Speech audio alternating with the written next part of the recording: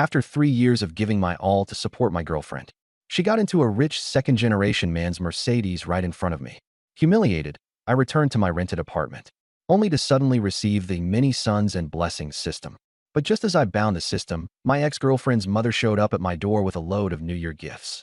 Xiaoyang, I brought New Year's goods for you and Qianqian. Where's Qianqian? Why isn't she here? When she saw my reddened eyes, she froze. Xiaoyang, why are you crying? What happened? Auntie, I said, choking back my emotions. Lu Qian ran off with a rich second-generation man. She even called me a broke loser to my face. Zhao Yakin's expression changed drastically. That ungrateful girl. She trembled with anger. I was widowed for 15 years just to raise her. And this is how she repays me. Looking down on the poor and chasing wealth. I don't need a daughter like that. Xiaoyang, I can tell you're sincere. Someone like her isn't worth it. Auntie, it's cold outside. Come in so we can talk. She stepped inside and bent down to set the New Year's goods down. Her cashmere coat highlighted her mature curves. At 42, she looked barely over 30. This place is really small. It's unfair to you. It's because I have no abilities, I mumbled. Don't say that. You're hardworking and reliable, far better than those rich second-generation brats. She's the one with no vision. She doesn't know how to cherish what she has. The distance between us was close. I could see her long eyelashes clearly, smell her gardenia fragrance. My heartbeat quickened. Zhao Yakin's cheeks flushed red, and her gaze darted away. She took half a step back and leaned against the wall. Xiaoyang, I brought you cured meat, tang yuan, and black sesame filling. For New Year. Auntie, I interrupted her. She paused, looking up at me. My gaze was steady. Lu Qian and I broke up. Starting today, we have nothing to do with each other. She nodded, her eyes complicated. I understand. I need to ask you something. Her heart skipped a beat. Go ahead. I stepped closer, nearly face to face with her. These past 3 years, were you good to me because I was Lu Qian's boyfriend, or because of me? Her cheeks flushed even more. She wanted to step back, but the wall was behind her. Xiaoyang, I'm your auntie. Not biologically related. I moved half a step closer. Lu Qian and I have nothing to do with each other anymore. And you're not my mother-in-law either.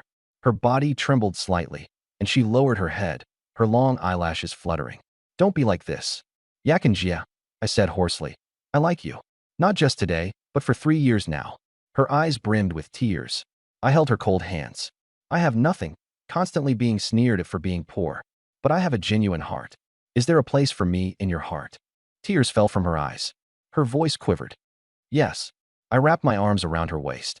She leaned into my embrace. From now on, you're my woman. Her lips were gently sealed with a kiss. You're mine now. She blushed deeply.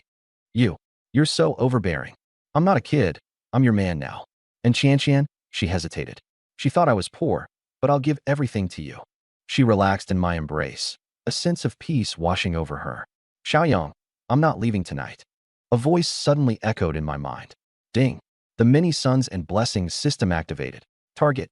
Zhao Yakin, 42 years old. Score. 90. Do you wish to bind? Yes. Binding successful. She blushed deeply. Don't look at me. Our eyes met. The kisses didn't stop. I lifted her into my arms. She wrapped her arms around my neck and buried her face against my shoulder. Be gentle. I will. Darkness filled the night outside the window. I woke up to see her peacefully sleeping in my arms. Her wavy brown hair was scattered, her cheeks rosy. At 42 years old, after 15 years of widowhood, she was now mine. Just a few hours ago, I had been nothing more than a heartbroken loser who got cheated on. With just 620 yuan to my name, I didn't even have the confidence to face home. Now, everything had changed. System, is she pregnant? Successful pregnancy. Status, perfect. It worked. First-time reward of 20 million yuan has been deposited into your account. 20 million. Previously, I had earned 7,000 yuan a month, sent 1,000 yuan back home, and spent the rest on Lu Qian. Now, 20 million sat in my account. Open the beginner's gift pack. Rewards. 1. Eye of Insight. See a woman's true nature. 2. BMW X5M Thunder Edition. 3. Beauty Pills times 3. Rejuvenate by 10 years. The Eye of Insight. What a divine skill. A BMW X5M, a 2 million yuan luxury car. The Beauty Pills, reverse aging. I looked at the sleeping Zhao Yakin. At 42, she already seemed very young. But if she took the pill, she would surely become even more stunning. I retrieved a beauty pill, its soft pearl-like glow emanating a faint fragrance. Gently opening her mouth, I slipped the pill inside. Within seconds, Her brows furrowed slightly, then relaxed. Her skin's radiance improved, fine lines disappeared, as if time had reversed by a decade. I was stunned. She now looked like a freshly graduated university student. My heartbeat raced as I softly caressed her cheek. The system chimed in. Daily task, 10 conquests. Form intimate relationships and ensure pregnancies with 10 women. Progress, 1/10. Unlocked personal stats panel. Host, Wang Yang. Personal charm, 60/70. Zhao Yakin's eyelashes fluttered, and she slowly opened her eyes. Xiaoyang, what's the matter? Looking at her youthful face, I smiled. Nothing, sleep a little longer. I kissed her forehead gently. Blushing, she snuggled back into my arms. The warmth of her body against mine, the darkness outside the window. With 20 million yuan in the bank and a luxury car parked outside my door. One night had completely changed my life. Lu Qian, you think I'm poor. You ran off with a rich second-generation guy. But what you don't know is, your mother is lying in my arms, carrying my child. I lowered my gaze to Zhao Yakin. Thank you, Yakinjia. Starting today, I swear to give you happiness. The morning light shone through the window. Zhao Yakin woke, meeting my gaze. Her face turned as red as a young girl's. Why are you staring at me? I pulled her into my embrace. Looking at my woman. No matter how much I look, it's never enough. She buried her face in my chest. Xiaoyang, She touched my face lightly. You seem a bit different today. It feels like you're even more handsome. I smiled, holding her hand. Nothing's changed. It's still me. I silently summoned the system to check on Zhao Yakin. Beauty index, 92. Overall score, 94. The beauty pill had made her 10 years younger. She was a true stunner. I should get going. She slipped into her cashmere coat. Qianqian hasn't come home. They're probably worried by now. I walked her to the door. Xiaoyang, I'm really happy. She quickly walked away. I stood at the door, unable to hide my smile. Pulling out my phone, I checked the balance, 20 million yuan. Yesterday, I had been worried sick about a mere 620 yuan. Now standing in front of the mirror, I was no longer the same broke loser. I had money, a car, a system, and a woman. I put on my old jacket. I hadn't bought new clothes yet, but that wouldn't take long.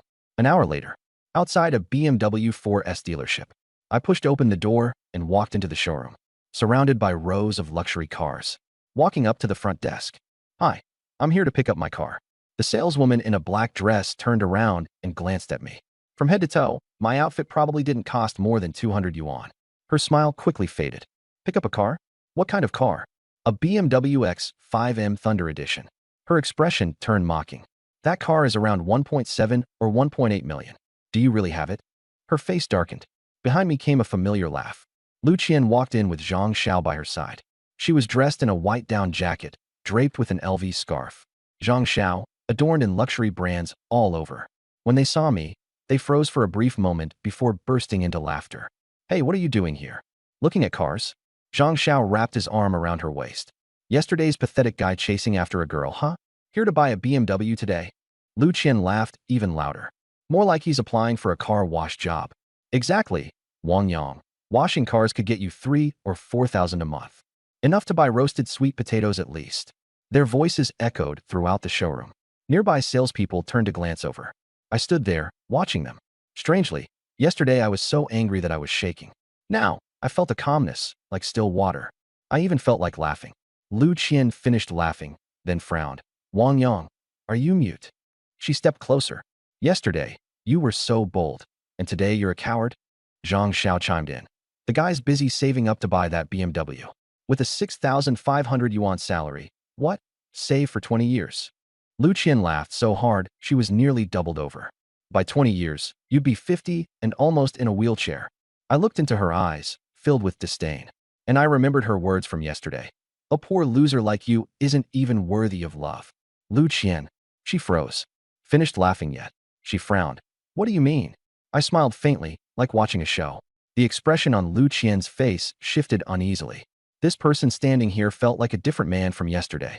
Zhang Xiao wrapped his arm tighter around her waist. Don't bother with him. I'll go find the manager to get the car serviced. As he passed me, he intentionally bumped into me. Move aside, loser. I stepped slightly to let him pass. At that moment, a manager in a suit came hurrying out. His eyes lit up when he saw me, and he walked briskly in my direction. Good afternoon, sir. I'm Zhang Lei, the manager here. Zhang Xiao turned his head and chuckled. Manager Zhang, my car needs servicing. But the words caught in his throat. He froze. The manager took my ID card, scanned it with his tablet, and his eyes grew wide. Mr. Wong, your X5M Thunder Edition Black Knight is ready. The inspection is complete. The tank is full. It's waiting for you to pick it up. The showroom grew dead silent. Lu Qian's laughter froze on her face. Zhang Xiao nearly dropped his car keys. I nodded, lead the way. A buzzing sound went off in Lu Qian's head. An X5M Thunder Edition? A 2 million yuan car? Zhang Xiao's face turned green. Manager, there must be a mistake, right? He earns 6,500 yuan a month. How could he afford this? Manager Zhang glanced back at him calmly. This gentleman is a VIP. He paid in full for the car. Paid in full. The words were like two hard slaps across Zhang Xiao's face. Lu Qian's face turned deathly pale. I thought of her laughter a moment ago, her condescension. All this time, I was just watching her perform. Like watching a clown.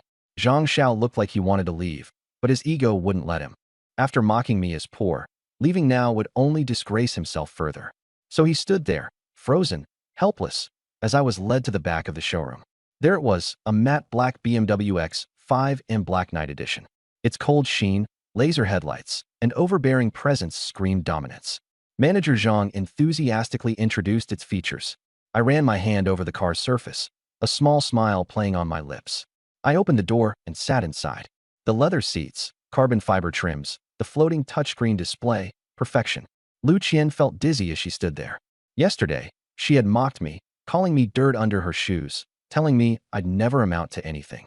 And today, I was in a 2 million BMW. She had become the joke.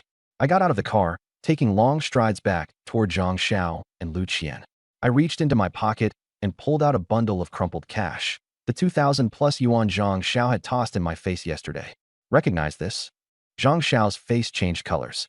Yesterday, you threw this in my face. Today, I'm returning it to you. With a swift motion, I flung the money at him. Bills scattered everywhere. Zhang Xiao clutched his face, his complexion as red as a tomato. This money's for you. Buy yourself some new underwear. Stop walking around exposing your ass and embarrassing yourself. I returned his insults, word for word. Zhang Xiao trembled with rage. He wanted to lash out, but when our gazes locked, he backed down, scared. I turned to look at Lu Qian. She stood stiffly in place, frozen. I didn't say anything to her. I only gave her a cold glare before walking back to the BMW. The engine roared to life. I shifted gears and released the handbrake. As the car window rolled down, I called out to Lu Qian. She shivered. Yesterday, you told me this was all I'd ever be. I smiled. Take a good look and see where I'm going. The window rolled back up, and the BMW disappeared down the street corner. Lu Qian stood in the same spot, trembling. Tears rolled down her face, not out of regret, but from anger, humiliation, bitterness. Wang Yang, you lied to me, she screamed, gritting her teeth. You had money all along, and you lied to me. Nearby, salespeople cast contemptuous glances her way. Yesterday, she mocked others as poor. Today, she accused them of deception. Serves her right. Zhang Xiao crouched down, picking up the scattered bills one by one, stuffing them back into his pocket. Lu Qian looked at him, her insides churning with disgust. This man, just now, hadn't dared to say a single word. I drove the car down the city streets. The sunlight poured in, warm and comforting. Blissful. That moment when I threw the cash. When I saw Zhang Xiao's dumbfounded face. It was exhilarating beyond words. I pressed lightly on the accelerator. The engine roared, the car surging forward with powerful force. This was the kind of car a real man deserved to drive. Drivers around cast me envious glances. Some whipped out their phones to take pictures. Others slowed their own cars to steal a longer look. Just yesterday, I was crammed on a bus, admiring luxury cars I could never afford. Today, I was behind the wheel of the road's king, an X5M in its top configuration. The black X5M instantly accelerated to 120 kilometers per hour, feeling steady, as if gliding on air. Then I eased off the gas. No rush, it was mine to drive. I pulled up at a scenic overlook. The cold wind swept across the hill. The matte black body gleamed under the light, paired with the striking rims and laser lights. Breathtaking. I took out my phone to snap a few shots, thinking of sending them to Zhao Yakin. But I decided against it. I'd drive to pick her up tonight and surprise her instead. The scent of new leather filled the interior. My phone buzzed. Zhao Yakin had messaged. Are you done with work? I'll cook dinner tonight. I smiled and replied. All done. I'll come pick you up tonight. The engine purred back to life, and the X5M disappeared into the shimmering light. After half an hour of cruising the highway, I pulled back into my old apartment complex. The sleek black BMW stood out like an alien craft in this rundown neighborhood. Elderly folks gathered around, gawking. "Young man, is this your car?" "Yes," I nodded. "You're going places, kid." I smiled and headed upstairs. The stairwell was decrepit, the smell of mildew heavy in the air. I stepped into my tiny, shabby rental flat. Walls peeling, creaky bedboards, cabinets stripped of paint. It wasn't the room that had changed, it was me. I glanced at my bank account balance, 20 million yuan. Thinking of the cash I had flung at Zhang Xiao earlier, I couldn't help but grin. Dialing Mom's video call. Half a year without seeing her, Mom seems much older. Silver hair, wrinkles, and a well-worn cotton coat. "Have you eaten?" Mom asks with concern. "Just now, Mom." My throat tightens, my nose stings. Mom carefully asks, "Will you come home for the new year?" "Work's busy. It's fine if I don't. Don't feel like you need to save money." A pang of guilt pierces my heart. Last year, I couldn't even afford the trip home. "I will, Mom. I'll come back." Mom's eyes light up. "Your dad's been hoping too. I'll make extra cured meat for you." I hold back my tears. Everyone loves it. Hanging up the call, I lean against the wall and sit down. Sent each of my parents 30,000. Texted them. Made a little money. Don't skimp on spending. Clenched fists, resolve gleaming in my eyes. Fenghua County, Wangjia Village. The cold winds of the 12th lunar month. Thick with the atmosphere of Chinese New Year. Our home, the most ordinary blue brick tile roof house in the village. Under the eaves, strips of cured meat hang. Mom ends the video call, her phone trembling in her grip. A WeChat notification pops up. Wang Yang transferred 30,000 yuan. "Fuguwei, come here," Mom shouts, almost shrill. Dad strides in. "What's the matter?" "Xiaoyang sent 30,000. 30,000. Dad freezes. Where'd he get that kind of money? Could he have taken the wrong path? Mom's eyes redden. Xiaoyang's honest. It can't be anything bad. She opens the message. Mom and Dad partnered with some friends on a project, earn some money, buy some treats for Grandpa and Grandma. If it's not enough, tell me to. The heavy stone in their hearts settles down. He's made it. Mom bursts into a smile. We raised him right. Dad wipes his face. Brother sent us money? Younger sister Wang Yingying, a senior in high school. Second brother sent 60,000. Said he's coming back for New Year in a few days. Really? That's amazing. Almost a year since we saw him. Dad makes a sweeping gesture. Go call your grandparents over. Tonight, we'll have a proper feast. What kind of meal should we have? Dad says with unmatched vigor. I'm off to buy pork belly, roast chicken, and some liquor to celebrate Xiaoyang's success. With the money transferred, Dad stands tall and proud. Outside, the firewood crackles in the courtyard. Sister's sharp voice echoes. Grandpa, Grandma, there's meat for dinner tonight. Mom hums a tune as she cleans up. The house is filled with joy. In Yuntian City, a rented apartment. I sit by the window, sunlight pouring over me. The phone buzzes, sister's WeChat message. Brother, are you really coming back? That's amazing. Mom cried, and Dad's out buying roast chicken to celebrate. Grandpa says he misses you. The message is peppered with excited emojis. I look at the screen, a smile playing on my lips. Replying, yeah, coming back in a few days. What gift do you want? I'll bring it. Putting the phone down, I stare out the window. Neighbors downstairs chat about the black car parked there. It's probably that young guy upstairs, so envious. I listen, chuckle softly, and lie back on the bed. The pillow still carries the scent of gardenias, Zhao Yakin's fragrance. Closing my eyes, I take a deep breath and fall into a deep sleep. The sky darkens early in the 12th lunar month. It's not even 6, but the city is dotted with scattered lights and the aroma of cooking wafts through the air. I stand by the window, grabbing my car keys. Time to go pick up Zhao Yakin. The black X5M roars out of the old neighborhood. Hands gripping the steering wheel, my mood soars. The scene from earlier still plays in my mind. Zhang Xiao clutching his face, looking pathetic. Lu Qian's face pale as a sheet. I chuckle, pressing down on the accelerator. The engine growls, its sound low and menacing. Zhao Yakin lives in the eastern part of the city. Her neighborhood is far better than my old and rundown apartment. Parking the car downstairs, I turn off the engine. Looking up, the light in the east-facing unit on the 6th floor is on. Knocking on the door. Knock, knock, knock. The door opens. Zhao Yakin stands there in loungewear, her hair casually draped around her shoulders. Her face is bare, fair, and beautiful. When she sees me, her eyes light up. Xiaoyang. Her joy is as if she won the lottery. But then panic quickly sets in. She sneaks a glance out into the hallway to make sure no one's watching and pulls me inside. You scared me. Why'd you show up unannounced? What if the neighbors see? Her voice drops to a whisper. I don't say a word, just stare at her. My gaze travels from head to toe. Zhao Yakin looks down at herself, her face flushing red. Her loungewear is loose, but does little to hide her curves. What? What are you looking at? She mutters softly. I smile, my gaze unwavering. Quietly, I marvel. This beauty pill is truly magical. I gave her one last night, and tonight the effects are even more pronounced. Her skin is flawless and radiant. The fine lines at the corners of her eyes have vanished. She looks like she's in her 20s.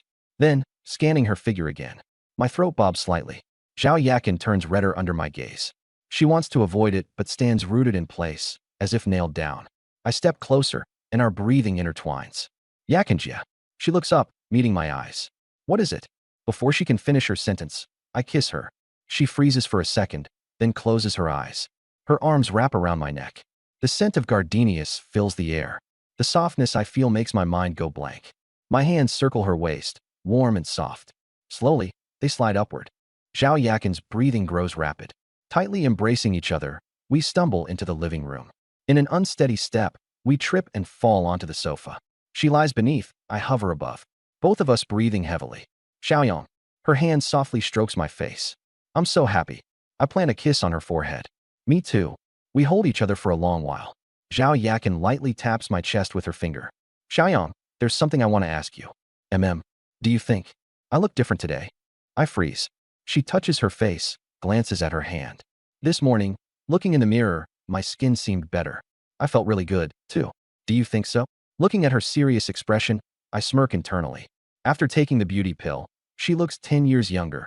Of course, she's different. But I can't reveal anything about the system. So I simply smile and reply, you do. Really? Her eyes shine brightly. I lean in close, whispering by her ear. Maybe it's because of how I treat you. Zhao Yakin is stunned, her face turning crimson like the sunset. She reaches out to lightly slap my chest. You're talking nonsense. I laugh, grabbing her hand to kiss her palm. I'm not lying. From last night until now, you've been glowing. She buries her head shyly, her voice barely audible. Stop it, just stop it. After a while, Yakin, pack up and come to my place. She nods, gets up, and changes clothes. 10 minutes later, she's in a camel-colored cashmere coat. Low ponytail, soft lipstick. I look at her, my eyes filled with awe. The beauty pill paired with her already good looks. She could easily pass for 27, 28. Let's go. Holding hands, we head downstairs. Exiting the building, Zhao Yakin pulls her coat tight against the freezing winds of the lunar month. Under the streetlight, she notices a black car. The matte finish gleams cold under the light. Its wide rims and sharp headlight design exude power. She silently admires the car's beauty, then sees me walk toward it and pull out my keys. Beep. The headlights flash. She freezes, watching me open the door. Get in. Her mind goes blank. Pointing at the car, her finger trembling. This is your car. I nodded, calm and composed. Zhao Yakin circled the car once. Her eyes widened, and her mouth hung open. For a long moment, she couldn't utter a word. Xiaoyang, this car, how much is it? Her voice trembled. 2 million on-road price. Her knees buckled, and she almost sank to the ground. Quickly, I caught her in time, supporting her firmly. Careful. She gripped my arm, her mind in chaos. Just yesterday, I was still living in a shabby rental. With only a few $100 in my pocket. I had been dumped by Lu Qian in front of everyone. And today, here I was, driving a $2 million luxury car. Her eyes turned misty. Xiaoyang, how did you suddenly become like this? I gently wiped the corners of her eyes. Yakinjia, I've always been wealthy. I was just pretending to be poor. I wanted to experience an ordinary life. But I realized that if you don't show your wealth, people won't respect you. They step on you, call you names, humiliate you. I don't want to pretend anymore. Zhao Yakin looked at me, stunned. There was shock in her eyes, but also concern, pride, and a bit of relief. Thinking of Lu Qian, who only loved wealth and abandoned me. She should have been the one sitting in the passenger seat. But instead, she pushed herself away from it. You look down on him, but I got him. She thought to herself. What are you thinking about? She snapped out of her thoughts and smiled. Nothing, let's go. I opened the passenger door and shielded her head as she got inside. Zhao Yakin sat on the soft leather seat. The fragrance of luxury leather filled the air. I leaned over to fasten her seatbelt. My face was close to hers, my breath warm against her skin. After securing the buckle, I planted a light kiss on her lips. Featherlight. Zhao Yakin blushed furiously, her heart pounding. All done, I smiled. She mumbled softly. You're teasing me. The engine roared lowly. The black X5M rolled out of the community. I held the steering wheel with one hand. My other hand rested lightly on her leg. Zhao Yakin tensed up, her face growing even redder. Xiaoyang.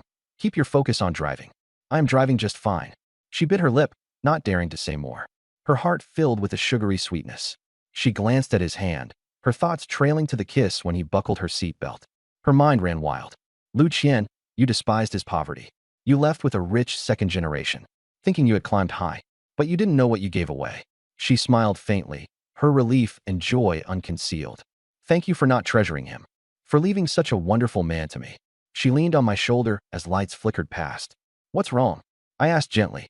Nothing, just want to rest against you. I ruffled her hair. The car smoothly entered the night. The scene shifts back to the modest rental room.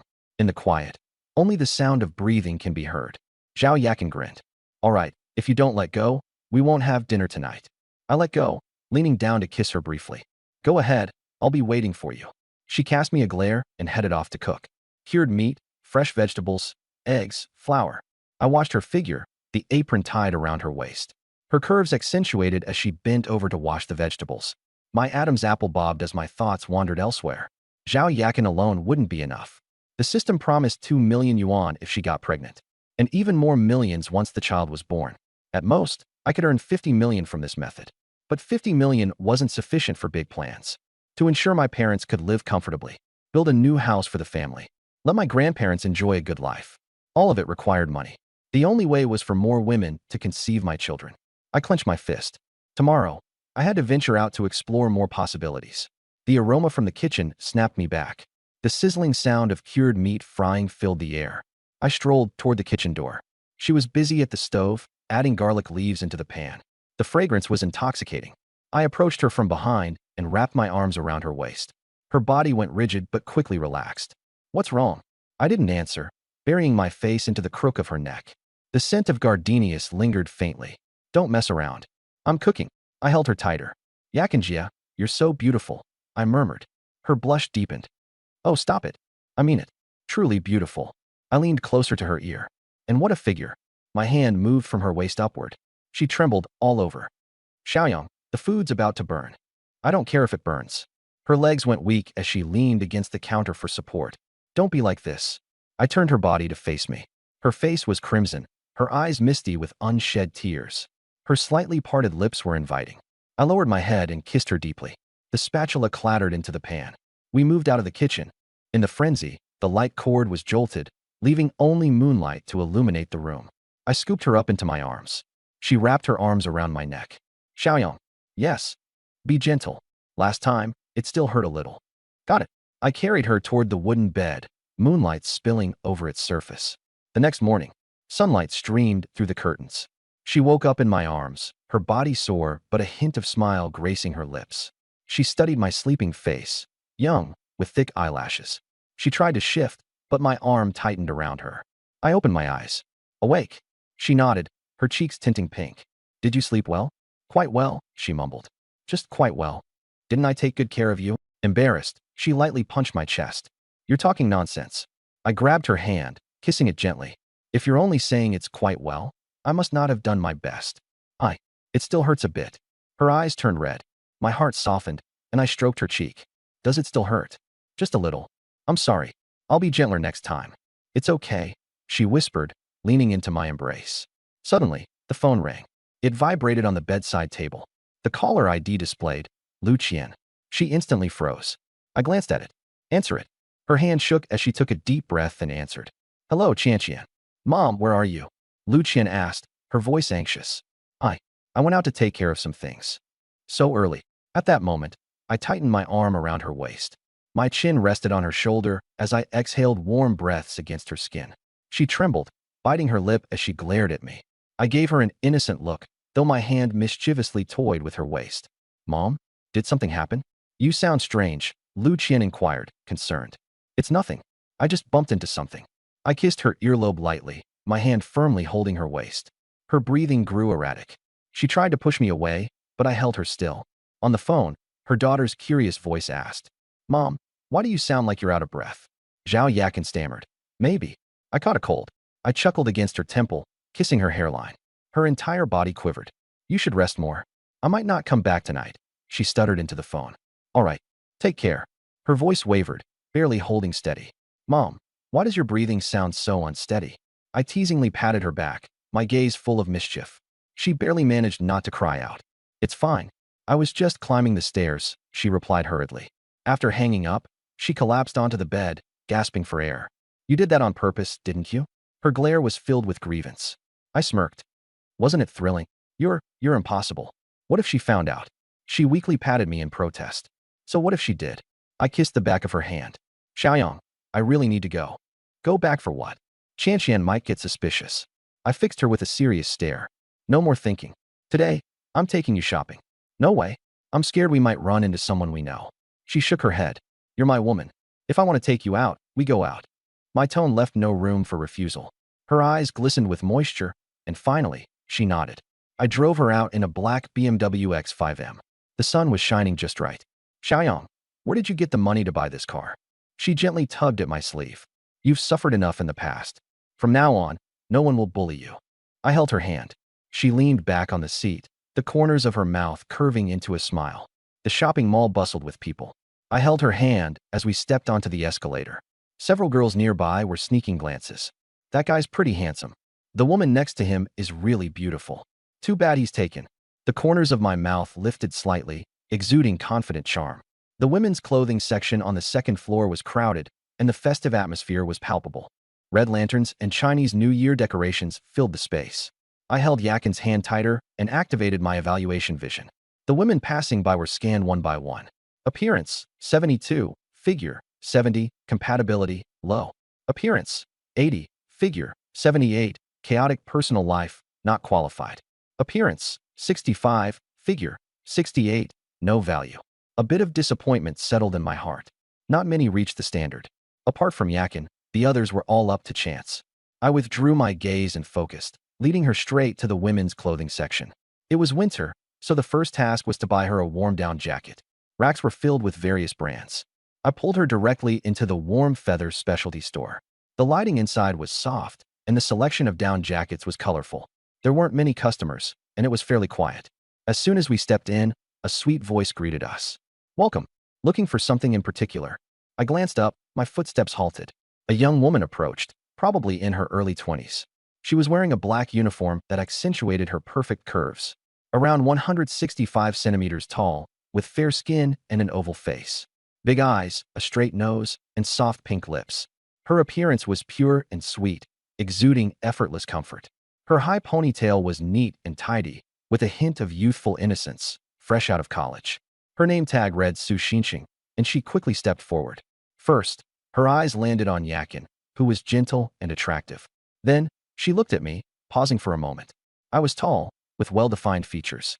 Though wearing an old jacket, I carried a distinct air.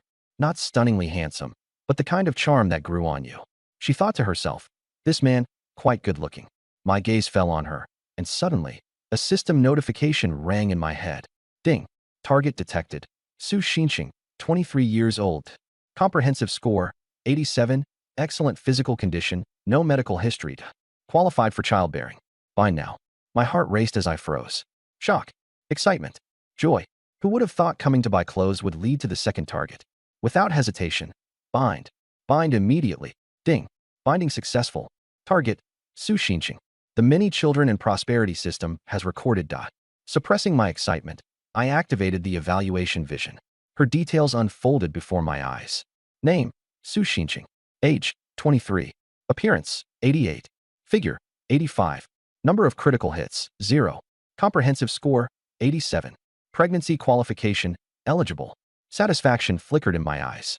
At 23, she was in her prime. Her appearance scored a pure and sweet 88. Her figure at 85 was curvaceous and stunning. Even her uniform couldn't conceal it. Critical hits, 0, spotless and pure. My thoughts aligned. Never been ridden, pristine. She hadn't been in a relationship, an untouched, complete maiden. Her personal life was impeccably clean. Her physical condition and compatibility were top-notch. Perfect, simply perfect. Su Xinqing blushed under my gaze. Why is this guy staring at me? She quickly composed herself, flashing a polite smile. Our shop specializes in down jackets, both long and short styles. They're particularly warm, and we just got our new arrivals. Would you like me to show you a few? I shifted my gaze, wrapping my arm around Yakin. Pick out a few down jackets for my girlfriend. Something warm and good-looking that suits her. As soon as I said it, Yakin's face turned beet red. Her eyes widened as her heart skipped a beat. It was the first time someone had openly called her girlfriend. Previously, with her late husband, they had been an old married couple. After becoming a widow, no one dared to think of her that way. Yet, I acknowledged her straightforwardly, neither evading nor disparaging her. Shyly, she clung to my sleeve tighter, her ears flushed red. Quietly, she leaned closer to me, accepting the title. Watching this, Su Xinxing smiled even sweeter. Such a lovely couple. She carefully studied Yakin's figure and temperament. Full-bodied, gentle, and mature, with fair, smooth skin. She immediately had an idea and pointed to a beige long coat on display. "Ma'am, this piece is one of our best sellers. The length reaches the calves, offering excellent warmth. The beige color complements fair skin, and the style is gentle and elegant, perfect for you." She took the coat off the hanger and handed it over. It was soft and fluffy, with smooth fabric and an exquisite texture. Yakin took it, liking it but still looking to me, her eyes full of inquiry. Smiling, I ruffled her hair. "If you like it, go try it on. I'll wait here." "All right." She nodded lightly, heading toward the fitting room. Su Xinxing stayed beside me, explaining softly, "Your girlfriend has a great temperament. She'll look absolutely stunning in it. Our down jackets are filled with white duck down and can handle temperatures as low as -10 degrees. Perfect for visiting family during the new year." I responded half-heartedly, my eyes locked on her. As she bent slightly to arrange clothing displays, her slender waistline was exposed. Her ponytail swayed gently, her youthful purity irresistibly captivating. My mind churned. Finally, an eligible target. I needed to maintain a steady pace. First, leave a good impression. Then, find opportunities for deeper interaction. Once the purchase was over, I must secure further contact. The fitting room door opened. Yakin stepped out in the beige down jacket. The coat wrapped her snugly, emphasizing her petite and graceful charm. Her fair skin and gentle features paired with the coat's softness were mesmerizingly beautiful. Su Xinxing exclaimed with admiration, "Wow, this suits you perfectly. Gentle and sophisticated. You'll be breathtaking during the new year." I turned to Yakin and said, "It looks great. Absolutely stunning. Makes you look even fairer and more elegant." Blushing, Zhao Yakin touched the coat. "Isn't it a bit too long?" The shop assistant immediately replied, "Not at all. Long coats are the best for blocking wind in winter. I'll grab a shorter black one for you to try as well." Zhao Yakin returned in the shorter black coat. The slim black design made her look taller and highlighted her legs. It replaced the gentleness with a refined elegance. The shop assistant's eyes lit up. "This one also looks amazing. Both a long and a short coat would make the perfect combo." Without hesitation, I said, "No need to choose. Let's take both." Zhao Yakin froze. "Xiaoyang, 2 coats are too much. I can't wear them all." I held her hand. "It won't go to waste. The weather's cold. Having an extra coat puts me at ease. As long as you like them, they're worth every penny." She opened her mouth to say something. I interrupted. "Just listen to me." The store clerk secretly envied her. This woman really had good fortune. "Sir, 2 items, 3,200. 3,000 and more? It used to be half a month's salary for me. Now with 20 million in my account, it's nothing." I scanned the payment with WeChat and settled it. The clerk followed the standard procedure, saying, "Add me on WeChat. I'll notify you about new arrivals." My eyes lit up. "Sure." She froze. "Really?" Adding her. Her hand holding the phone trembled slightly. Her profile picture was a selfie, quite innocent looking. Her name was Heart Clear. After we added each other, I put my phone away. She sneaked a glance at me, her face a little flushed. I held Zhao Yakin's hand and continued shopping. "Let's check out sweaters and pants, too." She nodded. "Whatever you say." I picked out 2 merino wool undershirts, light camel and off-white. Then grabbed 2 pairs of thermal pants. "You're even choosing thermal pants for me," she muttered softly. I laughed. "If I don't, who will?" She came out after trying them on, looking stunning. "I'll take them all," I told the clerk. She tugged at me. "One set is enough." I squeezed her hand gently. "You'll rotate them. Be good." In a store for bottoms, I selected fleece-lined jeans and a wool pencil skirt. Zhao Yakin's eyes became red as she tried them on. She had been widowed for 15 years, never buying this many new clothes. Every Lunar New Year, she wore washed and reworn old clothes. Now, someone cherished her, carefully picking out items, afraid she might get cold. She held 7 or 8 shopping bags in her arms. I took a few, wrapped an arm around her waist, and kept moving forward. All the while, I discreetly activated my recognition vision, scanning the girls in the mall. Appearance 75, body 72, not qualified. Appearance 83, disordered personal life, not qualified. Appearance 68, no reproductive value. The system stayed silent after that. But it didn't matter because I had already secured Sue Hart Clear's WeChat contact. She'd be mine sooner or later. No rush. We arrived at the men's apparel section. I glanced at my old jacket. I need to upgrade my clothes too. Can't look shabby. I need to match you. Inside the store, I picked out a black turtleneck sweater, dark gray fleece-lined pants, and a black down jacket. After changing into them, I walked out. Zhao Yakin froze, the shopping bags in her hands nearly dropping to the floor. The clothes fit me like they were tailored just for me. Gone was the awkward demeanor brought on by my old outfit. My entire aura had transformed. She approached me, studying me from head to toe. Her eyes sparkled. Xiaoyang, you look so handsome. I felt a bit shy and scratched my nose. Not bad, right? Not bad. Are you kidding me? Yakin clung to my arm, her face full of admiration. With these clothes, you look better than a celebrity. Her cheeks reddened. That man, he was hers. I looked at her rosy face, warmth filling my heart. I'll just take this outfit. Swipe, pay. Over 4,000, and I didn't bat an eye. Now that I had the system, I needed to spoil Yakin and live beautifully too. The winter sun was short-lived, and it was almost noon in no time.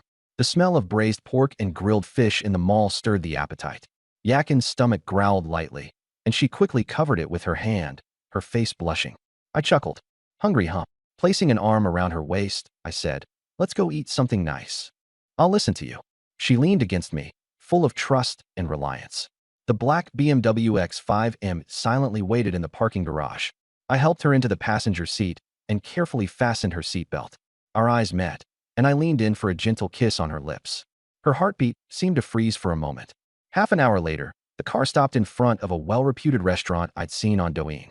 It had high ratings. Gray tiles, white walls, a wooden door, and red lanterns. A cozy private dining room by the window, with warmth radiating from a furnace. Sister Yakin, what would you like to eat? Pick something. She gently pushed the menu back to me, saying, I'm not picky. Whatever you order, I'll eat. I ordered 4 dishes and a soup. Braised pork, steamed base, stir-fried seasonal vegetables, stir-fried yam and black fungus, and corn rib soup. While waiting for the food, I held her hand. I'll bring you here often in the future. Whatever you want to eat, we'll have it. Okay. Her gaze lingered on me. The sunlight fell on the side of my face. Her heart churned with both sweetness and uncertainty. What was Lu Qian thinking? Throwing away a good man like me to chase after a rich second generation. Had Lu Qian not broken up with me, I would still be her son-in-law. And Yakin could only watch from afar. It was Lu Qian who pushed me away, giving Yakin this treasure. Her face warmed, turning red. She lowered her head, too shy to let me see. The food was served. The braised pork was soft, flavorful, and not greasy. My first bite was for her. Try this, it's been cooked until tender. I served her fish, carefully removing the bones. Have more fish, it's good for your health. Yam is good for the stomach. Eat more. Drink the soup while it's hot. She looked at her bowl, filled to the brim, her eyes moistening. Xiaoyang, being with you makes me truly happy. I held her hand. Having you, I finally feel like I have a home. After we ate, the bill came to over 400. It's still early. Shall we go watch a movie? She shook her head, rubbing her temples. I feel a bit tired. Then let's go rest. My place or yours? Her face turned red, and she lowered her head, twisting the hem of her shirt. After a long pause, she murmured softly, let's go to mine. The car stopped at her building. We're here. Just as she reached for the door handle, I held her hand. Sister Yakin. I smiled and pointed to my cheek. Aren't you forgetting something? Her face flushed again, and she gave me a quick peck, light as a dragonfly skimming water. Just as she was about to open the door, I pulled her back into my arms. Trying to brush me off so quickly? Her earlobe was lightly nibbled, and she went weak. Xiaoyang. Her lips were sealed with a wild, urgent kiss. After what felt like an eternity, I finally let her go. Her eyes were teary, and her face was flushed as if she had a fever. Go rest upstairs. She glared at me in mock anger, quickly entering the building. 20 minutes later, I stood at the door of a worn-out old apartment block. The peeling walls and dim staircase darkened my mood. With 20 million in my account and driving a luxury car, why live in this kind of place? I had money now, no reason to settle for less. 30 minutes later, my car stopped at the Cloud Jade Terrace sales office. A saleswoman named Xiao Zhou showed me the apartments. Building 2, 28th floor. When the door opened, I was stunned. A spacious living room with floor-to-ceiling windows. The entire city spread out before my eyes. Mr. Wang, what do you think? How much? 8.2 million, including full renovations. Year-end discount. Pay in full, just 8 million. I did a quick calculation. With 20 million in my account, I could afford it. Let Yakin have one child. Then let Sue Hart Clear have another. With more openings activated, money would just roll in. 8 million, it was worth it. I turned to look at Xiao Zhou. She was watching me nervously, waiting for my decision. I'll take this one. Zhou Zhou froze, her eyes widening in disbelief. Mr. Wang, you're taking it? Yeah. She got so excited that she almost leapt up. Taking a deep breath, she steadied her voice. This is the best unit in the building, with the best view. I'll calculate the price immediately. She pulled out a tablet, her fingers moving swiftly across the screen. Mr. Wang, are you financing or paying in full? I curled the corner of my lips into a sly smile. What? Do I not look like someone with money? Her face turned red. No, I was just asking about the process. I pulled out my bank card and placed it on the table. Full payment. Swipe it. She stared at the card, completely stunned. 8 million, paid in full. Her mind was in turmoil. So young, dressed so simply.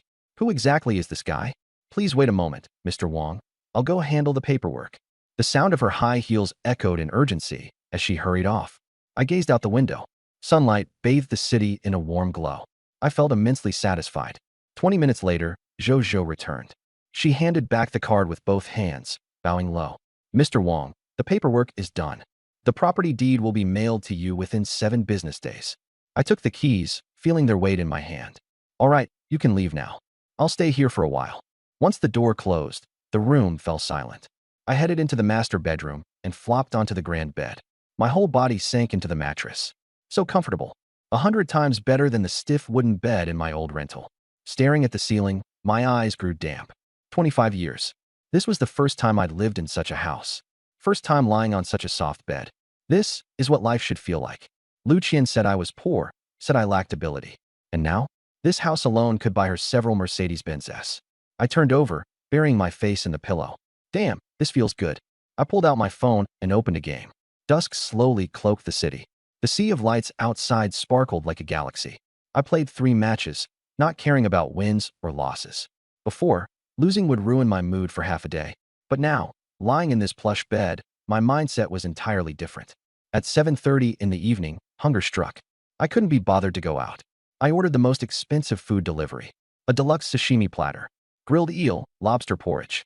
1,200 yuan, no hesitation. Waiting for the food, I scrolled through Douyin. I only watched short videos featuring beautiful women, swiping past everything else. Overfiltered? Swipe. Heavy makeup? Swipe. Scan for quality at a glance. Looks 78, messy personal life, not qualified. Looks 85, history of abortion, not qualified. Looks 80, health issues, not qualified. After 20 minutes of browsing, my hand was sore. Not a single one passed. These days, there are plenty of beautiful women, but clean ones? Rare.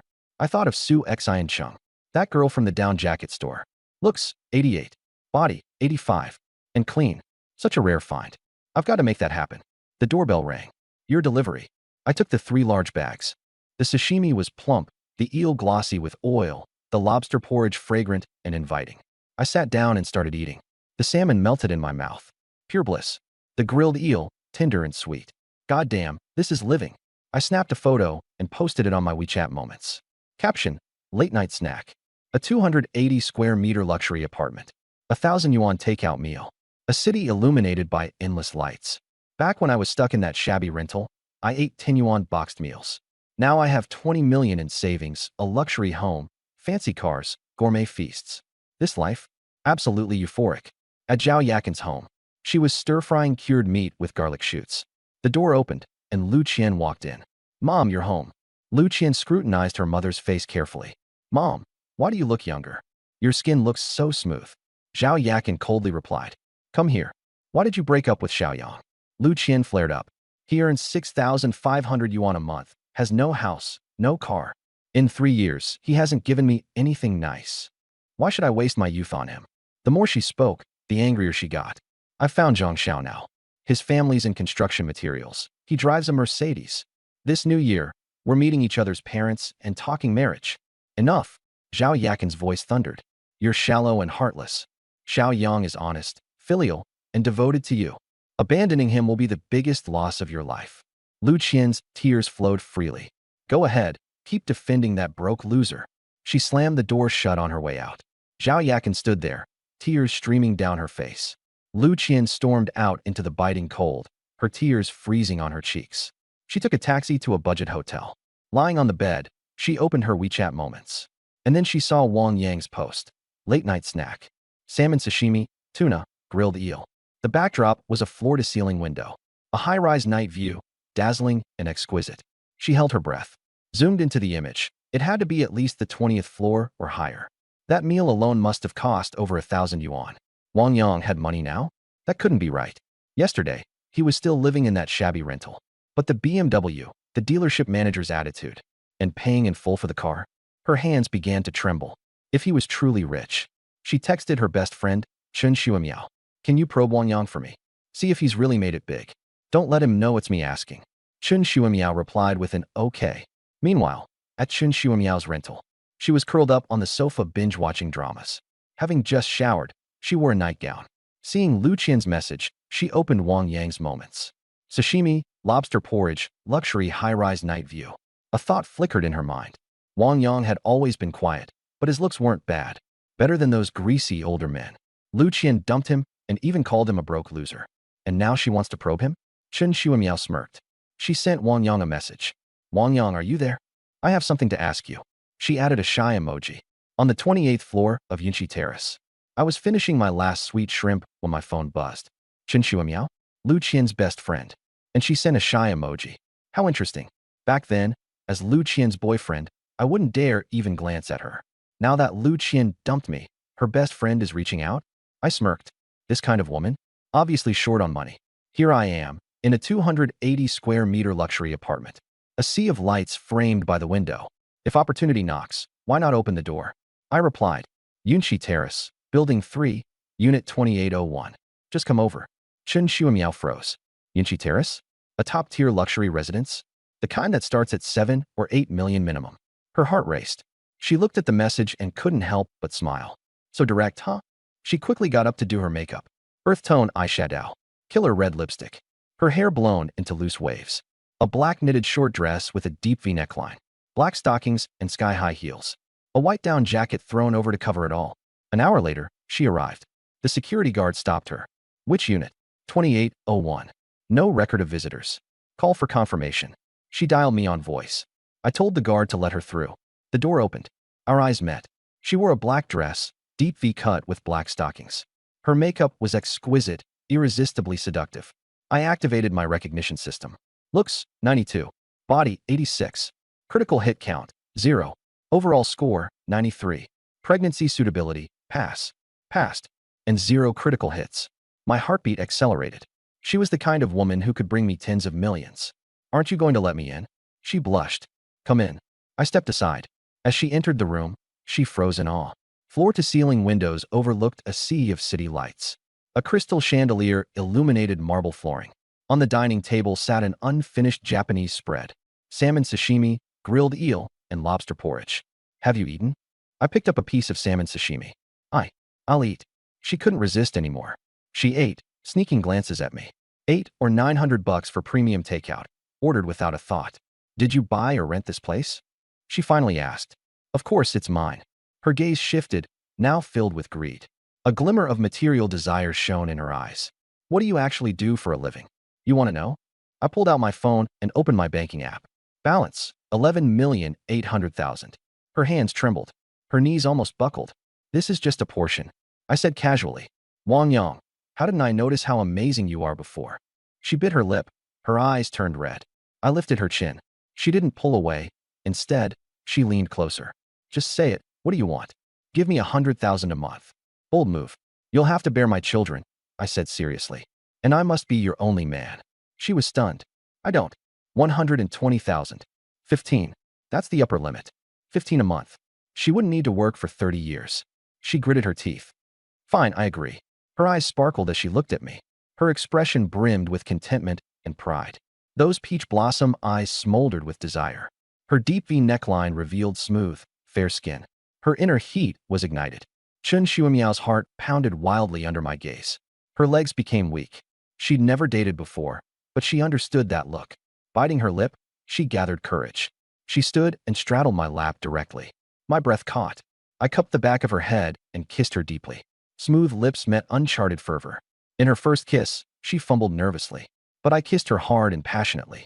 Her body trembled, claws gripping my shoulders tightly. When I let her go, she collapsed into my arms. Tears glistened in her slightly reddened eyes. Her cheeks burned crimson like fire. I scooped her up and carried her into the bedroom, laid her gently onto my $20K bed. Outside, the city lights stretched endlessly. The room was enveloped in soft warmth. Chun Shuimiao trembled between nerves and anticipation. Her long legs and black stockings curled. Her short dress was disheveled, omitted for 3,000 words. The night stretched long. Finally, everything quieted down. Chun Shuimiao lay sprawled on the bed, utterly drained. Her entire body felt numb. Even her fingers refused to move. She tilted her head to look at me. Totally worth it. I held her close. Get some sleep. In the morning, I woke up still holding her. Quietly, I asked the system, did last night achieve pregnancy success? Unsuccessful. Please continue your efforts. A bit disappointing, but it didn't matter. My hand slid from her waist upward. She stirred, groggy, blushing as she opened her eyes. Awake. MHM. Her soft voice begged me not to touch her. I kissed her forehead. You're mine. If I want to touch you, I will. 2 hours later, sunlight crept to the center of the bed. Holding her, still limp in my arms, I asked, hungry? MHM, it's nearly noon. From now on, live here. Don't go back to that rented place. Her surprise was apparent. Live here? What? You don't want to. I do. Smirking, I transferred 300,000 yuan. Here. What is this for? Her breath almost stopped as she stared at the numbers. 2 months' living expenses. Tears welled as she planted a kiss on me. Little enchantress, I'll deal with you again tonight.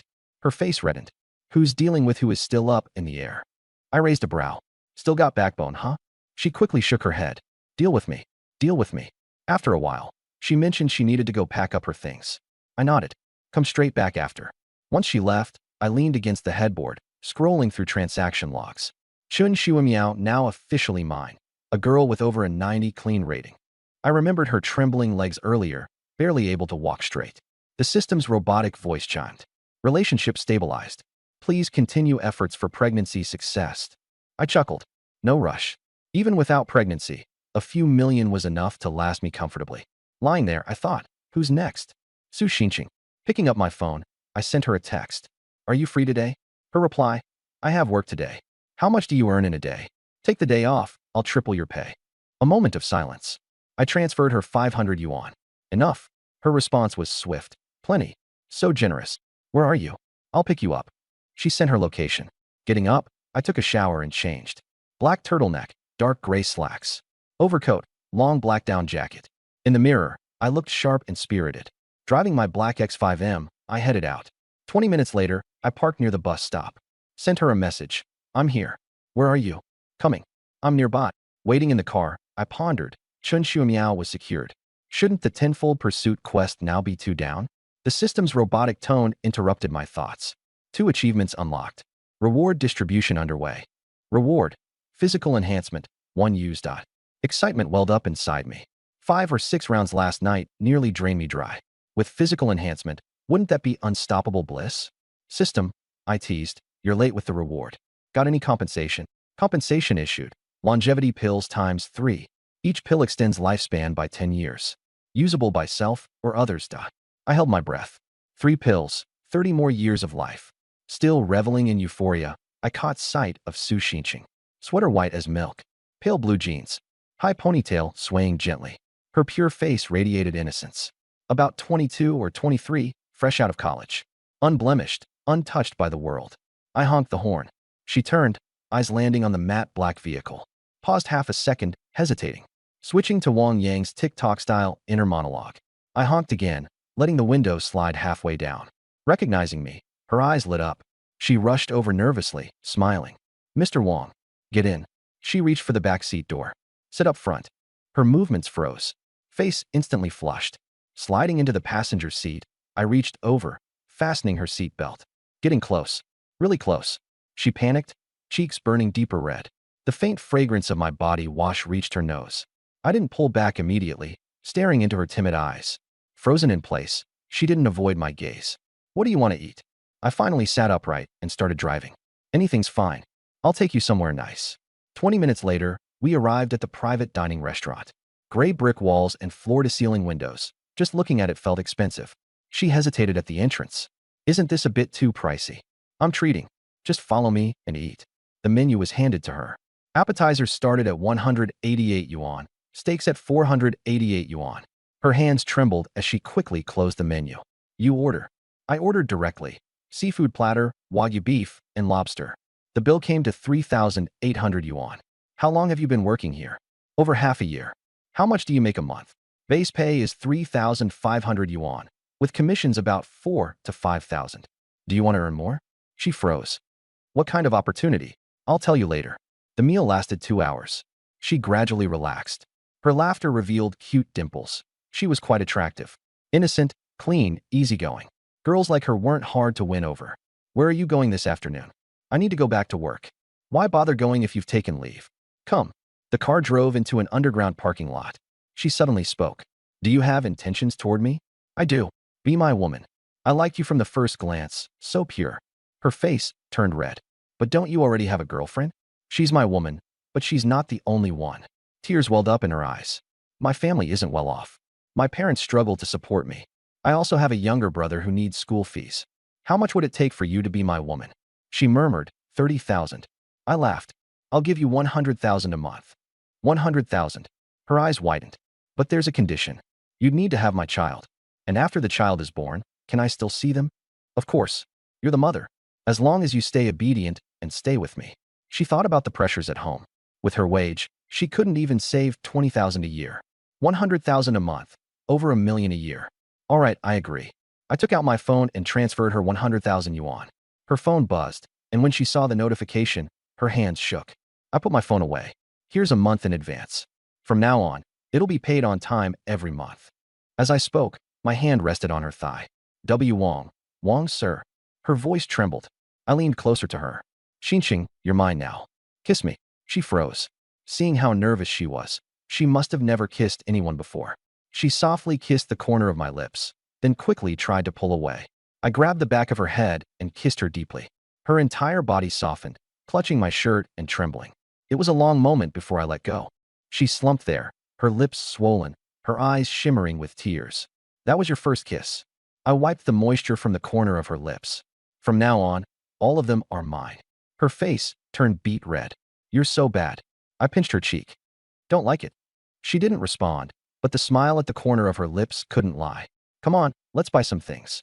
I pulled her out of the car. Buy what? It's the new year. Let's get you some new clothes. I took her hand, interlocking our fingers. From now on, call me Brother Yang, not Mr. Wong. Got it. She nodded, blushing. In a high-end store, I pointed to a wool coat. Try this one. It's so expensive. She whispered. Expensive or not, just try it. When she put it on, her entire demeanor changed. 3,500, the salesperson quoted. I took out my phone. Wrap it up. Let's look at some other things. I picked out another 7 or 8 pieces. Every time she tried something on, I approved. Passing by a lingerie store, I suddenly stopped. Let's take a look in here. Her face instantly turned red. See this. I pulled her in. Pointing to a black lace nightgown, I asked, do you have her size? I don't want to try it. She murmured, her voice as soft as a mosquito. I leaned close to her ear. Be good. Try it. I want to see. She came out wearing the black lace nightgown. A deep V-neck, the hem ending mid-thigh. She looked stunning. This one, I decided, and picked out 2 more. The 3 totaled over 4,000 yuan. All packed up. At a jewelry store, I selected a diamond necklace. The original price is 68,000, but now it's 59,008, the salesperson said. She gasped. That's too expensive. Wrap it up. I paid on the spot. I put it on her. The diamond rested perfectly at her neckline. Beautiful. Her eyes welled up as she stood on her toes and kissed my cheek. Back in the car, she sat there in a daze, hugging all her shopping bags. 7 or 8 outfits, 3 sets of lingerie, a 59,000 yuan necklace. Thank you, she whispered. I pulled her into my arms. Don't mention it. Having my child is the best return you can give. Her face flushed red as she buried it in my chest. I'm taking you somewhere. Where? You'll see when we get there. 20 minutes later, the car stopped at the Cloud Sky International Hotel. Book a room, I told the front desk. What kind of room? A couple's suite. The best one. The receptionist hesitated, then smiled. The top floor Starry Sky couple's suite. Floor-to-ceiling windows with night views, a double bathtub. She sneaked a glance at Su Xinqing, her eyes filled with envy. I swiped my card and entered the room. An entire wall of floor-to-ceiling windows, with the city lights stretching endlessly outside. In the center stood a massive round waterbed with purple bedding. Even the ceiling was fitted with a mirror. The bathroom featured transparent glass walls, with a double bathtub visible inside. Su Xinqing stood frozen at the doorway, completely stunned. This was a couple's suite? She'd never been to a place like this before. I gently closed the door and hugged her from behind. Do you like it? Her face burned as she murmured a soft I leaned down and kissed her ear. She shivered from head to toe. I released her and smiled. Be good. Go take a shower. As I walked toward the bathroom door, I glanced back. Want to shower together? I could teach you a thing or two. She froze, her face burning like fire. Vigorously shaking her head, she stammered. No need. Really, she replied, her voice as tiny as a mosquito's buzz. Seeing her bashful demeanor, my grin widened. I walked back and lightly patted her bottom. Slap. She jolted. I whispered in her ear. Then wait for me. I turned and entered the bathroom, closing the door behind me. Standing under the shower, hot water cascaded down my body. I looked down at myself. No more belly fat. My abs were defined, my shoulders broader, my chest firm. My whole physique had become strong and commanding. 10 minutes later, I stepped out wearing just a towel. Su Xinqing looked up and froze. I stood at the doorway, droplets of water trailing down my shoulders. Broad shoulders and a slim waist. My Apollo's belt disappearing beneath the edge of the towel. She couldn't look away. What are you staring at? She flinched and quickly turned her gaze. Nothing. I sat on the edge of the bed, the waterbed rippling under me. Turning slightly, I fixed my gaze on her. Afraid to look at me? No. Then look at me. She slowly lifted her head and quickly averted her gaze. I grabbed her chin. Look at me. She was forced to meet my gaze, her heart pounding wildly. Do I look good? Her face turned even redder, and she nodded lightly. You look good. Leaning against the bed, I picked up my phone. Go take a shower. Now. Yes, we'll talk more after you're done. She grabbed her bag and walked into the bathroom. I scrolled through my phone, and a message popped up in the group chat. The class monitor was organizing a high school reunion. I noticed Su Qing's name. She had sat in front of me in high school, always sporting a ponytail and a white shirt. I had secretly liked her for 2 years. Staring absent-mindedly at her profile picture, someone tagged me. At Wangyang are you going? I replied with 2 words, I'll go. Just as I was lost in thought, the bathroom door opened. I looked up, frozen in place. Su Xinqing emerged wearing a black lace nightdress. The deep V neckline barely concealed her, and the hem was scandalously short, revealing her thighs. Her long legs were wrapped in sheer black stockings. Her damp hair fell over her shoulders, and water droplets glided down her collarbone. Clutching the hem of her dress nervously, she avoided my gaze. My breathing grew heavier as my eyes scanned her from head to toe. I'm done showering, she said softly, like a mosquito's buzz. Come here, I said. She took a hesitant step forward. Closer, I urged. I grabbed her wrist, pulling her into my arms. She sat on my lap, her face flushed crimson. Wrapping my arms around her waist, I murmured, Do you know? I almost couldn't control myself earlier. Her heartbeat quickened even more. I brushed her damp hair aside, whispering, You're too beautiful. My lips landed on her neck, causing her entire body to tremble. Yangji, she stammered, her voice quivering. So, this is your sensitive spot, I chuckled.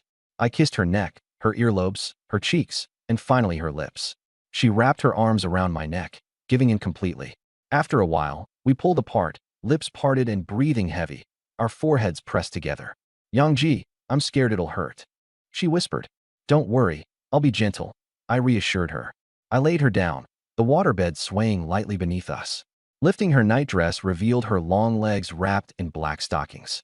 Outside, the city lights danced in the night. She bit her lip, trying to stifle her voice. If it hurts, just hold on to me, I said. She nodded teary-eyed. The night was long, and the sounds lingered for what seemed like forever. Then, silence. She lay limp on the bed, turning her head to look at me. My chest rose and fell heavily, sweat dripping from my forehead. She laughed, a silly, blissful laugh. What's so funny? I asked. Burying her face into my chest, she didn't answer. I held her tightly in silence. Yangji, I'm yours now, she whispered. I kissed her forehead. You've always been mine. She smiled, burying her face deeper into my chest. Sunlight poured into the room. I woke up first, finding her still asleep in my arms. Her body bore marks from the night. Hickeys on her neck, red imprints on her collarbone. Her night dress was crumpled, and her stockings had runs in them.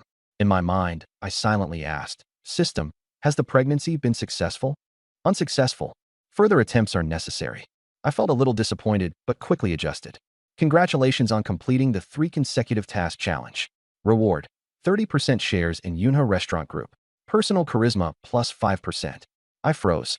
Yunhe Restaurant Group? The name sounded familiar, but I couldn't place it. 30% ownership. How much could that be worth? A smirk crept onto my lips. Even without knowing the exact amount, it felt good. A deal well worth it. Half an hour later, Su Xinqing woke up. Seeing me, she froze for a moment. Memories of last night rushed into her mind, and her face turned bright red. Where are you running off to? I teased, pulling her into my arms. I wasn't running. Does it hurt? I asked. She nodded slightly, a little. I kissed her forehead. You worked hard last night. My hands wandered restlessly, sliding from her waist upward. Yangji. She trembled softly. Leaning close to her ear, I whispered, Don't worry, I'll be gentle. She tried to push me away, but her strength was gone.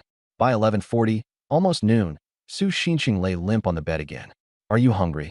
I can't move, it hurts. She said pitifully. Guilt pricked at my heart. Last night, I had indeed pushed too far. I ordered takeout and bought some ointment. What's this for? To help with the soreness, I told her. Her face flushed. I could do it myself. How are you going to apply it if you can't even see? Lie down. After eating, I asked her, Why don't you move in here for good? Move in? She asked, surprised. Yes, don't bother packing. Just leave it to me. Her face warmed, and she nodded obediently. Okay. I got up, ready to leave. You're leaving? She asked, reluctant. I'll come back tomorrow. Get some rest. Driving away in my X5M, I felt great. The 3 consecutive tasks challenge was complete. I now owned 30% of Yunhe Restaurant Group, and my charisma had increased by 5%. This was absolutely a win. 20 minutes later, I arrived at Yunxi residence. Chen Shuimiao was sprawled on the bed watching dramas. I patted her shoulder. Yangji, she exclaimed, leaping into my arms. Why so enthusiastic? I missed you. Her voice was soft and sweet. Give me a kiss, I said. Her face turned pink as she gently pecked my cheek. Good girl. Yangji, I've tidied up the house for you. I even bought all your favorite foods. Warmth flooded my heart. You've worked hard. Suimia, I want to have a child with you. Her face instantly turned crimson. I want that too. Silently, I asked the system, will it work this time? Target has not yet become pregnant. Keep trying. Failed again. That one time with Zhao Yakin must have been sheer luck. My phone rang. A call from Lu Qian. Chen Shuimiao panicked. Answer it, I said with a smile. Suimia, does Wang Yang even have money? Lu Qian mocked on the other end. I gestured for her to play along. No, he doesn't have any money, she replied. Lu Qian laughed mockingly. I told you. Pretending to be some big shot. She hung up. Tears brimmed in Chen Shuimiao's eyes. Yangji, you're so bad. I laughed. What? Isn't it a little exciting? She bit her lips silently. Seeing her like that, I rolled over and pinned her down. I didn't do well just now. Let's go again. She gasped, but her protest was swallowed by my kiss. Meanwhile, Lu Qian tossed her phone aside, laughing smugly. That faker, renting cars, borrowing houses, posting on his moments to show off. She recalled seeing me at the dealership with the black X5M and had momentarily believed I'd struck it rich. Good thing I stuck with young Master Zhang. He's so much better. The door opened, and Zhang Xiao entered carrying a black bag. Lu Qian immediately put on her sweet voice. Young Master Zhang, what about that bag you promised? Zhang Xiao smirked, grabbing her waist. Serve me well, and you'll get it. He opened the bag. It was filled with whips and candles. Lu Qian's face went pale. What is this? Something to make you feel real good, Zhang Xiao sneered. I don't want this. She edged back nervously. You don't want it? Zhang Xiao bellowed. She remembered what her friends had warned her. Rich second-gents have bad tempers. Don't piss them off. Gritting her teeth, she relented. Kneel, Zhang Xiao ordered, pointing to the ground. Trembling all over, Lu Qian slowly knelt. That's a good girl. Zhang Xiao pinched her chin. If you want to stay with me, you'd better behave. She nodded, tears streaming down her face. She thought about what Chen Shuimiao had said. Does he even have money? Good thing Wang Yang was still just a broke loser. Otherwise, she'd be kicking herself to death. The next morning, I woke up feeling sore all over. Last night, I had spent the entire evening helping Chen Shuimiao. System, do we have a child yet? Not pregnant. Keep trying to. Still no success. This probability is ridiculously low. Conception is not guaranteed. Don't rush to. Consolation prize. 1 million credited to your account. Thanks. Chen Shuimiao woke beside me. Yangji, why are you staring at me like that? Nothing, just thinking. I reached out and patted her head. My phone buzzed with a message from Zhao Yakin. Xiaoyang, the water pipe burst. Can you come take a look? On my way. I'm heading over to Yakinjia's to check on her broken pipe, I told Shuimiao. She looked reluctant. You're leaving already? Be good. I'll take you out for Japanese tonight. Her eyes lit up. Really? That's awesome. An hour later, I arrived at Zhao Yakin's house. She opened the door, bare-faced but looking much better than before. The kitchen pipe's leaking and the building management isn't responding, she explained. I asked the system, she's pregnant. It's fine if we get a little physical, right? The fetus is stable. Moderate intimacy is fine. Relieved, I got to work. A few minutes later, I had the pipe fixed. Xiaoyang, you're amazing. She looked at me with admiration. You must be hungry. Let me cook breakfast. She went to the balcony to hang clothes, bending over to pick them up. I walked over and hugged her from behind. Don't bend too long. You'll tire yourself out. Xiaoyang, her voice trembled. Yakinjia, I've missed you. But we just met yesterday. One day apart feels like forever. I rested a hand on her waist. You're so beautiful. I'm not young anymore. Even more stunning than younger girls. I leaned down to kiss her. Her eyes closed as she kissed me back. What if Qianqian comes back? She murmured nervously. She's with young Master Zhang right now. You're my woman, out in the open. I supported her as we moved to the bedroom. Sunlight spilled over her face, making her skin glow with a radiant blush. Hours later, the two of us lay entwined on the bed. We talked about many things. Our future, children, going home for the new year. She pointed to her lips. They're bruised, swollen. I chuckled. It's your fault. She said coyly, her cheeks tinted with shyness. I'll be gentler next time. She playfully poked my chest. You're my little troublemaker. Her voice softened, dripping with affection. I slid my hand to her stomach. What are you doing? She shuddered slightly. Without speaking, I gently caressed it. That feels weird, she mumbled, blushing. Just exploring. Fun to touch. What's so fun about it? I continued, filled with emotion. Within her was a child that we had created. I was going to be a father soon, and even sooner, I'd get my hands on 50 million. Seeing her flushed face, I spoke. Yakinjia, come home with me for the new year. You're home. Yeah, to meet my parents. Her face instantly paled before reddening, shaking her head. Xiaoyang, I can't. I need to visit my mother. Her health's been getting worse. I stayed silent for a moment, then pulled her closer. All right, go ahead. You're not mad, are you? What's there to be mad about? She's your mother. It's the right thing to do. Then we'll have to wait until after the new year to meet. After the new year, it is. You won't escape. I pulled out my phone and transferred 100,000 yuan to her. She stared at me, shocked. Xiaoyang, this. Take good care of yourself. Buy delicious food and new clothes. Her eyes grew red as she buried her face in my chest. Dusk fell as I left her home. The streets were decorated with red lanterns, festive warmth in the air. Driving along the riverside road, the nightscape outside the window was beautiful. But suddenly, I spotted a woman by the river. She wore a dark coat and stood by the guardrail, unmoving. As I drove, something felt off. Her foot was on the rail. Her body leaned precariously forward. I slammed on the brakes and bolted out of the car. She had already climbed atop the railing. Hey! I grabbed her arm and yanked her down. We both tumbled onto the ground. Let me go? Let me die. She struggled desperately. Pressing her shoulders, I finally saw her face clearly. It was so familiar. It was Wen Yulan, the woman who had helped me 3 years ago. Wenjia. She looked at me, dumbstruck. Wenjia, it's me, Wang Yang. Wang Yang. Yes, it's me. What happened to you? What's going on? She collapsed into my arms and began sobbing uncontrollably. I froze, letting her cry. Her trembling body soaked my shoulder with tears. As her sobs quieted, she suddenly let go, blushing with embarrassment. I'm sorry, Wenjia, there's no need for apologies. The wind's cold. Let's go somewhere warm. 20 minutes later, we were seated in a bar, tucked into a dimly lit corner. I ordered 2 drinks, and she fixed her hair, wiping away the remnants of her tears. Her makeup had smudged, but her natural beauty still shone through. The black form-fitting dress outlined her figure elegantly. Wenjia, what happened? My husband cheated on me, she rasped out. 5 years of marriage, and he's been sleeping with his intern for half a year. She took another sip of her drink. The house and car are under his name, and he's drained the savings. My younger sister's university tuition is still short by over 20,000. She covered her face and cried again. Wenjia, don't cry. I'm here for you. I'll help with the money, and I'll help you find work. She stared at me blankly. You'd help me? I nodded firmly. She stood up, walked around the table, and hugged me. Just then, the system's voice rang in my head. Target detected. Wen Yulan, 31 years old, composite score 91, suitable for conception. My heart skipped a beat. Another qualified target. Name, Wen Yulan. Age, 31. Appearance, 88. Figure, 91. Composite score, 89. Pregnancy potential, suitable. I looked at the woman in my arms, a smile curling at my lips. Once a gracious elder sister in my life, now discarded by a worthless man. A married woman, a whole new kind of experience. It's all right now. I'm here, I reassured her. She nodded tearfully, unaware of the calculations forming in my mind. How to make her mine. Wen Yulan down drink after drink. Yeah, that's enough. Let me drink. It numbs the pain. I gave him everything, and for what? I woke up early every day to make breakfast, waited up for him every night. And now, he's been screwing around with some shameless girl for 6 months. 2 glasses deep, her movements grew unsteady. Wang Yang, you're a good man, she slurred. You're so much better than that bastard. Wenjie, you're drunk. I'm not. I'm perfectly sober.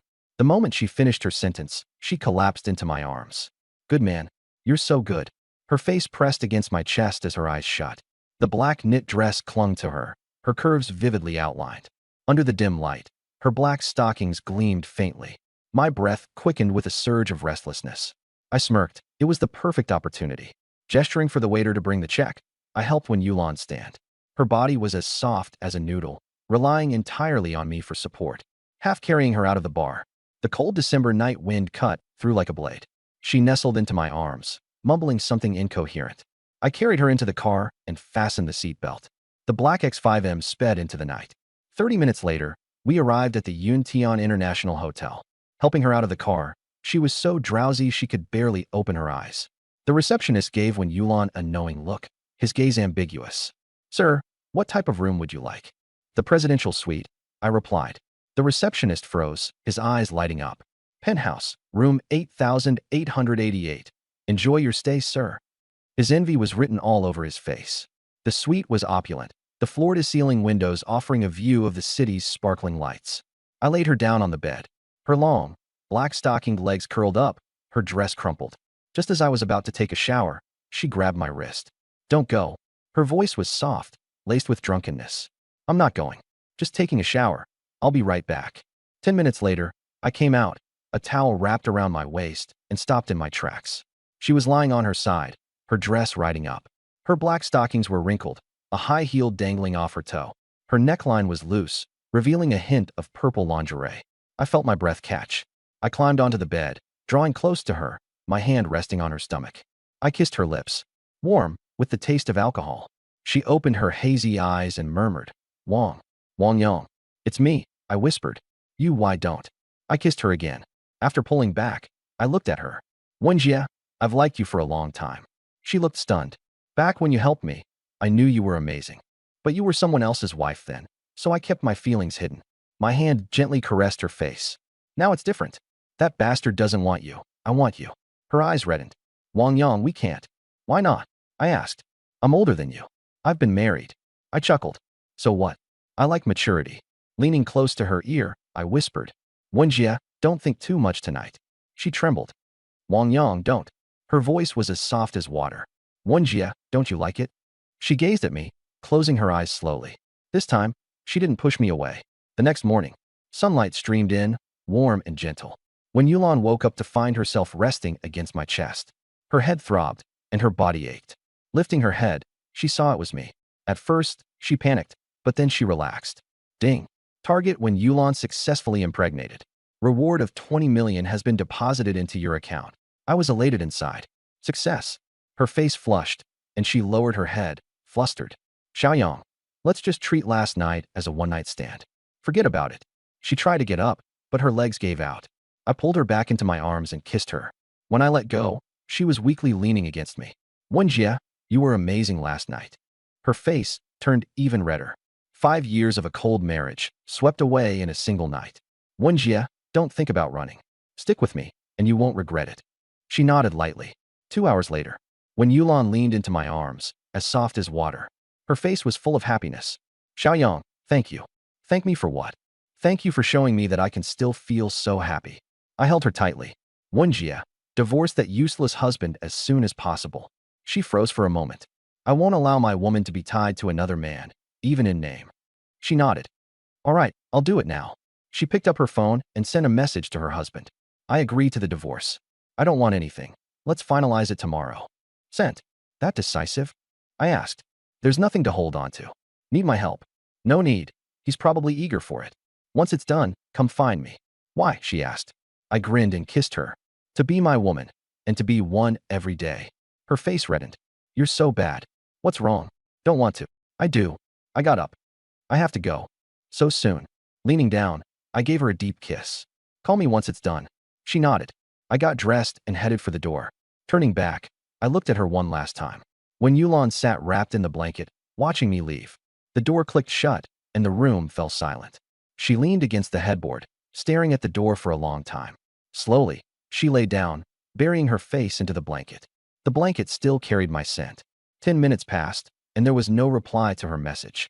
She smiled faintly, tossing her phone aside. No reply, huh? Fine. It'll be over tomorrow anyway. Finghua Town. A small restaurant. 4 dishes and a soup on the table, steam wafting upward. But the atmosphere was as cold as a winter wind. Wang Xiaohu sat with his head lowered, holding his chopsticks but not eating. Across from him was his girlfriend of 3 years, Qinyali. She wore a cream-colored down jacket and a black tight skirt, her makeup impeccable. Xiaohu, have you decided about the 388,000 yuan betrothal gift? Qinyali set her chopsticks down.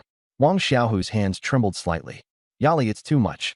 I only earn 6 or 7,000 a month. Too much. Her voice rose. My best friend demanded 480,000. I'm only asking for 388,000. This money is for my mother's security. When you pursued me, you promised me a good life. What now? Wang Xiaohu's eyes turned red. I love you. Then why are you hesitating? She stared at him coldly. Wang Xiaohu took a deep breath. All right, 388,000. I'll figure it out. Qinyali's expression softened. And the gold jewelry, around 30,000. She picked up the leftover food she had packed and left without looking back.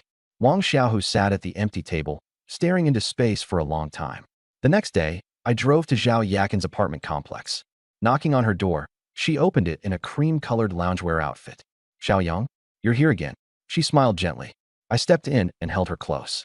I missed you, but we just saw each other yesterday. She gently pushed me. I can't kiss my woman whenever I want. I kissed her.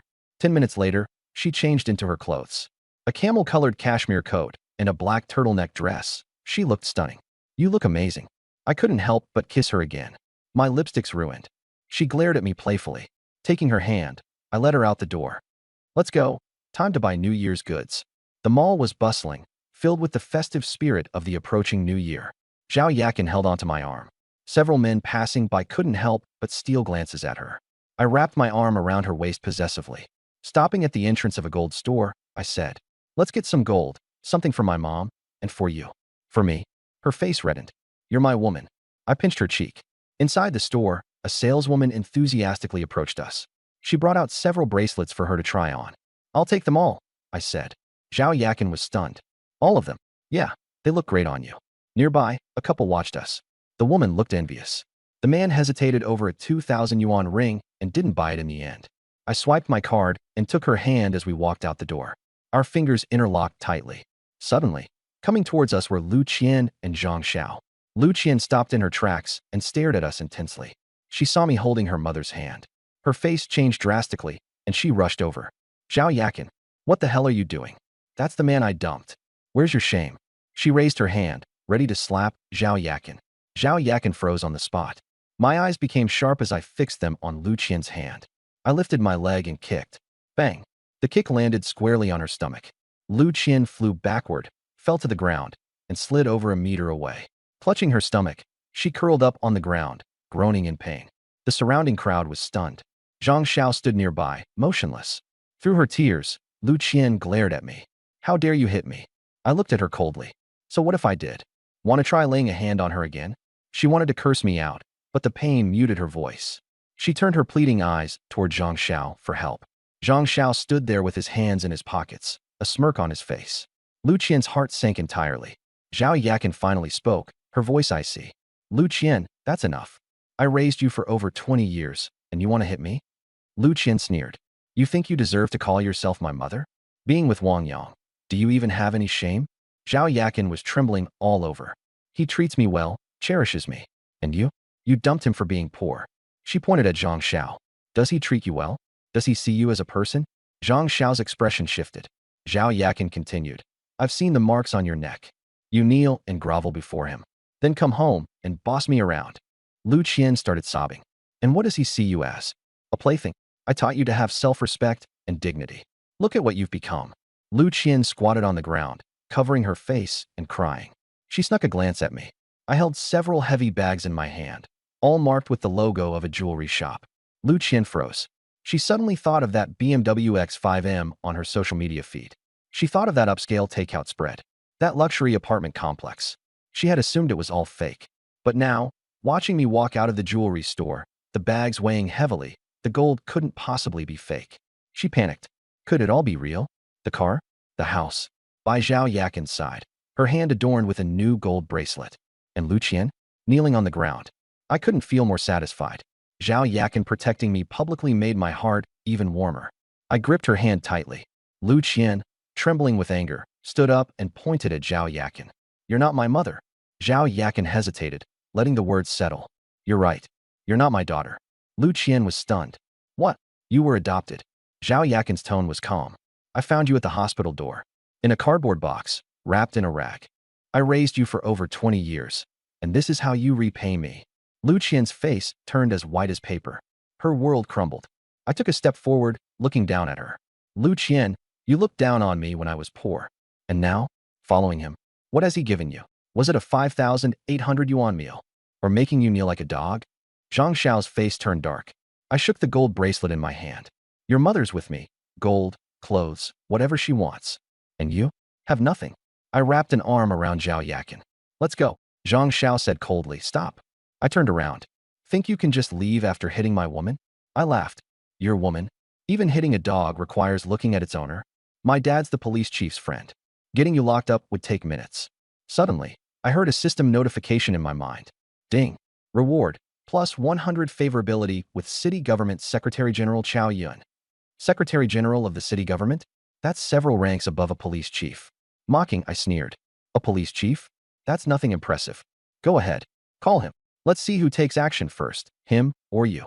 Zhang Xiao's face turned a deep shade of anger, but didn't take a step forward. I turned and walked off decisively. Lu Qian rushed after me. Wang Yang. She fell to her knees. The crowd gasped.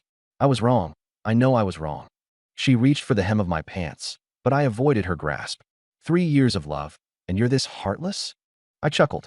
3 years of love. You said poor men don't deserve relationships. They'll always be crushed beneath others.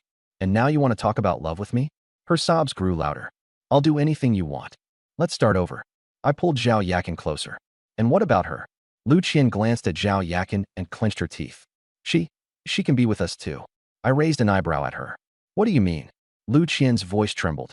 You can make my mom your woman too. I'll be the lesser one. Both of us, serving you together. The crowd exploded. Holy crap, has she lost her mind? With her mom? Together? Lu Qian knelt, her face flushed red. She's not my real mom anyway. She said I was adopted. No blood relation. She raised her teary eyes to me. Wang Yang, is that okay? I'll be the lesser one. I'll obey you no matter what. I looked down at her, the woman who had dumped me for being poor, now kneeling, begging me, even wanting to serve me together with her mother. The satisfaction was indescribable. I couldn't help but laugh. Lu Qian, do you know what you look like right now? She looked at me, confused. Like a dog. Lu Qian's face turned ghostly pale.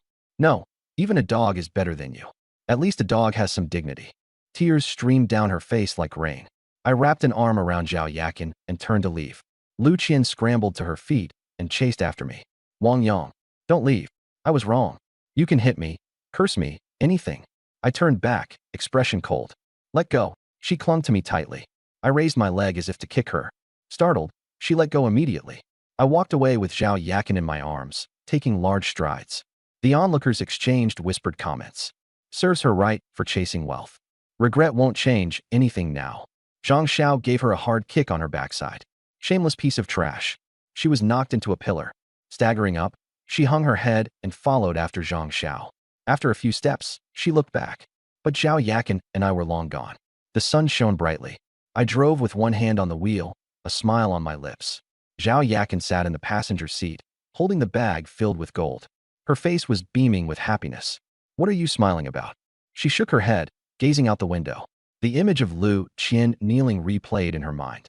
More than 20 years of raising her. And she turned out to be nothing but an ungrateful wolf. She turned her head to look at me. The sunlight fell on my face. What are you thinking about? I figured it out.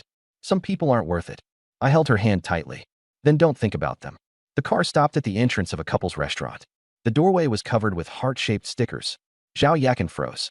I wrapped my arm around her waist. A couple's restaurant. Never been, have you? Her face flushed. When she was young, lack of money kept her away. After becoming a widow, no one brought her here. Xiaoyang, at my age? What age? In my eyes, you're more beautiful than any young girl. Her face reddened even more. Once inside and seated, the server complimented her, calling her beautiful, and said we were a great match.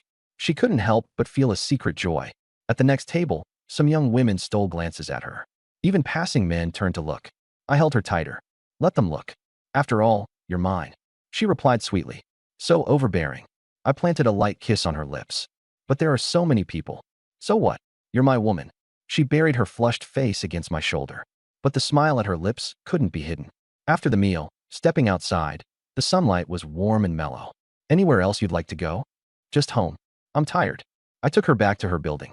We kissed in the car for a while before she stepped out, her face red. She turned back to wave at me before quickly going inside. I waited until her figure disappeared before I started the car. Instead of looking for Su Xinqing, I went directly to a liquor store. Boss, do you have He Tianxia cigarettes? Yes. How many packs? 10 cartons. The shopkeeper was startled. 10 cartons. And 10 cartons of 95s as well. The shopkeeper looked at my luxury car and understood. Also, give me 2 cases of Maotai Feitian. That'll be 58,600. I scanned the QR code and paid, filling the trunk with my purchases. Meanwhile, in an old residential area, Wang Xiaohu stood downstairs staring at the 4th floor's east apartment, Qinyali's home. He carried the cigarettes and liquor and climbed the stairs, knocking on the door. Chen's mother opened it, letting him in only after seeing the gifts he had brought. The living room was shabby. Chen's father was smoking, and Qinyali was playing on her phone. Everything she wore and used came from him. Have you prepared the bride price? Chen's mother asked. I've scraped together all 388,000 yuan, he said, presenting a bank card. Chen's father spoke. Living costs have risen. It's now 488,000. Wang Xiaohu froze, staring at Qinyali. She cracked sunflower seeds, not even looking up. What happened to 388,000? Raising a daughter all these years. What's another 100,000? Chen's mother said angrily. If you can't meet the price, then leave. Chen's father slammed the table. He looked at Qinyali. What do you say? Just find a way to gather more, she said indifferently. His heart turned cold. 488,000. I don't have it. Then why are you still here? Get lost. He stood in the doorway. Everything valuable on you, I bought. When I was sick, where were you? When my parents were ill, did you care? Qinyali's face turned red. I'm just listening to my mother. Fine. Wait for the fool who'll pay you 488,000. He slammed the door and left. Leaning against the wall in the hallway, his eyes were red. He got into his car and lit a cigarette. Memories of 3 years of frugality and his parents' sacrifices flooded back. All for what? He laughed, eyes glistening, not from sorrow, but relief. No marriage, then. Starting the car, he felt an unprecedented lightness. On the top floor of the Yuntian International Hotel, I pushed open the door. Su Xinqing was curled up on the sofa, watching a show. Yang Ji, she exclaimed, throwing herself into my embrace. Staggering back a step from her impact, I smiled, holding her waist. Missed me that much? Her face pressed against my chest as she softly whined. Missed you terribly. I pinched her cheek. Lost weight. No, just missing you. We sat together on the sofa. Her arms around my neck. Her eyes sparkled. I kissed her lightly. She didn't pull away but leaned in closer on her own. So forward today? I missed you, she murmured softly. After the kiss, we were both catching our breath. She nestled into my arms, her face still crimson. Had dinner yet? No, I was waiting for you. What if I hadn't come? But you would come. I ordered seafood, lamb chops, pasta, and pizza. The food arrived in 40 minutes. She fed me while watching the movie. Yang Ji, try this. Casually, I pinched her waist, making her shiver. Yesterday was the gentle Zhao Yakin. The day before, the passionate Qin Suimia. Today, the pure Su Xinqing. Each one with their own unique charm. This is what life is like for someone with money. After the movie, she rubbed her full stomach. So full. I whispered by her ear. Time for me to eat, don't you think? Her face instantly flushed. Go shower first. Will it be okay after I shower? She nodded. There's a little surprise. I headed into the bathroom as her heartbeat quickened. She opened a box, taking out an outfit she'd discreetly purchased. Am I really going to wear this? It's so embarrassing. With only a towel around me, I came out to find the room empty. Xinxing. The door opened, and she stepped in. A white blouse, black pencil skirt, black stockings, and heels. She wore glasses and couldn't meet my gaze out of nervousness. Yangji, what do you think? I tilted her chin up. I like it. Pulling her into my embrace, I laid her down on the bed. Her long, stocking-clad legs curled up, the skirt riding higher. 2 buttons of her blouse were undone. This outfit is irresistible. Her face turned crimson. As long as you like it. I kissed her neck. She trembled, clutching the bedsheets tightly. Let it out. She shook her head. I patted her thigh. Will you call out? Yangji. Call me husband. Who husband? She whispered faintly. Husband. Can't hear you. Husband. This time, it was clear. The night was an endless entanglement. The next morning, she was still in my arms, hair disheveled, and her body marked by the passion of the night. System, was it successful this time? Not yet successful. Please keep trying. Still no success. Zhao Yakin, Chun Suimia, Su Xinqing. Only 2 had conceived. The reward money of 40 million was almost half spent. Buying properties, transferring money, buying gifts, the funds dwindled fast. I needed to ensure my parents lived comfortably, build a villa for the family in the village. Everything depended on getting more women pregnant. I sighed, looking at the sleeping Su Xinqing.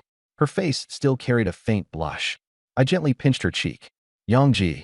Her eyelashes fluttered as she slowly opened her eyes, speaking softly and lazily. I smiled. Awake. She nodded, nestling into my arms. Xinqing. Why are you so disappointing? When will you finally give me a child? She froze, staring up at me.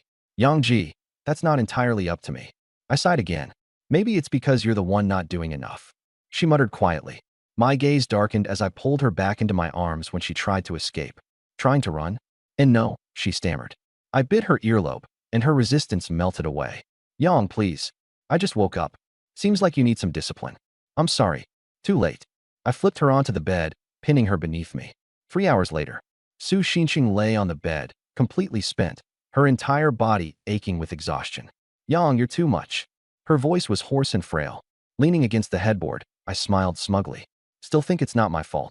I won't say it again, never again, she quickly relented. Good girl. I stroked her hair gently. Suddenly, the system notification sound rang.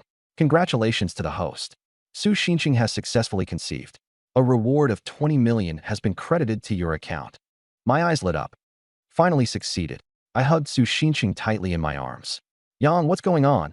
She asked, looking up at me. Xinqing, you're incredible, I said, grinning. She froze, confused. Leaning down, I kissed her hard. Stay here for the next few days. No wandering around. Okay. She nodded but hesitated for a moment. Yang, I want to go home for the new year. Home? Yes. I haven't seen my parents for a year. After some thought, I realized it was only human to feel that way. All right, when will you leave? In a couple of days. I'll stay with you until then. Fine. I'll take you when it's time. She kissed me lightly, smiling. Thank you, Yang. I patted her on the backside. I'm heading out. She burrowed into the quilt, leaving only her face showing as she gazed at me with watery eyes. I got dressed and turned back to look at her once more before leaving. Her smile was so sweet. An hour later, a black X5M cruised along the main road. With another 20 million added to my account, I now had over 30 million. But it still wasn't enough, not nearly enough. With Zhao Yakin, Wen Yulan, and Su Xinqing all pregnant now, only Chen Xuemiao was left. Time to step up my game. System. At your service, host. Did I achieve the 4-hit combo? Where's my reward? The system went silent for a few seconds. Scanning, confirmed. Apologies for the delay, as I was busy monitoring nighttime activities. My lips twitched. And the reward? Congratulations. You've acquired 100% ownership of Shunda Car Rental Company. It is the largest car rental firm in Fenghua County, with over 80 vehicles and an annual revenue of 20 million Da. The ownership transfer is complete, and the documents are stored in the system space. I was momentarily stunned. Fenghua County, my hometown. Shunda Car Rental, the biggest in the county, handling weddings, business trips, and self-driving rentals. Its business was thriving. And now, 100% ownership was mine. I laughed. Perfect timing for the new year at home. With a company in hand, everything would be more convenient. Pressing on the accelerator, the car roared ahead. My phone buzzed when Yulan had sent a message. Xiaoyang, the divorce is finalized. Can you come pick me up? Attached was her location. A smirk crept onto my face. Wenjie is handled as well. I replied, on my way. Turning the steering wheel, the X5M veered onto another road. In an old housing complex in the eastern part of the city. When Yulan stood in the middle of the living room, taking one last look at the place she had lived for the past 5 years. The decor was outdated, an ashtray overflowing with cigarette butts. The wedding photo had been removed, leaving only a pale outline on the wall. She was there to pack her belongings. The divorce papers had been signed, the end of it all. She was dressed in a black knit dress and a camel-colored coat left unbuttoned, paired with black stockings and short boots. Bending down, she folded clothes neatly into a suitcase. Behind her, footsteps approached. Lisan stood by the doorframe. Packing quickly, huh? When Yulan ignored him, continuing with her task, Lisan stared at her back. It had been 5 years. 5 years of her taking care of him without complaint, cooking, doing the laundry, waiting for him to come home. But he had grown tired of her. The women outside were younger. They knew how to act coy and flattering. Yet now, as he watched her bent over, her curves outlined against her outfit, something sparked in him. Yulan, he called. She raised her head, her expression cold. Annoyed, Lisan spoke. Do you know why I don't like you anymore? She didn't reply. You can't lay eggs. 5 years and no pregnancy. My mom's been nagging her head off. The one outside? She's 3 months along already. The problem's you. When Yulan's face paled, her grip on the clothes tightening until her knuckles turned white. Lisan, do you know why I can't get pregnant? He froze. Because you're the one who's incapable. Lisan's face turned beet red. That woman out there? She's lying to you. She's taking your money while fooling around with someone else. I have proof. Rubbish. Don't believe me? Go check her prenatal records. Were they done at the People's Hospital? Lisan raised his hand to strike her. She didn't flinch, staring at him coldly. His hand froze midair, and he didn't dare to lay it down. Gritting his teeth, he stormed out. When Yulan watched his retreating figure, her heart calm. Her thoughts wandered to Wang Yang, the man whose eyes held nothing but her. From now on, follow me. I'll make sure you're never wronged. His words echoed in her ears, and a faint smile touched her lips. She continued packing, bending down to retrieve clothes from the drawer. The black dress hugged her frame tightly. Her slender waist and round hips were perfectly shaped, while her legs, wrapped in black stockings, appeared straight and enticing. Lisan reappeared. This time, he stood in the doorway, his eyes glued to her. 5 years of marriage, and he had never truly noticed her beauty. Today, it struck him like a thunderbolt. His gaze burned with intensity as he stepped into the room, closing the door softly behind him. When Yulan turned to look at him, her brows furrowing. Ignoring him, she resumed her packing. Lisan moved closer, step by step, until he wrapped his arms around her from behind. When Yulan stiffened instantly and began to struggle. Lisan, let go. He leaned close to her ear, breathing heavily. Yulan, I regret it. Are you insane? Let me go? You're disgusting. His hands became unruly, sliding around her waist as he licked her neck. Her eyes reddened with anger. If you don't let go, I'll scream for help. Who'll hear you? This is my house. He turned her around, pressing her against the cupboard and pinning her hands down. Let's remarry, Yulan. You're so much prettier than that other woman. In your dreams. Her phone rang. The screen lit up. Xiaoyang. Lisan's face darkened. He grabbed the phone and smashed it to the ground with all his strength. The screen shattered. You're having an affair. Who the hell is Xiaoyang? We're divorced. I'm free. Divorced or not, you're still mine. He tossed her onto the bed and pounced on her. Downstairs. I parked the car and called her, but no one answered. My face darkened as I sprinted up to the 4th floor. The door was ajar, and from inside came cries. Let me go, you beast. Followed by heavy breathing. My mind buzzed, and I kicked the door wide open with one savage blow. The living room was empty. The sounds were coming from the bedroom. I charged over and kicked the door open with all my might. The scene before me made my vision blaze red. When Yulan was lying on the bed, her clothes in disarray. Her black stockings were torn, exposing her thighs. She was struggling desperately, pushing against the man on top of her. Lisan was pressing her down, pinning her wrists. With the other hand, he was tearing at her clothes. I rushed over, grabbed Lisan, and yanked him off. A punch landed squarely on his face. He crashed into the wall and slid to the floor, clutching his nose and screaming in pain. I kicked him hard in the stomach. He curled up on the floor, groaning in agony. I grabbed him by the hair and threw another punch. You want to die? Lee San's face was covered in blood. When he saw me, he froze. You, who are you? I punched him again. I'm her man. Lee San was stunned. Her man? When Yulan's man? I stepped on his face with my foot. Did you touch her just now? No. I didn't do anything. I pressed down harder. When Yulan is mine. If you dare touch her again, I'll kill you. Lee San trembled with fear. I won't dare anymore. I turned towards the bed. Yulan was sitting there, her eyes red. Xiaoyang. I pulled her into my arms. She leaned against me, trembling as she cried. I patted her back. It's okay now, I'm here. She cried even harder. When she finally stopped crying, I wiped her tears. Can you walk? She nodded. I draped my jacket over her shoulders. Glancing back at Lee San, I saw him cowering in the corner, his face bloody and shaking all over. I'll spare you today. Next time, I'll finish you. I supported Yulan as we left. Downstairs, my X5M was parked there. Helping her into the passenger seat, I buckled her seatbelt. She leaned against the seat, her eyes still red. Her hair was disheveled, her black stockings torn. It was heartbreaking to look at her. I started the car and drove out of the neighborhood. She gazed out the window, silent. After a while, she turned to look at me. Xiaoyang. I glanced at her. Her eyes were full of gratitude and affection.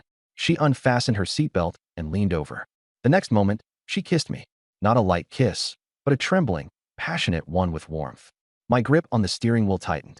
The car swayed slightly, but I steadied it. She didn't stop, cradling my face as she continued to kiss me. I felt my heart stir. Finding a safe spot, I pulled over. As soon as the vehicle stopped, she climbed onto my lap. The driver's seat was cramped, making it all the more intimate. I wrapped my arms around her waist as she held my face. Our kiss deepened, her tears even slipping into my mouth, salty. My hand slid down, brushing against her thigh. She shivered slightly, but didn't pull away. Instead, she pressed closer. I kissed her cheeks, then her neck. She tilted her head back, letting out soft sounds. I don't know how much time passed before it ended. She rested against me, panting. Her face was flushed, her eyes tearful, her lips slightly swollen. I looked down at her. You're pregnant. Leaning too long might be tiring. I held her up gently. Her face turned red. Chun Shuimiao kissed my cheek with a loud moi. Brother Yang, you're playing favorites. I chuckled, ruffling her hair. All right, I'll hold you too. Pulling her close, she traced circles on my chest in a playful manner. The room was warm and cozy. I noticed Yulan's torn black stockings. Sister Yulan, I'll buy you some that won't rip. Her face turned even redder. I'll buy them myself. Chun Shuimiao suddenly piped up. Brother Yang, go take a shower. Just got back, all sticky. I blinked. Shower. She grabbed Yulan's hand. I brought a new shower gel. It smells great. The two of them walked to the bathroom door. Chun Shuimiao turned back, grinning. Brother Yang, just wait. The door closed. I laughed. All right, I'll wait. The sound of water splashing came from the bathroom. I scrolled through my phone. Zhao Yakin asked if I had gotten home. I replied, yes, I'll be back once I'm done. Su Xinqing said she missed me. I replied, I'll see you tomorrow morning. Putting my phone down, I listened to the noises from the bathroom. They seemed to be chatting happily. The sound of water stopped. Chun Shuimiao shouted, Brother Yang, close your eyes. What's with the surprise? Quick, don't peek. I closed my eyes. I heard footsteps and the sound of towels. Sister Wen's hair isn't dry. I'll blow dry it myself. He's happy to help. All right, you can open your eyes now. I opened my eyes and was stunned. When Yulan was wearing an off-white loungewear set. Her black hair hung loose, still damp. Her face was flushed as she nervously clutched the hem of her dress. Chun Shuimiao was in pink bunny pajamas. With her twin ponytails, she looked as sly as a little fox. One was gentle, the other playful. My heart melted. When Yulan lowered her head. Don't look at me like that. I'm worried about getting the bed wet. Chun Shuimiao spun around. Do I look good? You bought me this new sleepwear, hee. I said, you look great. When Yulan asked softly, what about this set? Do you like it? I pulled her waist gently. I like all of it. Chun Shuimiao leaned closer. Brother Yang, pillow fight. I laughed. I moved Yulan aside, worried she might get hit. Grabbing a pillow, I joined in. Chun Shuimiao hit Yulan lightly first. I tossed the pillow at Chun Shuimiao. She dodged with a giggle. The room was filled with laughter. We were a chaotic mess. 2.5 hours later. The bed was a disaster. The blanket was on the floor, and pillows were scattered everywhere. I lay in the middle. On one side was Yulan. Her loungewear was wrinkled, her hair a mess, and her face buried in a pillow. On the other side was Chun Shuimiao. Her bunny hood was askew, her forehead soaked with sweat, completely exhausted. When Yulan uttered weakly, Xiaoyang, You're too intense. Chun Shuamiao grumbled. I shouldn't have provoked you. I leaned against the headboard. Do you admit defeat? When Yulan nodded. Chun Shuamiao gave me a thumbs up. I admit it. Brother Yang is too strong. I laughed. Not even close. My waist ached slightly. I internally cursed the system. This so-called enhancement is useless. Ding. Hidden achievement. Warm-hearted patriarch. Reward, golden physique. Stamina increased by 300%. Eternal endurance. My eyes lit up. Eternal endurance? Triple stamina? System, does this mean I'll never get tired again? Correct. Peak stamina, forever. I broke into a grin. Now there's nobody I'd fear. When Yulan's hand started tracing circles on my chest, Chun Shuamiao's little foot brushed against my leg. I smirked. Aren't you both tired? When Yulan kept her eyes closed, her fingers continuing to draw circles. Tired, but lying in your arms is comfy. Chun Shuamiao mumbled, her foot still moving mischievously. Let me rest here. Brother Yang, it's harder for you, facing us both. I pulled the two of them closer with a chuckle. Then rest a bit longer. When Yulan shifted in my arms, finding a comfortable position, Chun Shuamiao's foot grew even bolder. A few seconds passed. When Yulan's hand slid to my waist, giving a gentle pinch. Chun Shuamiao's foot moved from my calf up to my thigh. I thought you were tired. When Yulan blushed and tried to pull her hand away, I caught her hand, refusing to let go. Chun Shuamiao tried to pull her foot back, but I grabbed her ankle. If you still have energy, shall we go another round? When Yulan's eyes widened. Again, Chun Shuamiao panicked. Brother Yang, I can't take it anymore. I was wrong. Too late. I scratched Wen Yulan's waist, and she laughed as she nestled into my arms. Xiaoyang, I really can't take it anymore. Chun Shuamiao tried to run away, but I pulled her back. Why are you running? Give me a shoulder massage. She tried to say something, but a quick tickle made her collapse onto the bed, laughing uncontrollably. The laughter went on for a long while. As darkness fell, the three of us lay sprawled on the bed. When Yulan was so tired she couldn't lift her arms. Chun Shuamiao fell asleep instantly. With one in each arm, I closed my eyes with a deep sense of satisfaction. The next morning, sunlight poured in, warm and golden. When Yulan was sleeping soundly, her hair a mess, Chun Shuamiao was curled up in a ball, the hood of her bunny pajamas tilted sideways. I gently patted Wen Yulan on the shoulder. She opened her eyes groggily. Then, I tapped Chun Shuamiao. Yangji, what are you doing? The sun's shining on your back already. When Yulan blushed and buried her face in the pillow, Chun Shuamiao snuggled into my arms. Morning, Yangji. I ruffled Wen Yulan's hair. Xiaoyang, stop. Why? You won't even let me touch you first thing in the morning. My legs are sore from running too much last night. Chun Shuamiao nodded in agreement. I can't even straighten my back. I kissed Wen Yulan on the cheek, then pecked Chun Shuamiao on the lips. I'll be nice to you today. Let's go shopping. Shopping? For clothes and stockings. When Yulan hesitated. I think I'll pass. Chun Shuamiao held her hand and pouted. Sister Wen, come on. Yang Ji's paying. Unable to resist, when Yulan nodded. An hour later, at the mall entrance, when Yulan wore a cream-colored coat and a black turtleneck sweater, Chun Shuamiao sported a pink down jacket over a white sweatshirt. I had one of them on each arm. As soon as we walked in, every head turned toward us. A group of guys chatting suddenly fell silent. A couple, where the man stared, dumbstruck, left the girlfriend pinching him angrily.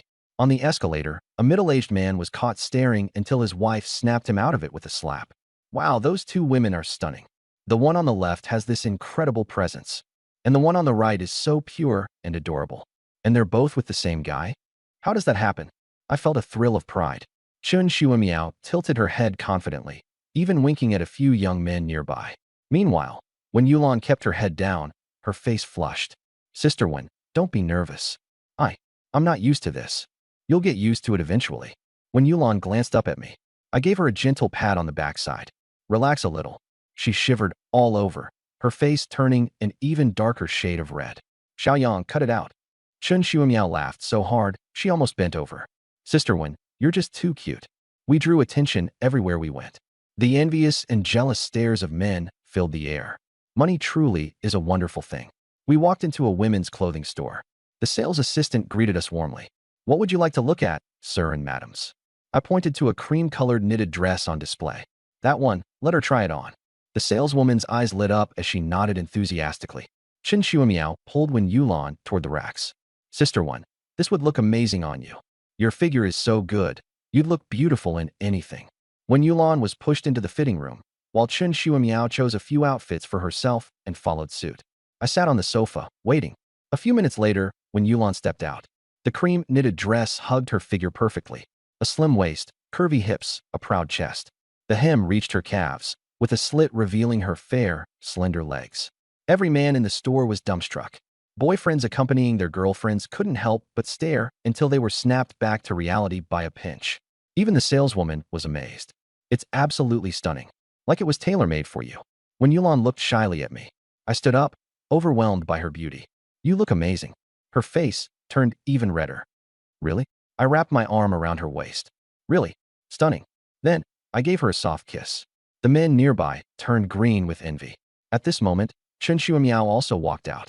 A black miniskirt showcased her long legs, and her double ponytails gave off a mix of purity and allure. The men's jaws nearly dropped. She spun around in front of me. Yangji, how do I look? I patted her on the backside. Beautiful. Her cheeks turned red, but her smile was radiant. These 2 pieces, take them. Let's keep looking for more. We picked out a few more outfits. In the end, we bought 7 or 8 pieces. I swiped my card, 23,000 yuan without blinking an eye. We stepped into a jewelry store. Bracelets, bring out some of the nicest ones. The saleswoman brought out 3 gold bracelets. Chen Shuimiao picked up a thin one and compared it against her wrist. Does this look good? Yes, it does. What about this one? They're all good. Then I'll take them all. All right, all of them it is. I personally put one on when Yulan's wrist. She froze, her eyes watering slightly. Suddenly, a sharp voice broke the moment. Oh, isn't this when Yulan? When Yulan's face turned pale. It was Li San's mother. Beside her stood a young pregnant woman. Li's mother approached, her tone dripping with scorn. Just divorced my son, and you're already latching on to someone else? Her voice was intentionally loud, drawing the attention of everyone in the store. When Yulan clenched her fists, we're divorced. Whoever I'm with now is none of your business. None of my business? 5 years of not getting pregnant, and now you're off fooling around. The young woman caressed her belly smugly. Mom, don't bother with her. I wonder if this man knows she's barren. When Yulan's face went ghostly pale, her whole body trembling. Chen Shuimiao grabbed my hand. Yangji, let me handle this. She stepped forward, her smile delightfully sweet. 5 years without conceiving. But did you know that your son, Li San, is impotent and suffers from premature ejaculation? Li's mother's expression changed. What did you say? 5 years, and sister Wen didn't get pregnant. Did you really think it was her fault? Your son's been messing around with countless women outside. Did any of them get pregnant? Chen Shuimiao glanced at the young woman's belly. Oh, you're pregnant, are you? Are you sure the baby belongs to Li San? The young woman's face turned deathly pale. You're lying. Chen Shuimiao blinked innocently. Lying? Well, why don't you do a paternity test? Li's mother's expression darkened completely. At that moment, Li San walked in. When he saw me, he froze in place, instinctively taking a step back. Li's mother felt emboldened and yelled, Son, this wretch is insulting you. Li San didn't dare confront me. He could only direct his anger toward Wen Yulan, already with another man right after the divorce. Shameless. Chen Shuimiao sneered. Li San, wasn't it? You look like a clay pot, and you're impotent. Sister Wen stayed with you for 5 years. What a mistake. Li San's face turned crimson. He raised his hand to hit Chen Shuimiao. I grabbed his wrist midair. And what exactly do you think you're doing? I tightened my grip. Li San cried out in pain. Let go, let go. I didn't release him. Instead, I squeezed even harder. He bent over, wailing in agony. Li's mother panicked. Let go of my son. I shot her a cold glance. She immediately backed away. Finally, I released Li San. He clutched his wrist, beads of sweat covering his forehead. He didn't even dare to look me in the eye. I stared at Li San. Did you forget what I told you last time? Li San trembled. I didn't forget. Take your mom and that woman with you, and get lost. He dragged the 2 of them away in disgrace. When Yulan finally broke down, tears streaming, Chen Shuimiao hugged her. Big sister Wen, men like that aren't worth it. I pulled both of them into my arms. When Yulan looked up, Xiaoyang, thank you. I wiped away her tears. No need to be polite. Chen Shuimiao smiled brightly. Big sister Wen, from now on, we're sisters. As we continued shopping, I bought 3 gold bracelets. One for each of us, shining brilliantly. 60,000 yuan, and I didn't even blink. Outside a private room in a high-end restaurant, Lu Qian stumbled out disheveled. Our eyes met, and both of us froze. When she noticed the gold bracelet on Chen Shuimiao's wrist, her face twisted. Chen Shuimiao, you slut. Chen Shuimiao blinked innocently. Oh, long time no see. I asked you to test Wang Yang, and you dared to seduce him? Chen Shuimiao chuckled. Brother Yang is so good. Why wouldn't I? Look at the state you're in now. Zhang Xiao stormed out and grabbed Lu Qian by the hair, dragging her back inside. Lu Qian shrieked. Wang Yang, help me. I watched coldly on. Zhang Mingde cast a vicious glance at me. Mind your own business. The door slammed shut heavily, and faint, heart-wrenching cries sounded within. I turned away. Let's go eat. Inside the private room, I ordered a table full of good food. Chen Xiumiao picked up a piece of meat and held it to my lips. Brother Yang, try this. When Yulan hesitantly followed her, offering me a piece of fish. Her voice was so faint it was almost inaudible. When I placed my hand on her leg, she shuddered. Chen Xiumiao teased mischievously. Brother Yang, should we eat first or eat us first? Let's eat first. We'll talk after I'm full. Two women, one bold, one shy, each charming in her own way. As we continued shopping, I accompanied them to try on new pants. Chen Xiumiao slipped into a pair of tight jeans, leaning close to me and whispering, Brother Yang, whose do you like better? I like them both. Such a perfunctory answer. I fixed my gaze on her. Then what do you want to hear? Compliment me. You look fantastic in jeans. Your legs are so slender and long. Appeased, she kissed me on the cheek. When Yulan, wearing soft wide-leg trousers, looked just as stunning, gentle, and elegant. On the way home, both of them were worn out. Chen Xiumiao flopped onto the bed. So tired, when Yulan rubbed her stomach. I'm stuffed. I offered to massage their legs, but they refused. Brother Yang, you must be tired too. We'll do it ourselves. All right then, I decided to go out for some fresh air. The doorbell rang. When I opened the door, there stood a stranger, a woman around 25 or 26, dressed in yoga attire and slightly damp with post-workout sweat. I'm Lin Wan, your new neighbor from downstairs. My faucet's broken. Could you help me fix it? I nodded. Sure, let me take a look. Following her into her apartment, I noticed a few pieces of lingerie strewn on the sofa. Embarrassed, she quickly hid them behind her. I forgot to put them away. The faucet in the bathroom was dripping incessantly. I adjusted a few screws with a wrench. All set. As I was leaving, I accidentally stepped on some water and slipped. She instinctively tried to catch me, and we ended up colliding, me pressing her down, my face buried in her neck. Incredible softness. System recognition activated. Name, Luo Shiyun. Looks, 93. Figure, 96. Overall score, 95. My heart skipped a beat. Another promising target. She quickly pulled back, her cheeks scarlet. I'm so sorry. I smiled. I should be the one apologizing. I slipped. Luo Shiyun shook her head. It's fine. We stood at the bathroom door, a subtle tension between us. I looked at her. Let's exchange WeChat. That way, you can reach out directly if something happens again. She paused, then nodded. Okay. After scanning to add her, I noticed her profile picture was a cat, with the display name, Shiyun. All right then, I'll head back. I slipped my phone into my pocket. Thank you. She escorted me to the door. As the elevator doors closed, I leaned against the wall, gazing at the newly added contact. Luo Shiyun, 26 years old. Looks, 93. Body, a sensational 96. The memory of her softness and faint fragrance lingered. This woman, I had to have her. 20 minutes later, I was driving to the Cloud Sky International Hotel. Pushing open the door to the presidential suite, I found Su Xinqing curled up on the bed. As I walked closer, I noticed her staring blankly at the bedside table, wide awake. Brother Yang, you're here. She forced a smile. I sat on the edge of the bed and pulled her into my arms. What's wrong? It's nothing, she muttered softly. Hungry? Let's go eat. At the couple's restaurant, I sliced her steak and handed it over. Xinqing, tell me, what happened? She bit her lip. My family wants me to give them money, 400,000 yuan to buy a house for my brother. They even suggested I go on a blind date because some rich guy had his eye on me. My brows furrowed. Brother Yang, I didn't agree to it. Her eyes turned red as she clung tightly to my hand. I pulled out my phone and transferred 1 million yuan to her. Brother Yang, what's this? She looked at me in shock. It's for your brother's house. Tears rolled down her cheeks. I don't need your money. I never intended for you to pay. I held her close. I know. It just hurts inside. She rested against my chest. I know. I gently patted her back. After crying, she looked up, her tears still glistening and her eyes red but filled with a gentle smile. Thank you, Brother Yang. I kissed her forehead. No need to thank me. She leaned into my arms. In that moment, I knew. This woman would only ever belong to me. Then, unexpectedly, the system's voice echoed in my head. Su Xinqing's affection, 95, extreme devotion. Hidden reward triggered.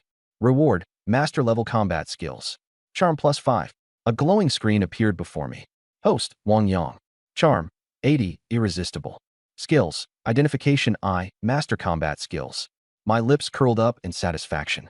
80 charm points, plus master level combat skills now. If anyone dared to mess with me, I'd take them down without hesitation. Brother Yang, why are you smiling? Nothing. She blinked. You suddenly look even more handsome. I chuckled. I've always been handsome, haven't I? Her face turned red as she nestled into my chest.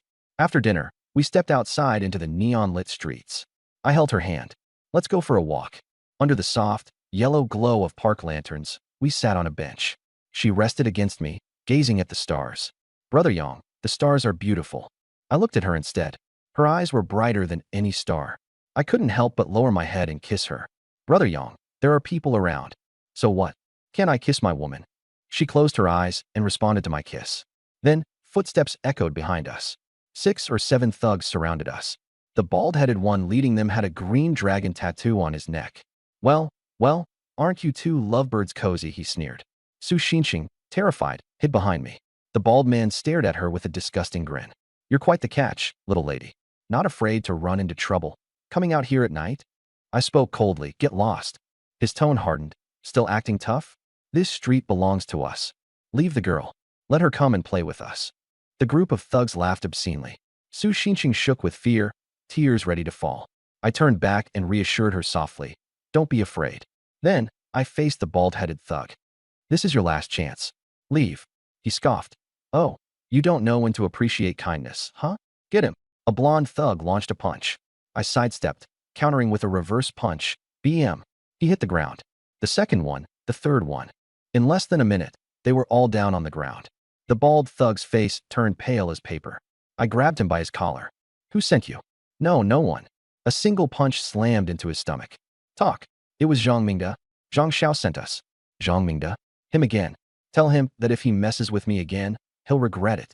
I turned back to Su Xinqing. She cried, trembling. Brother Yang, I was so scared. What's there to be scared of? I'm here for you. I held her close and took her back to the hotel. On the bed, she looked like a wounded kitten. Brother Yang, those people. Who did you cross this time? Don't think about it. I'll take care of it. But there were so many of them. I chuckled. Didn't you see how I handled them? I kissed her on the forehead. Be good, get some rest. She leaned into me and gradually drifted off to sleep. I stared at the ceiling. Zhang Mingde, this isn't over. Elsewhere, in an apartment, Zhang Mingde had just finished with Lu Qian.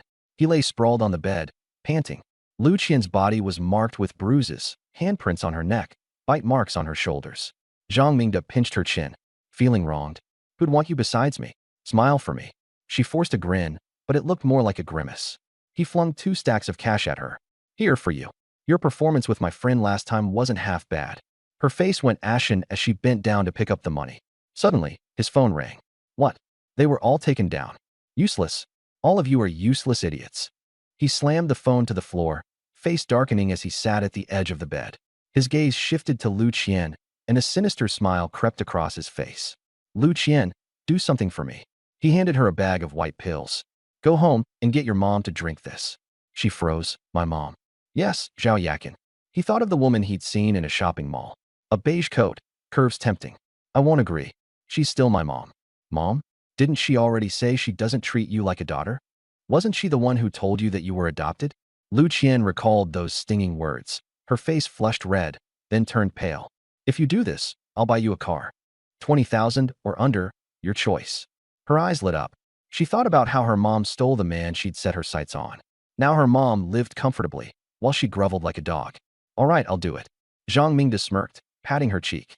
That's my good girl. The next morning, when I opened my eyes, Xinqing's little face was right in front of me. She was lying on her side, propping her head up, watching me.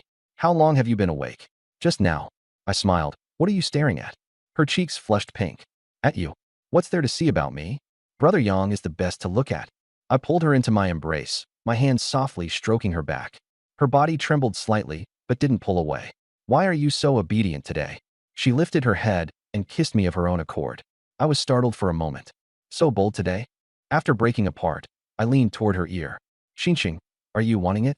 Her face turned completely red. No. No? Then why did you just kiss me? My hand continued to explore.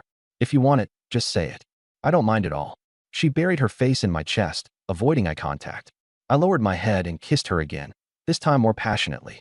2.5 hours later, sunlight filled the room, making it bright. Xinqing lay motionless on the bed, too weak even to lift a finger. But her face glowed with happiness. I leaned back against the headboard, watching her. Still saying you didn't want it? Brother Yang, you're the worst. I pulled her back into my arms, and she nestled against me, soaking in the afterglow. Brother Yang, I want to go home today. Today? So soon. My parents are urging me to come back for the new year. All right, I'll take you.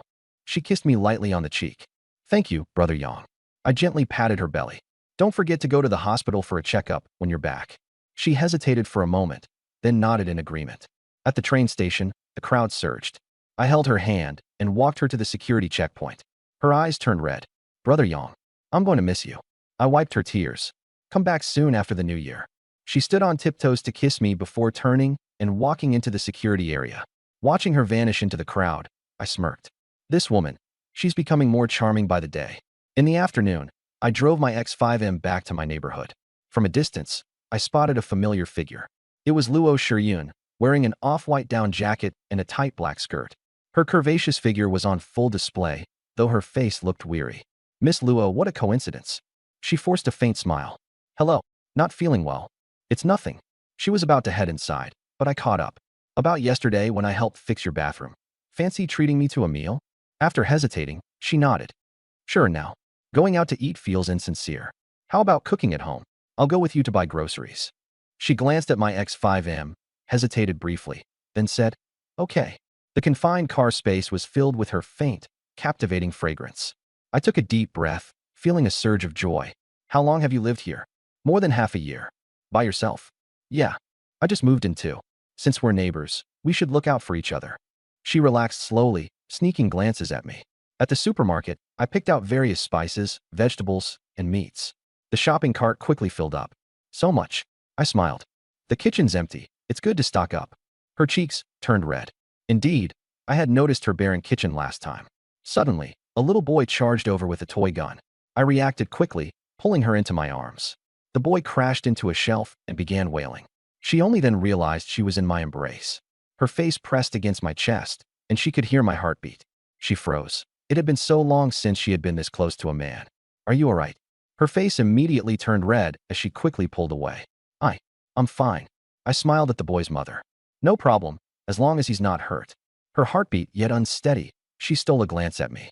I adjusted my clothes, faintly smiling. That moment of holding her. My arms sturdy and my chest warm. Her face reddened again. Let's keep shopping. She nodded and followed, her thoughts preoccupied with the split second I had wrapped my arm around her waist.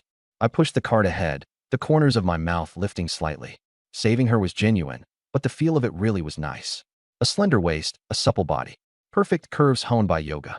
Looking back at her, head lowered and cheeks flushed, her lashes trembling faintly. I smiled. Maybe tonight there'd be a chance. Passing the liquor section, she picked up a case of beer. You drink too? Not in a good mood today. I didn't ask further, and she scanned and paid. When we reached her door, she took out her keys. My place doesn't have men's slippers, so we're mine for now. She took out 2 pairs, one pink and one white. Why 2 pairs? I like to alternate them. The room was warm, filled with her scent. Neat and tidy, with no traces of anyone else living there. You sit first. I'll go make dinner. I sat on the sofa and scrolled on my phone. My gaze kept drifting toward the kitchen. It was an open-plan design, so I could see her back. A slim waist and round hips. The knit dress pulling out perfect curves. I swallowed and forced myself to look at my phone. She bent down to pick up a plate, and her peach-shaped backside was fully on display. My breathing grew heavier, and I quickly averted my eyes. Just then, Zhao Yakin sent a message. Xiaoyang, have you eaten? Not yet. I'm at a friend's place. What about you? Just finished making dinner. Are you busy? No. Miss me? She sent a shy emoji. Emma. I'll come see you in a couple of days. Okay, I'll wait for you. After chatting a few more lines with Xinqing, she had already arrived home. My dad and mom were very happy and asked how she was. She said it was pretty good and didn't say much else. I reminded her to rest well and not forget to go to the hospital. She replied, got it. Putting down my phone, my gaze drifted back toward the kitchen. Luo Shiyun was still busy, with a sizzle coming from the pan. The aroma drifted over. She turned back, and our eyes met. We both froze. Her face reddened, and she quickly looked away. I awkwardly coughed and lowered my head to look at my phone. The corners of my mouth couldn't help but rise. Yunshi Terrace, 28th floor. The sun was setting, and the last glow spilled into the living room. When Yulan was curled up on the sofa reading, Chen Shuimiao came out in a pink dress and sat beside her. Yulan, look at this video. She handed over her phone. It was a cat dancing. When Yulan smiled. So cute. Chen Shuimiao leaned against her and scrolled through videos. When Yulan helped tidy her hair. Yulan, I'm going to take a shower. Go ahead. Chen Shuimiao turned back. Want to shower together? When Yulan blushed. Tea together? The bathroom water was rushing loudly.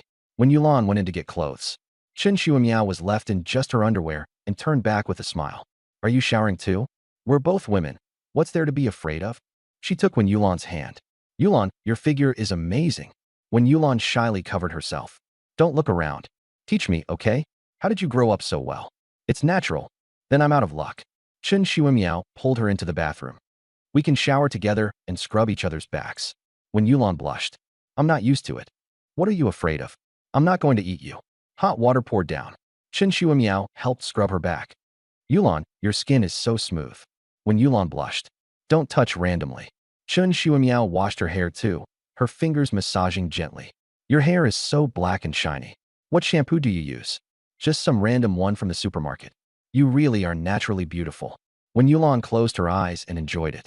It had been a long time since she'd felt this warm. After showering, the two lay on the bed. Yulan, why are you so big? Chen Shuimiao leaned in and asked softly. When Yulan tapped her on the forehead. No more asking. Where are you planning to go in a few days? Back to my hometown to have a look. Back to your hometown. I haven't gone back since getting married. I want to see my parents. Chen Shuimiao took her hand. Take me with you. Won't you go back to your own home? My family keeps urging me to get married all the time. It's so annoying. Seeing her spoiled, coquettish look, when Yulan softened. All right, we'll go together. Chen Shuimiao threw herself into her arms. Yulan, you're the best. 25th floor, Unit 2503. The dining table was covered with dishes. Braised pork ribs, steamed sea bass, garlic broccoli. The aroma was overwhelming. Luo Shiyun took off her apron and looked at me shyly. I just made some simple dishes. Try them. My eyes lit up. Simple? This is a feast. Way better than what I usually eat. Sister Shiyun blushed. Don't say that. I picked up a rib. It was tender and richly sauced, fatty but not greasy. Delicious. Sister Shiyun, your cooking is amazing. The corners of her mouth lifted. You're not just saying that to make me happy, right? I picked up a piece of fish. It was fresh and tender, with no fishy taste. Sister Shiyun, this is even better than my mom's cooking. Her face turned red with embarrassment. Stop praising me. I'm not praising you. I'm telling the truth. She lowered her head, feeling sweet inside. If it tastes good, then eat more. I smiled. Then I won't be polite. As I ate heartily, she sat across from me, occasionally looking up at me. This man really looked good even when eating, and he was handsome too. She shook her head, forcing down the wild thoughts in her mind. I set down my chopsticks. Sister Shiyun. She looked up at me. Whoever marries you is truly blessed. She froze. You're beautiful, have a great figure, and can cook. Perfect. She blushed. Don't talk nonsense. I'm serious. Whoever marries you will have their ancestral grave smoking. She lowered her head, not daring to look at me, a strange feeling rising in her heart. Seeing her shy like that, I secretly laughed. Xiaoyang wants some wine. I was startled. What did you call me? You're a few years younger than me, so I'll call you Xiaoyang. I like that. Then can I call you Sister Shiyun? She nodded. She took beer from the fridge and poured us 2 full glasses. I raised mine and clinked it against hers. Come on, drink. She tipped her head back and downed a big mouthful. Sister Shiyun, what's wrong today? She was silent for a few seconds. It's almost the new year. I want to go home, but I don't dare. My family still doesn't know about the divorce. I'm almost 30. In their eyes, I'm just an old maid. As she spoke, her eyes reddened. My heart ached, and I patted her shoulder. Don't think so much. Your parents must miss you. They'd be thrilled to have you back. Her eyes were red. Really? Really? If they keep nagging you, call me. I'll keep you company and talk with you. She burst out laughing. What good would that do? I'm good with words. I can cheer you up. See, you're smiling now, aren't you? She laughed again. All right. All right. I know you're good with words. She took another sip of wine. Watching her smile, a thought flashed through my mind. This is an opportunity. She's in a bad mood and needs someone with her. The two of us kept drinking, and she gradually became more talkative. My ex-husband was a jerk. He said all the right things when we got married, but he changed after less than 2 years. Tears fell. I handed her a tissue. That kind of person isn't worth it. You're doing pretty well now, aren't you? She wiped her tears and nodded. Getting divorced actually made life easier. What about you? Why are you alone?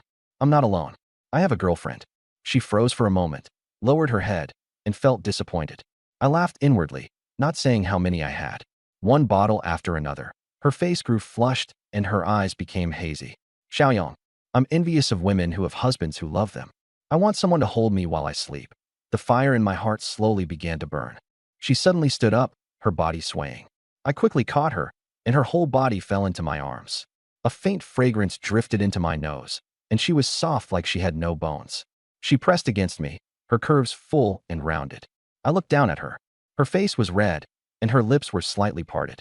I wanted to help her sit on the sofa, but she clung to my neck and looked up at me. Her eyes were blurred and misty, bright with tears. Her face was so close I could feel each other's breath. Her lips brushed the corner of my mouth, soft and quick, as if by accident. My head buzzed, and I kissed her hard. She didn't push me away. Instead, she responded. Clumsy and unpolished, but real. I wrapped my arms around her slender waist and thought of how she had smelled when I carried her in the supermarket. I deepened the kiss. When we finally broke apart, she fell asleep in my arms. I looked at her and wanted to carry her to bed. My phone rang. The screen showed, Zhao Yakin. Yakinja missed me. Xiaoyong saved me. Her voice was full of fear. Yakinja, what's wrong? Lu Qian's voice came through the phone. Mom, stop struggling. Yakinja. The call was cut off. I kept dialing, but no one answered. I put Luo Shiyun on the sofa and rushed out the door. Zhao Yakin was lying on the sofa, her whole body burning hot. Her face was flushed red, and her breathing was rapid. Sweat had soaked through her loungewear. Lu Qian sneered. Mom, you're so tender right now. When young Master Zhang comes, do you think he'll like it? Zhao Yakin cried. I'm your mother. Mother? Did you think of that when you snatched Wang Yang from me? Lu Qian shouted angrily. Did you think of that when you took him to buy that gold bracelet, smiling so happily? The doorbell rang. Zhang Mingde had arrived, followed by a bald man and a blonde-haired man. Lu Qian's face went pale. Young Master Zhang, didn't you say you were coming alone? It's more lively with more people. Slap. He slapped Lu Qian to the floor. Are you going to do this today or not? Your mom is lying there, and the drug's already been put in. You've got no way back now, understand? Lu Qian gritted her teeth and got back up. Understood. The three of them entered the living room. Zhang Mingde looked at Zhao Yakin. Damn, she's fucking gorgeous. The bald man's eyes lit up. This woman's way too hot. The blonde-haired man rubbed his hands together. She's much better than girls in their early 20s. Zhang Mingde looked at Lu Qian. You come too. Don't want to? Then you don't want the car anymore. Lu Qian clenched her teeth. I'm in. Half an hour later, Zhao Yakin had changed into a purple hip-hugging dress. The dress was extremely short, and black stockings made her legs look long and slim. Lu Qian wore a white sailor-style outfit with twin ponytails. Zhang Mingde walked toward Zhao Yakin. Auntie, tonight I'll make you feel good. Zhao Yakin looked at Lu Qian through tears. Qian, you can't. Zhang Mingde unbuckled his belt. Bang. The door was kicked open by me. Zhang Mingde turned around, his belt half undone. The bald man and the blonde-haired man shrank to the side. Lu Qian was lying on the bed, her expression stiff. My eyes locked onto Zhao Yakin. Her purple dress was wrinkled, the hem bunched up. Her face was red as fire, and she was murmuring softly, so hot. My fists clenched. There was only one thought in my mind, to kill them. Zhang Mingde sneered. Wang Yang? Perfect. You came right to our door today, so I'll show you what happens. The bald man grabbed a glass bottle. The blonde-haired man pulled out a collapsible baton. They closed in from both sides. The bald man grabbed a beer bottle, and the blonde one pulled out a collapsible baton. Lu Qian sat up on the bed and looked at me with a complicated expression. Fear, panic, and an emotion I couldn't put into words. I didn't look at her. I stared hard at Zhang Mingde. Go. At Zhang Mingde's command, the bald man rushed over with the beer bottle raised high. I shifted to the side and drove a fist into his stomach. Thud. The bald man doubled over. The bottle fell and shattered on the floor. Clutching his stomach, he dropped to his knees, his face turning the color of pig liver. His scream sounded like a pig being slaughtered. The blonde man was stunned. The baton came crashing down with a whoosh. I raised my hand to block it, then punched him in the face. Crack. His nose bridge broke. The blonde man screamed miserably and fell to the floor, blood spurting out. Zhang Mingde's face changed drastically. He stepped back and reached for his waist. I got there first and slammed a fist into his face. He crashed into the wall. Before he could steady himself, a second punch landed. His nose was smashed, blood splashing everywhere. I grabbed his collar and pinned him to the wall, pummeling him mercilessly. Every punch carried my rage. It carried the pain of seeing Sister Yakin and feeling my heart tighten. Zhang Mingda's face swelled up like a pig's, covered in blood. Two of his teeth had been knocked out, and his mouth was full of blood. He wanted to beg for mercy, but he couldn't even open his mouth. All he could do was groan. As soon as I let go, he collapsed onto the floor. The bald man and the blonde one shrank into the corner, trembling so hard they didn't dare breathe.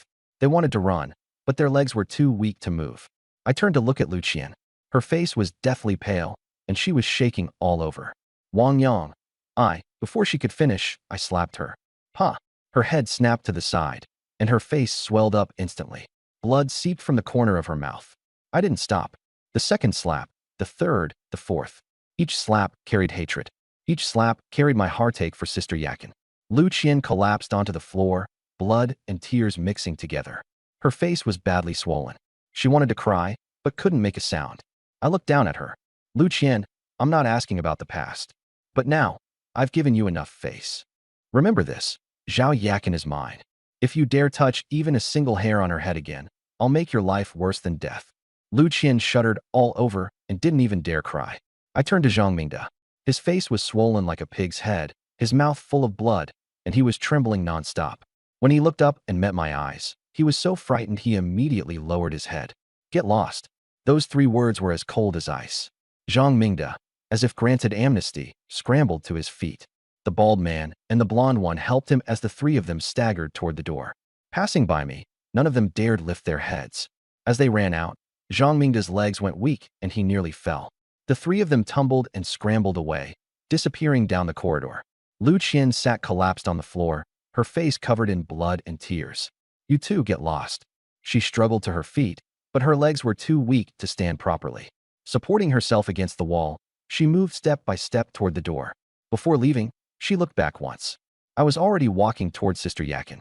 The door slammed shut. The room finally fell silent. I walked over to Sister Yakin. She was curled up on the sofa, her face red as if it were burning. Her breathing was rapid, and she kept murmuring, "So hot, so uncomfortable, Xiaoyang." Her fitted skirt had ridden up to her waist, exposing both thighs in black stockings. Her collar was askew, revealing one shoulder. I bent down and picked her up.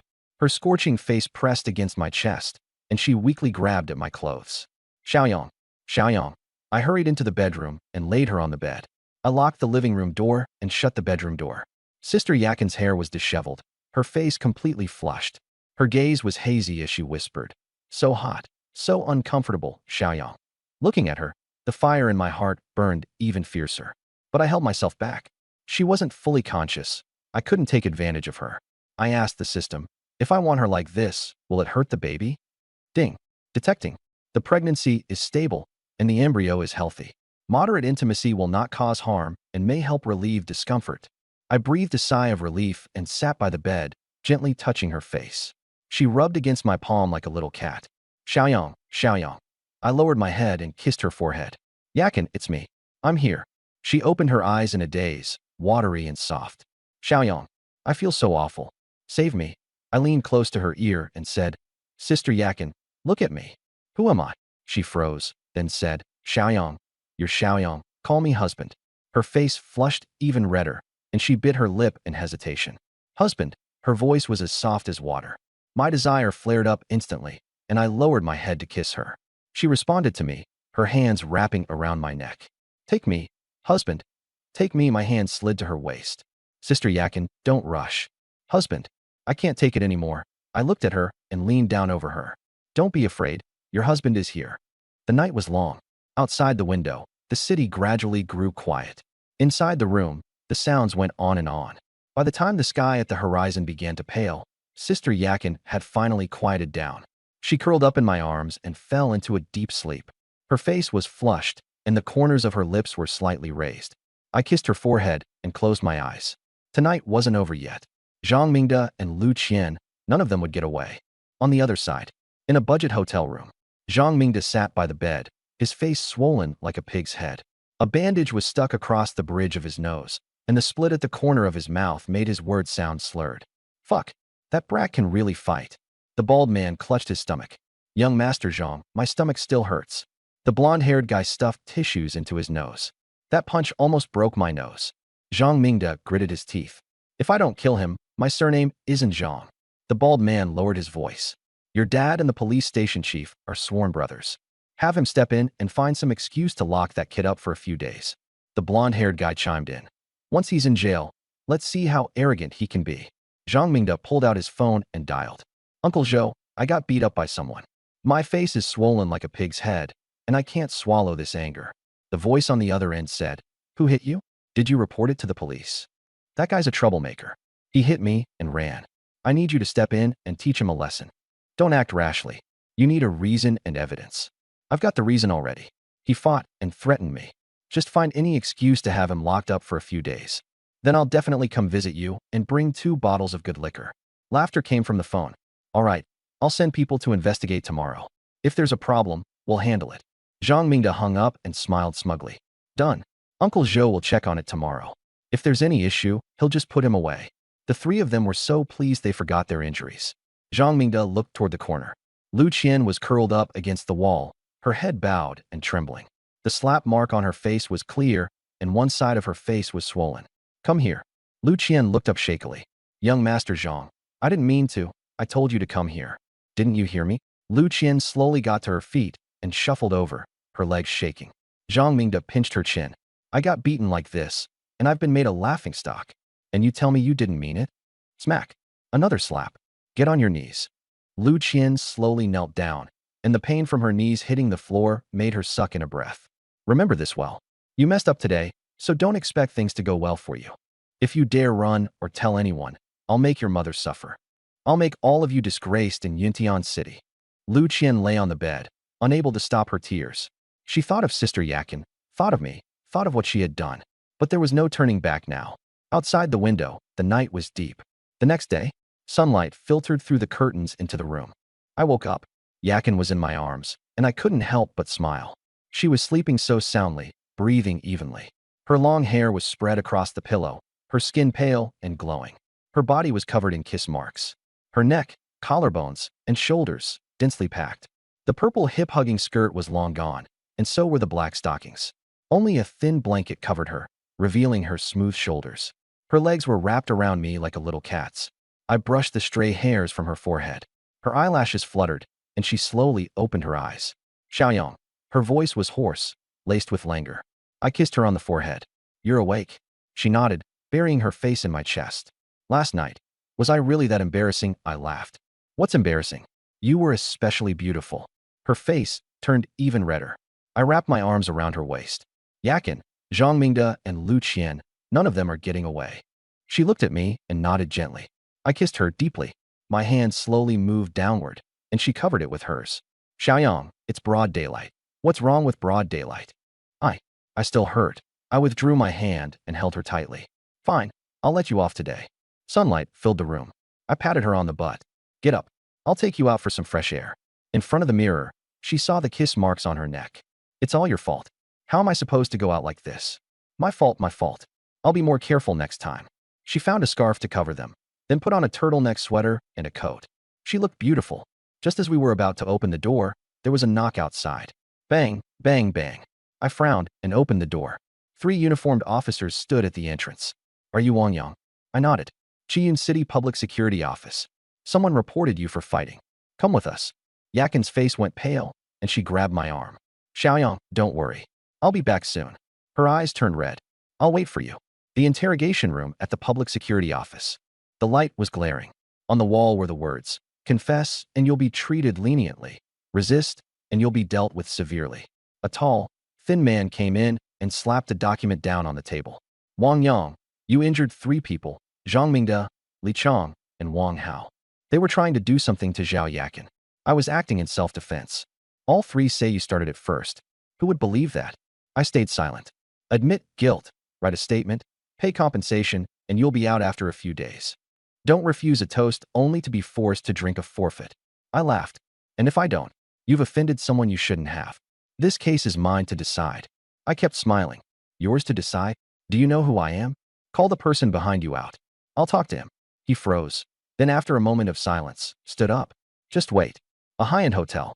Zhang Mingde leaned against the bed, with a bandage on the bridge of his nose. The bald, yellow-haired guy leaned over. Mr. Zhang, how's it going? Done. That brat's in the detention center. Uncle Zhou said he'll be locked up for at least 20 days. The bald guy's eyes lit up. Really, 20 days? Yellow hair laughed. By the time he gets out, Mr. Zhang will have already taken Zhao Yakin.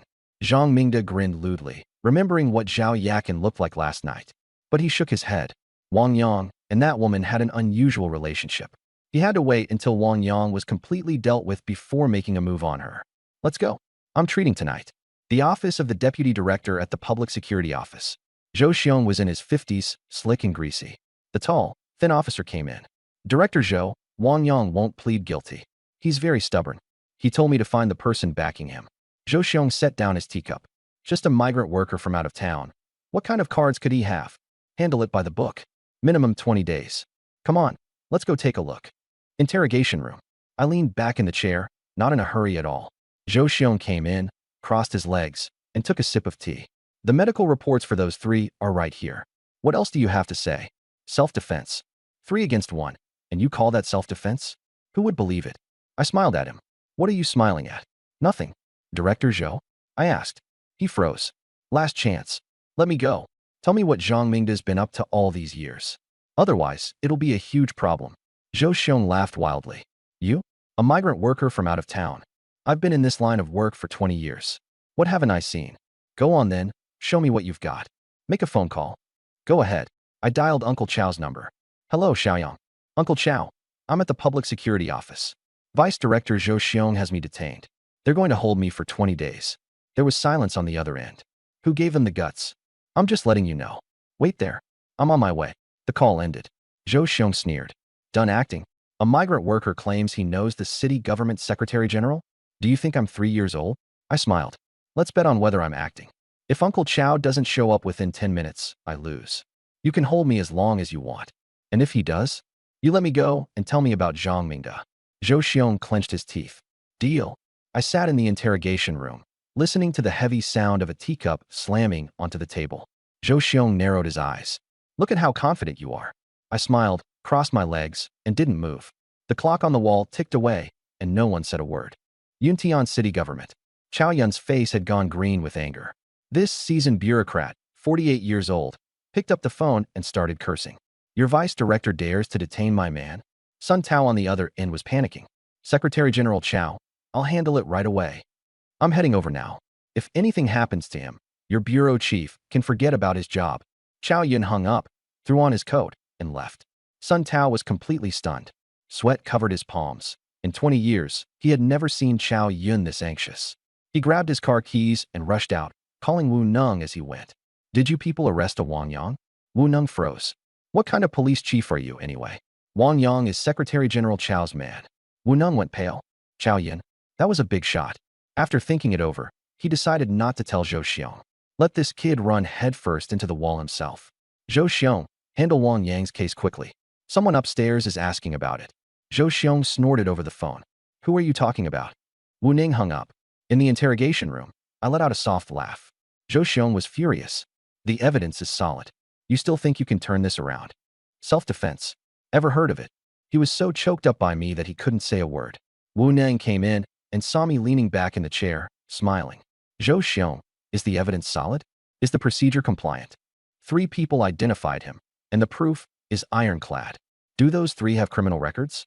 Can this evidence even be trusted? Zhou Xiong's expression changed. Wu Neng turned to me with a smile. Mr. Wang, you've been wronged. Release him. Wu Neng ordered. No way. Zhou Xiong refused to budge. Suddenly, the sound of a car screeching to a halt came from outside. Sun Tao got out of the car and saw no sign of Chao Yun's vehicle, so he let out a sigh of relief. He straightened his collar, put on an air of authority, and walked in. Mr. Wang, sorry to keep you waiting. Zhou Xiong stared blankly, his legs going weak. Sun Tao looked at Wu Neng coldly. Who told you to arrest someone? Wu Neng's eyes darted around. It was Zhou Xiong acting on his own. Zhou Xiong, who gave you that authority? It was Zhang Mingda. Zhang Mingda? What's your relationship with him? Zhou Xiong couldn't answer. Cold sweat streamed down his face. Mr. Wang, I was wrong.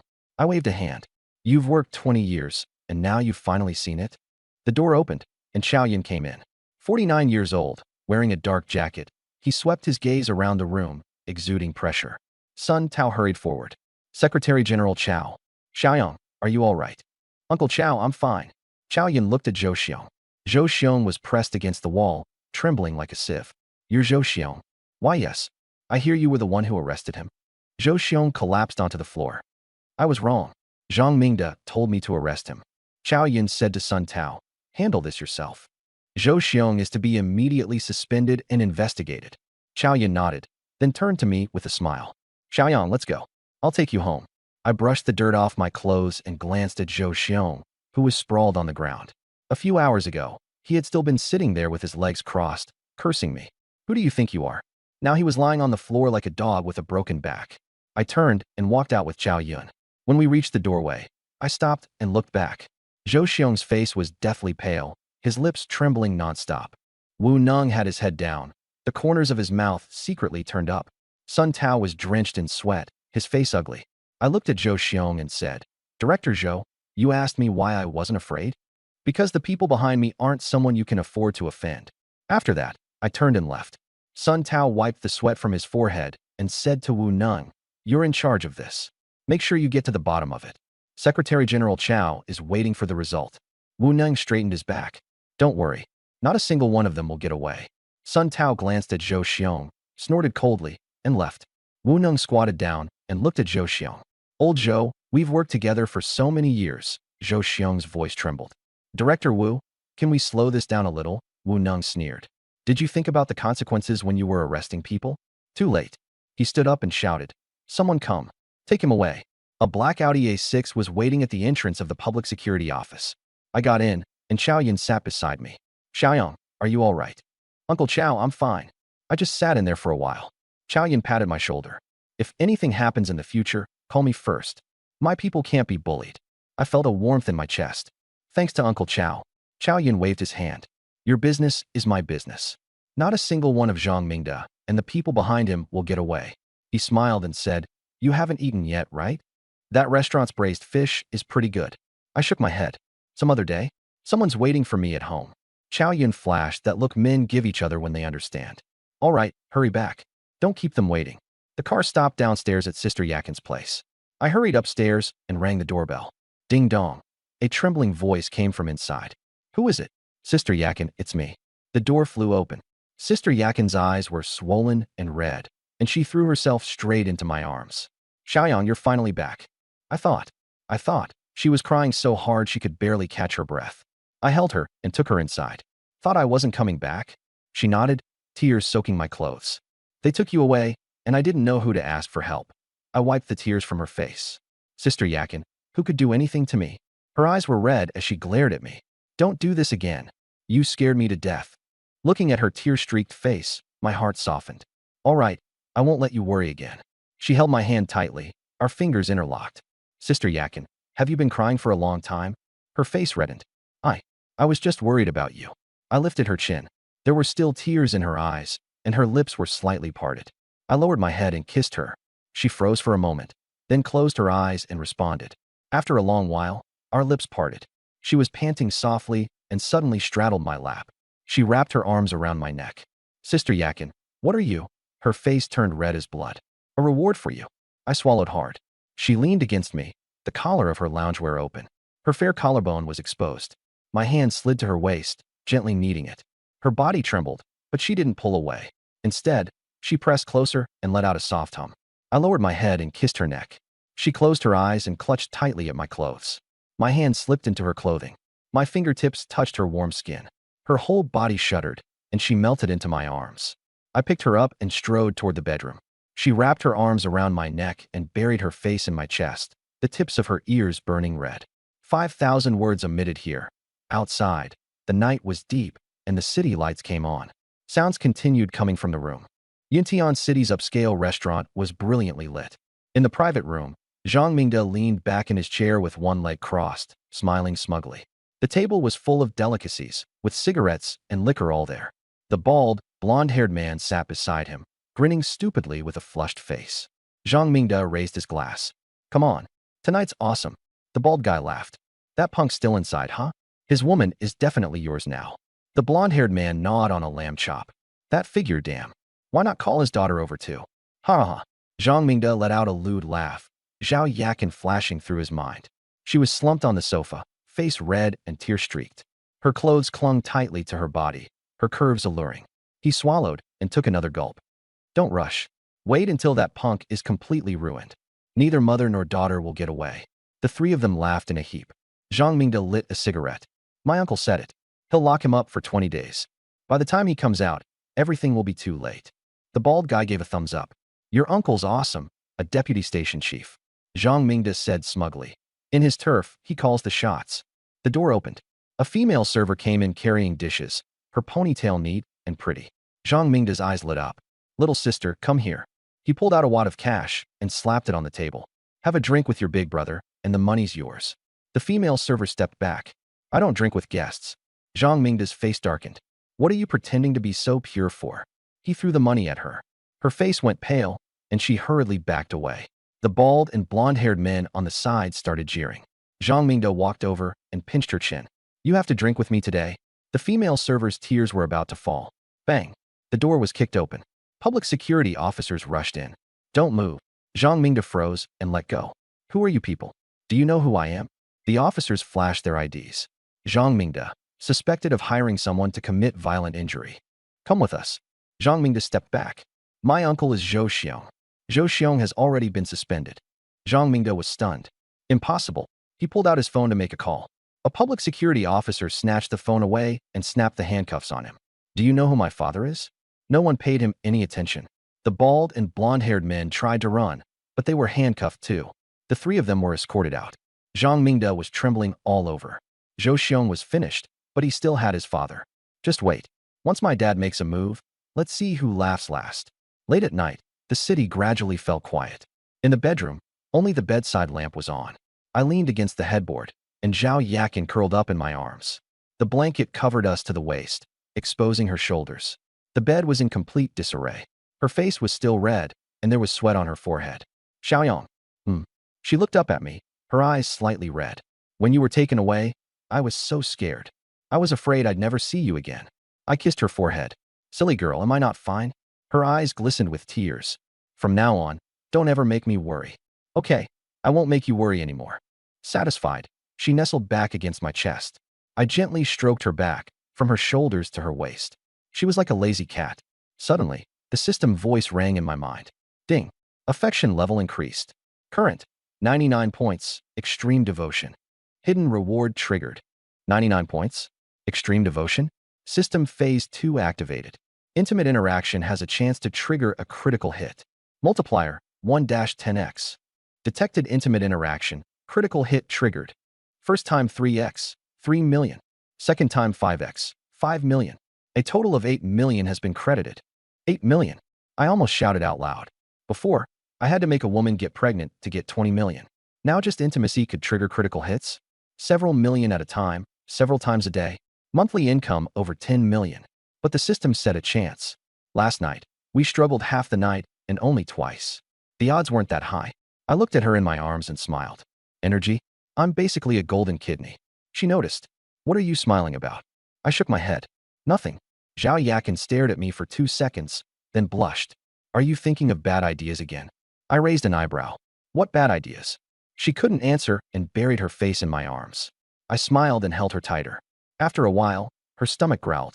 Embarrassed, she turned bright red and tried to hide. I laughed. Hungry. A little. I patted her butt. Get up and make dinner. She shrank back into my arms. I don't want to move. I patted her again. I'm hungry too. She glared at me. Behave yourself. I'll go make dinner. I raised a hand. How am I not behaving? Zhao Yakin sat up, and the blanket slid down. Her pale upper body was exposed, and she hurriedly pulled the blanket back up to cover herself. Watching her flustered and scrambling about, I couldn't help laughing. She shot me a glare, then got out of bed barefoot and stepped onto the floor. Bending down, she picked up her clothes and put on her underwear first. Then she took her bra, turned her back to me, and fastened the hooks. I leaned against the headboard and watched her. Her slender waist, her pale back. The black lace made her skin look even fairer. She changed into an off-white set of loungewear and turned around. Stop staring. I smiled. What's wrong with looking at my own woman? She was speechless and went into the kitchen. You're not allowed to follow me. I smiled and nodded. Listening to the sound of eggs being beaten, vegetables being chopped, and food being stir-fried, with the aroma drifting over, I curled the corners of my mouth. This life is really fucking great. Third floor of Fenghua County Mall. Wang Xiaohu stood in the corridor, clutching 11 roses. They had cost a little over 100 yuan. He hadn't wanted to buy them, but after hesitating for a long time, he still went in. He gave a bitter smile. Last time, he had stormed out and spoken so confidently. After going home, his parents tried to persuade him. The bride price could be negotiated. His mother said, "You're almost 30. If you don't get married, the village will lose face." His father said, "Find a way to lower the bride price." Looking at his parents' graying hair, he couldn't bear to refuse. He took out his phone and opened Qinyali's WeChat. The chat box was still stopped at "Let's break up." She had replied, "Oh." Staring at that, "Oh," he couldn't bring himself to face it. He switched to Sun Lingling's WeChat. "Where is Yali?" "Third floor, Western restaurant by the window." Taking a deep breath, he tightened his grip on the flowers and walked toward the Western restaurant. He pushed the door open and went in. Looking for someone. In the third row by the window, he saw Qinyali. She was wearing a white wool coat, her makeup exquisite. Across from her sat a man, looking like a college student. The man leaned in and whispered in her ear. Qinyali laughed and punched him in the chest. The man pinched her chin and kissed her. Their tongues entwined, and saliva stretched into fine threads. Wang Xiaohu froze. The flowers in his hand drooped, and petals fell to the ground. "Qinyali." She opened her eyes and shoved the man away, hurriedly wiping her mouth. "Xiaohu, why are you here?" The man said, "I'm her cousin." Qinyali nodded. "Right, cousin." Wang Xiaohu sneered. "Cousin? Kissing your cousin like that?" He smashed the flowers to the ground. 388,000 in bride price, and you're making out with someone else. You've played me for 3 years? Qinyali grabbed him. "It's a misunderstanding. He really is my cousin. Get lost. I'm not marrying you." He turned and left. She chased after him, crying and pleading. Wang Xiaohu slapped her across the face. Smack. "You and I have nothing to do with each other." He strode away. On the overpass, Wang Xiaohu sat on the steps, empty beer cans scattered around him. He took a swig. 3 years to save 388,000. She wanted the bride price while kissing someone else. He slammed the can down. "I'm just a fucking idiot." Tears slid down his face. "Brother Xiao." Sun Lingling arrived and handed him a hot drink. "Stop drinking. Am I really that stupid?" She shook her head. "I like you. I've liked you since college." Wang Xiaohu was stunned. "This isn't to comfort you. It's the truth." She kissed him. Wang Xiaohu's mind went blank. After they parted, she leaned into his arms. "Be with me. No bride price, no 3 gold pieces. I only want you." Wang Xiaohu felt his nose sting. He pulled her into his arms. "Thank you. I don't want to go back tonight." Wang Xiaohu froze. "Then where are you staying?" Sun Lingling blushed. "With you. Isn't that too fast?" She glared at him. "Fine, then I'm leaving." Wang Xiaohu grabbed her. "Wait." Hand in hand, they walked down from the overpass. The night breeze carried the fragrance from her body. This damn life didn't seem so bad after all. Yuntian City. The kitchen was filled with the aroma of food. Zhao Yakin wore an apron, her long hair tied up. Her off-white loungewear outlined the curve of her waist and hips. I leaned against the doorframe, watching Sister Yakin busy herself in the kitchen. Under the light, she glowed with a warm yellow softness. Her side profile was gorgeous, her eyelashes trembling lightly. When she bent to pick up a plate, her loungewear tightened against her body. That curve was really plump and full. I swallowed. "Had enough looking?" She didn't turn around, her voice tinged with laughter. "Not enough. No matter how I look, it's not enough. You smooth talker." Her face reddened as she turned around with a plate of tomato scrambled eggs. "Go on, carry the dishes." I took the plate, and my fingers brushed the back of her hand. She flinched slightly, her face turning even redder. Standing behind her, I rested my chin on her shoulder. "So fragrant. I want to eat." "Do you mean the soup smells good, or I do?"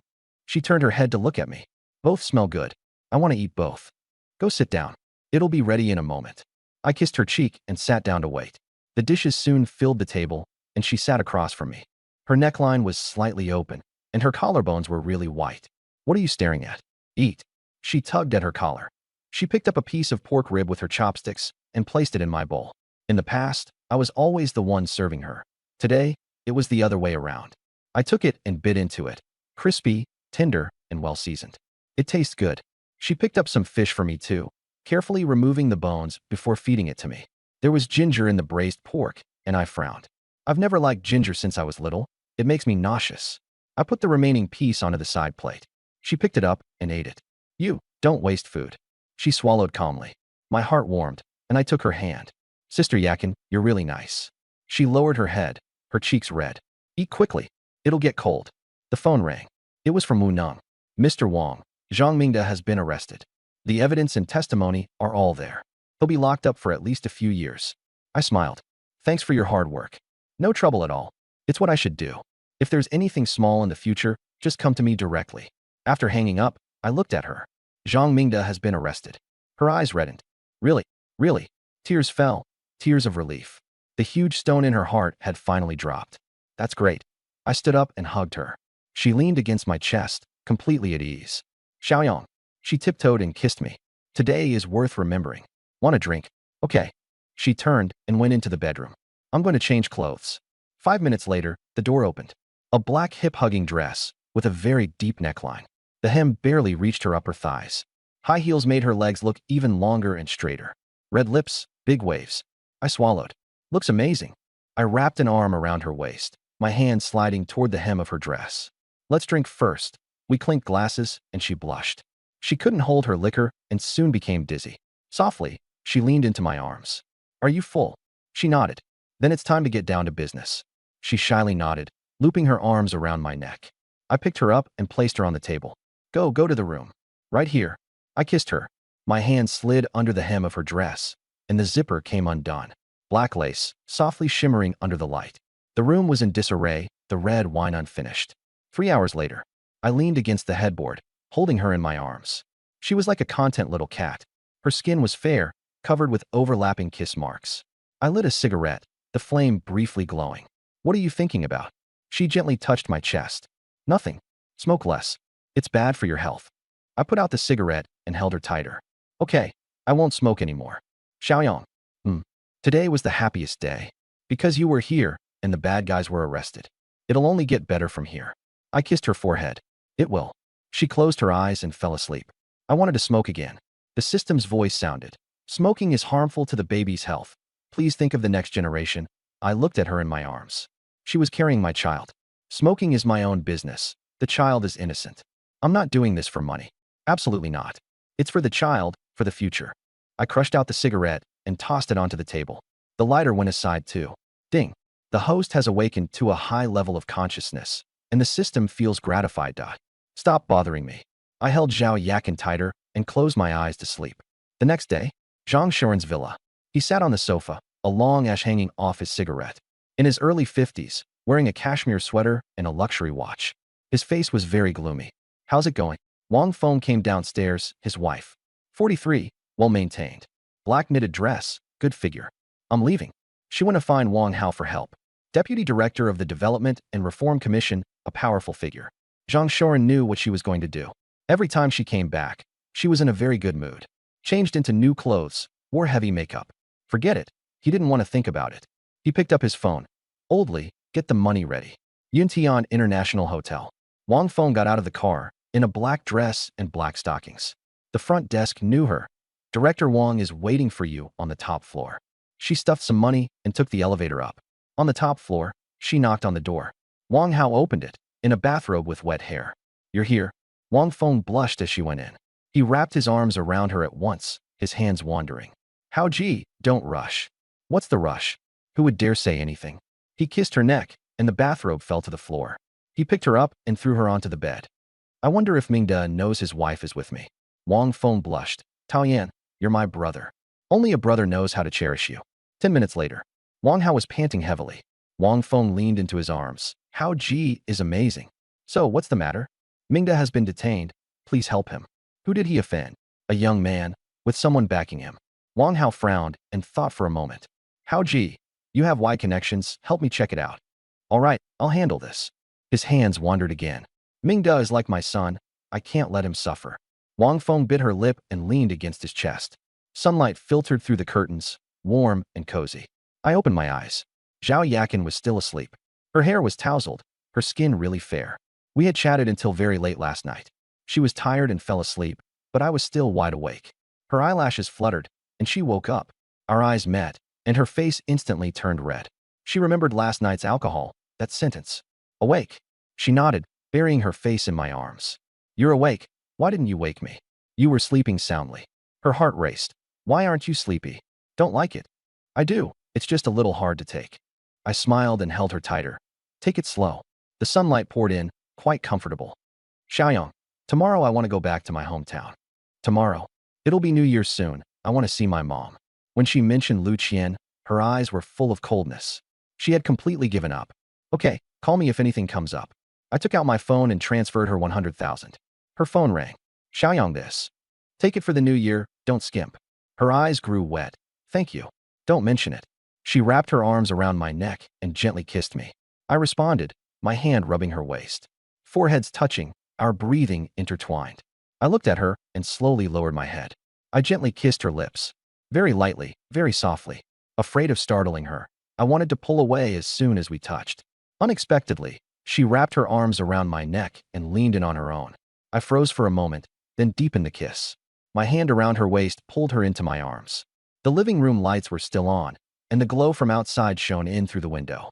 Her hands clutched my clothes tightly. So tightly, as if she was afraid I'd run away. Holding her, I could feel her trembling. She had been frightened just now, and now she was shy again.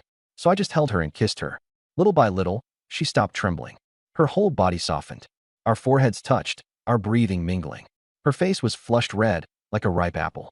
Shiryun, from now on, with me here, no one will dare bully you. She nodded, tears falling again. I know. Why are you crying again? I'm not. I'm just happy.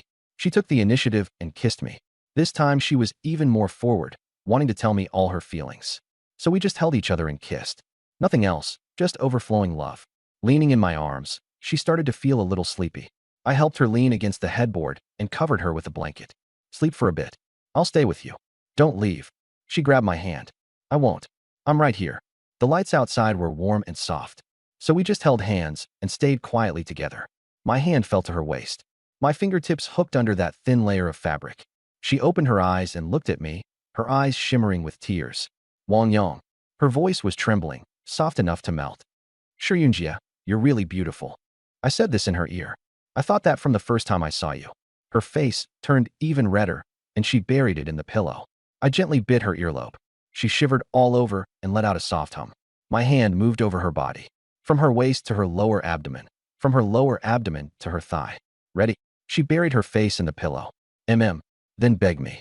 She froze and lifted her head from the pillow. I looked at her with a smile. If you beg me, then I'll start the game. Her face turned red enough to drip blood. Why are you so bad? Not begging? Then forget it. I pretended to get up. Don't. She grabbed me. Tears were gathering in her eyes. Please, her voice was so small, it was like a mosquito buzzing. Beg me for what? Please, start the game quickly. I no longer hesitated and lowered my head to kiss her. Shiryunjia, when you play the game, you have to relax a little. She nodded, but her body was still tense. My hand gently kneaded her waist, over and over. Gradually, she relaxed, her body going soft. I lightly pulled at that layer of fabric. She closed her eyes, her body arching slightly. I kissed her forehead, her eyes, the tip of her nose. The kisses were light and soft. Outside, the night was deep, with lights turning on one by one. Inside the room, the temperature kept rising. Wang Yang, the game is too slow. Beg me. Please, just play the game properly. Her voice was soft as water. I stopped teasing her. Her body trembled. Her fingers clenched the bedsheets, knuckles turning white. A soft sound came from her lips. It was like crying and like laughing. She wrapped her arms around my neck. Her nails left shallow marks on my back. Outside, the night grew darker and darker. In the room, the sounds went on and on. I patted her on the shoulder. Get up. If you don't, we'll be late. Zhao Yakin blushed and burrowed to the side under the blanket. I sat up and got dressed. She shrank into the blanket, showing only her head, looking at me with tears shimmering in her eyes. Are you leaving? I've got something to do. She softly answered and didn't ask any more, being very understanding. I kissed her forehead. I'll call you when I get there. Okay. I turned and left. As soon as the door closed, I heard her hugging the pillow and laughing. After leaving Zhao Yakin's place, I reached the underground parking garage of Yunshi Tai half an hour later. I didn't take the elevator and walked the stairs to get some exercise. When I got to the 24th floor, I paused for a moment. Luo Shiryun lived upstairs, thinking of how she had leaned against my chest when she was drunk and that gardenia fragrance. I smiled and kept going up. Suddenly, loud voices came from upstairs, a man shouting, a woman screaming. Let go of me. Let go of me. It was Luo Shiryun's voice. I rushed up. The door was ajar. A middle-aged man was grabbing Luo Shiryun, reeking of alcohol.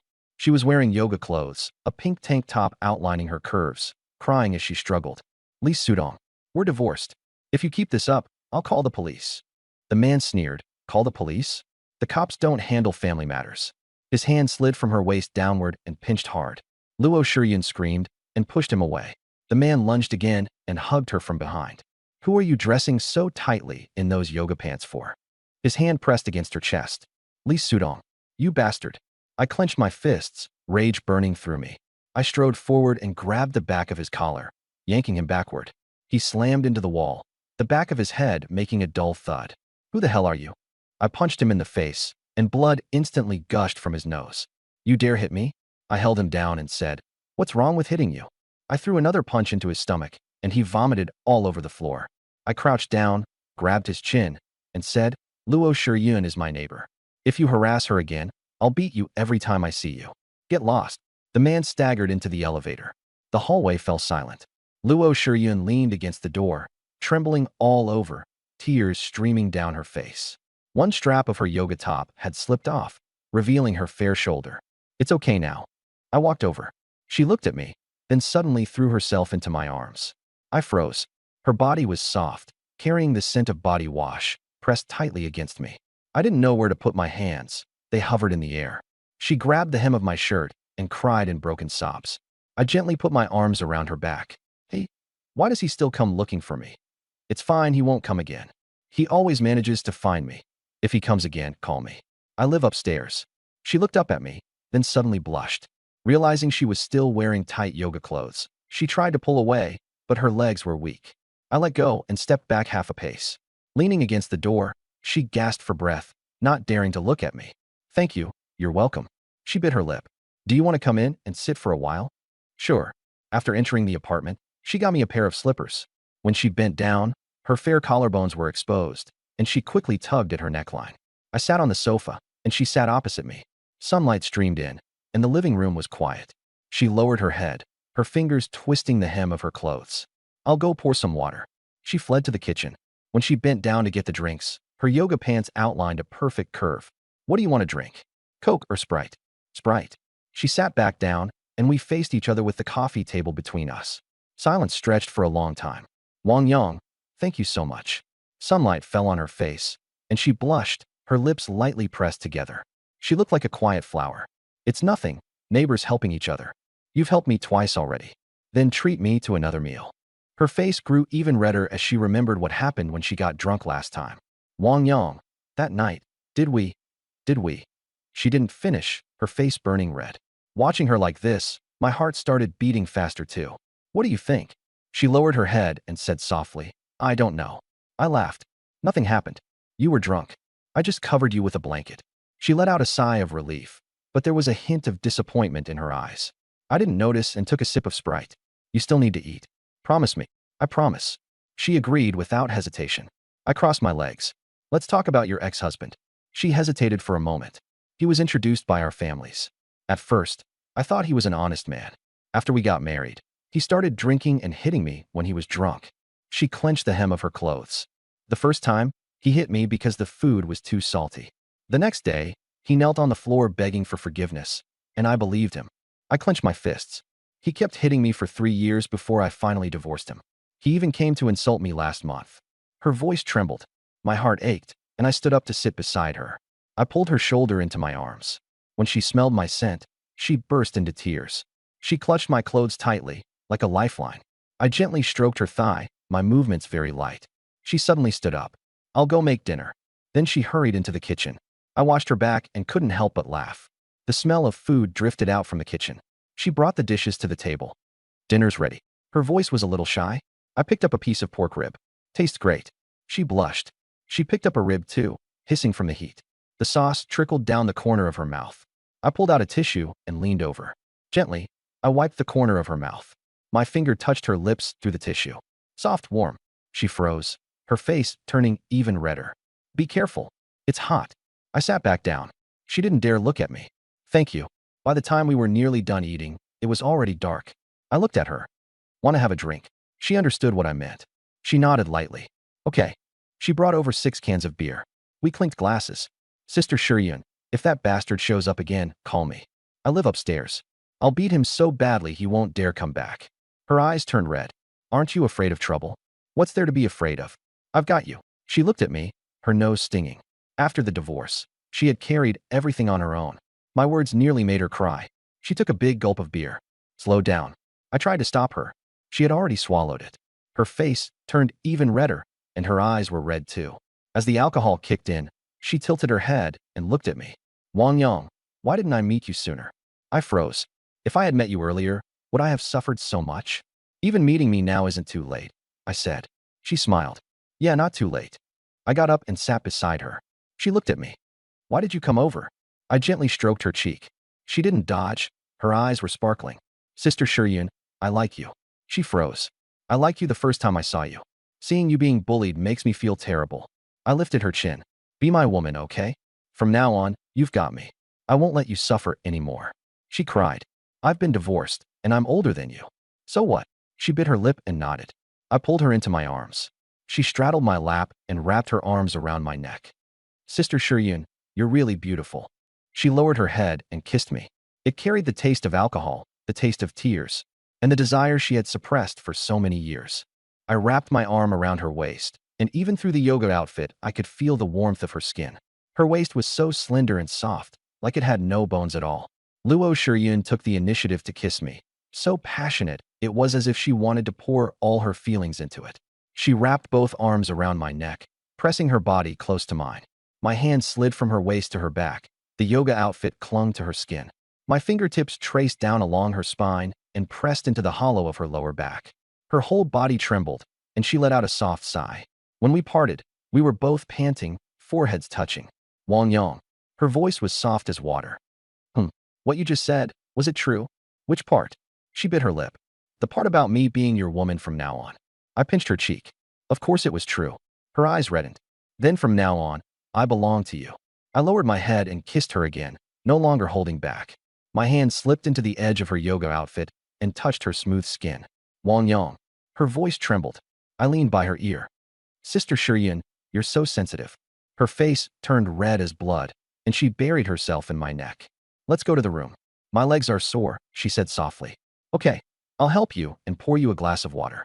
She froze for a moment, warmth flooding her heart. I helped her sit on the bed and went to pour some warm water. You were scared white just now. Drink some water. She took the cup, her fingers icy cold. Thank you, Wang Yang. If it hadn't been for you. I sat beside her and wiped away the tear tracks on her face. Don't mention it. I just happened to be here. She suddenly hugged me. Wang Yang, I've liked you for a long time. I started liking you the last time you helped me fix the water pipe. I smiled and hugged her tighter. I know. Me too. I leaned down and gently kissed her forehead. She looked up at me like a little deer. Slowly, I lowered my head and kissed her lips lightly.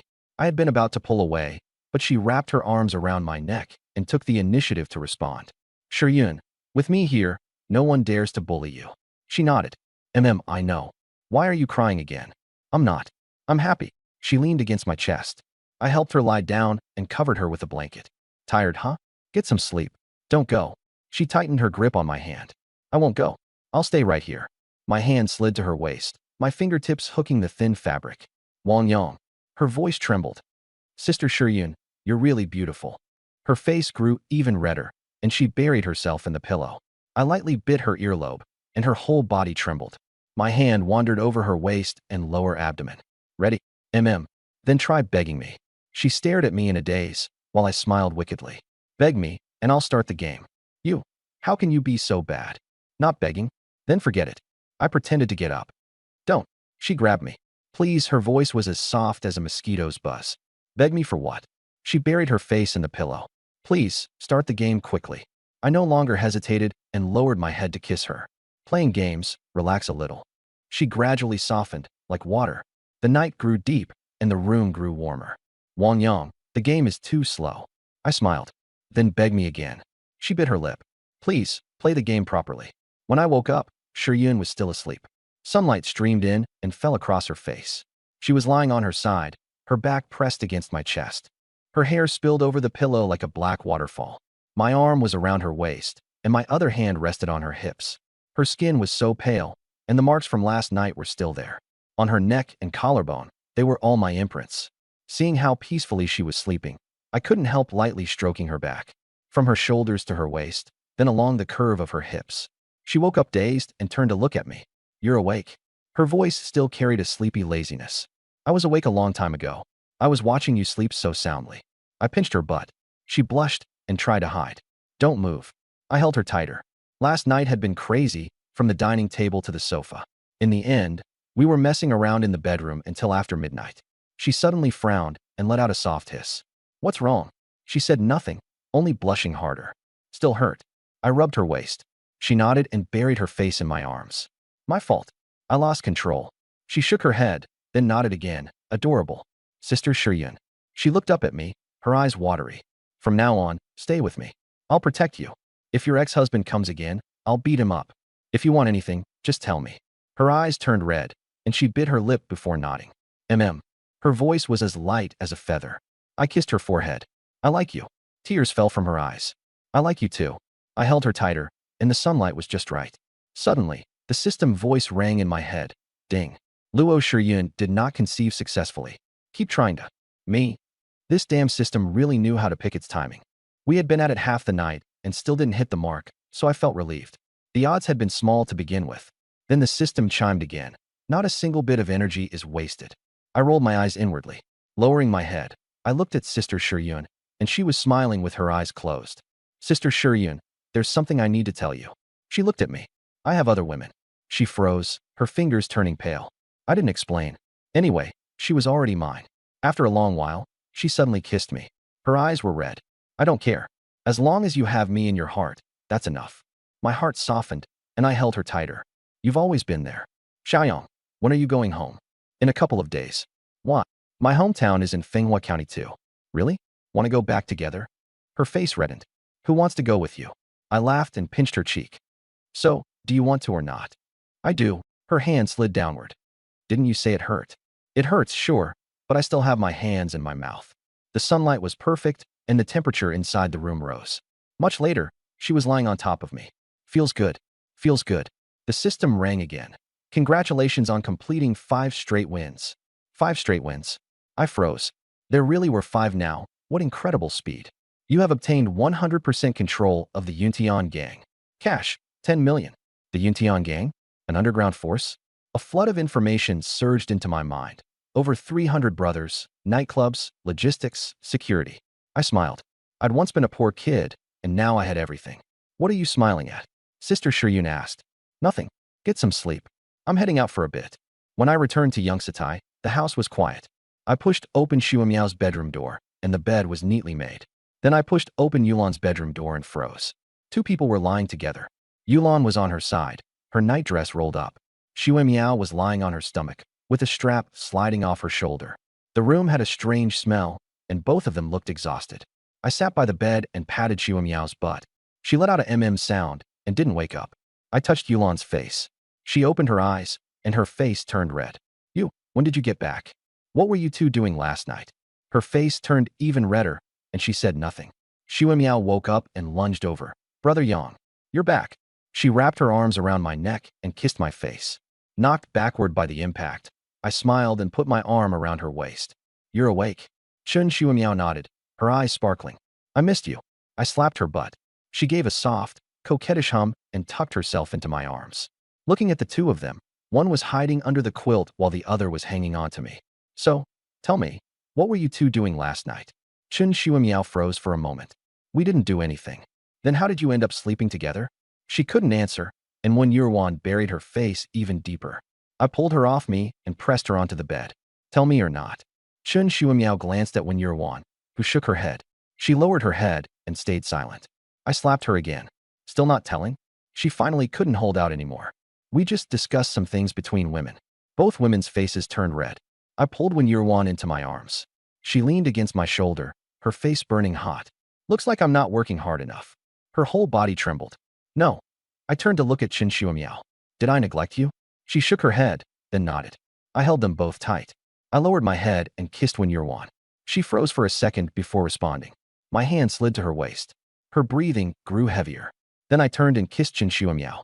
She wrapped her arms around my neck and kissed me back, her body soft and pliant. Both women's faces were flushed red, their eyes glistening with moisture. My turn. I laid them both down. When Yuan was on the left, her hair spread out. Her face was hot as fire, and she gripped the bedsheets tightly. Her nightgown neckline was open, revealing snow-white skin. Chen Shuimiao lay on the right, her arms around my neck. Her eyes were bright, like a cat that had just stolen fish. One shoulder strap had slipped down, and the hem of her dress had ridden up. You two, who goes first? When Yuan buried her face in the pillow, Chen Shuimiao smiled and said, Who do you want first? I'm asking you two. Let Sister Yuan go first. She was tired last night. When Yuan lifted her head and glared at her. You're the tired one. Sister Yuan, you were really loud last night. When Yuan's face turned even redder, and she reached out to cover her mouth. Don't say that, watching them fool around. The fire inside me burned even hotter. I pulled When Yuan into my arms. She lowered her head and didn't dare look at me, fingers tightly clutching the hem of her clothes. You two are going to have to serve me properly today. She trembled all over. Chen Shuimiao climbed onto my back. Wasn't you with the new neighbor last night? She was alone. How could she compare to you two? She kissed me contentedly. My hand moved from When Yuan's waist. Her breathing deepened. Xiaoyang. I lowered my head and kissed her. She closed her eyes and responded, gripping my collar tightly. Chen Shuimiao's hand slid down across my chest. My body tensed. Brother Yang, you've changed. Behave. Into the little black room. Chen Shuimiao blinked. I'm helping you. I pulled her to the edge of the bed and made her sit down. Her hair was loose, and her nightgown was slightly rumpled. Brother Yang, what do you want to do? I leaned closer to her, our noses almost touching. What do you think? She wrapped her arms around my neck and kissed my cheek. Be gentle. When Yuan was lying nearby, secretly watching. Her face was red as fire. She wanted to bury her head, but couldn't help sneaking glances. What are you looking at? She hurriedly buried herself in the pillow. I pulled her close against my shoulder. She stiffened for a moment, then slowly relaxed. I lightly rubbed against the side of her neck. She trembled and let out a soft hum. Chen Shuimiao leaned in. Sister Yuan, your skin is so smooth. When Yuan shrank into my arms. Don't touch randomly. I helped pull her strap back into place and gently massaged her shoulder. She closed her eyes, her eyelashes trembling. Chen Shuimiao lightly tapped her shoulder. So soft. When Yuan's face was red enough to drip blood. Stop talking. Chen Shuimiao smiled and kissed her cheek. Sister Yuan, you're really beautiful. When Yuan froze, wanting to push her away but too weak to do so. You've both been very good today. Chen Shuimiao tapped my chest. I'm the most obedient. When Yuan whispered, obedient. My hand slapped her waist. Her breathing quickened, and she trembled slightly. Chen Shuimiao leaned in. Brother Yang, you're being biased. I pinched her waistline. Satisfied? Not bad. When Yulan's shoulder strap slipped again. She wanted to pull it back, but her hand stopped halfway. Chen Shuimiao leaned against my shoulder. Yang Ji, hurry up. What's the rush? I can't wait anymore. I bent down and kissed her. When Yulan listened to the sounds, and her face turned even redder. She secretly opened her eyes and took a peek. My hand braced beside Shuimiao. She wrapped her arms around my neck, foreheads touching. She had her eyes closed, her heart pounding like crazy. I released her lips and turned to Yulan. I found her eyes closed too, but her eyelids were trembling. Peeking, and no. She buried her face in the pillow. Smiling, I pulled her closer. Her face pressed against my chest, and she could feel the vibrations. I lightly touched her lips, only for an instant. The second time, I lingered a little longer. She gripped my collar, her knuckles going white. Her lips trembled slightly, but she didn't pull away. Shuimiao gently stroked Yulan's arm. Sister Yulan, don't grip so tight. Yulan slowly relaxed. Her fingers loosened and rested against my chest. My hand slid to her thigh. I patted lightly through her nightgown. She trembled and let out a soft hum. Shuimiao's fingertips touched her waist. Yulan leaned into my arms, humming intermittently. I helped them lie down flat. Then I lay on my side between them. Sunlight spilled in through the curtains. The air was full of shampoo scent, and the interwoven sound of breathing. I could feel their heartbeats. Yulan's thump-thump was loud and clear. Shuimiao's was like a drumbeat, steady and rhythmic. Yang Ji, you're especially gentle today. I raised an eyebrow. Was I not gentle before? Shuimiao pointed at my chest. Today feels especially gentle, because Sister Yulan is here? I pulled her closer. I'll treat you well today. She wrapped her arms around my neck and kissed me. You'd better keep your word. Yulan blushed as she watched us. This time she didn't bury her face. Instead, she bit her lip and clutched the bedsheet. I turned to her. Come here. She slowly moved closer, hesitant like a little cat. I drew her into my arms. On the left, I brushed against the top of Xiaomiao's hair. On the right, I kissed Yulan's temple. Xiaomiao smiled. It's like eating fruit, one bite on the left and one on the right. One sweet and one even sweeter. Yulan pressed her face into the crook of my shoulder. Even the tips of her ears were red. Xiaomiao poked her cheek. You're blushing. Stop messing around. I'm going to mess around. The two of them playfully tussled in my arms. All right, stop messing around. I bent down and whispered into Yulan's ear. Her face instantly turned crimson. Xiaomiao leaned over. What did you say? I whispered into her ear too. Who's embarrassed? Not me. Yulan pulled at Xiaomiao's hand. Let me see. The two of them started fooling around again. The sunlight grew brighter and brighter. Laughter and soft hums mingled together. The three of us nestled close, and none of us moved away. Xiaomiao yawned. I'm sleepy. Didn't sleep well last night? She blushed and looked at Yulan. Yulan also blushed and buried her face in the pillow. I pulled the blanket up to cover them. Sleep a little longer. After their breathing evened out, I quietly got out of bed and put on my clothes. I walked out of the room. Meanwhile, the detention room at the public security office. Zhang Mingde sat in an iron chair. His face was swollen, and there was a band-aid on the bridge of his nose. Do you know who I am? He shouted toward the door. Let me out now, or you'll pay for it. The public security officers ignored him. My uncle is Zhou Xiong, the deputy director. Did you think it through before locking me up? Wu Ning walked in. His uniform was crisp, his expression calm.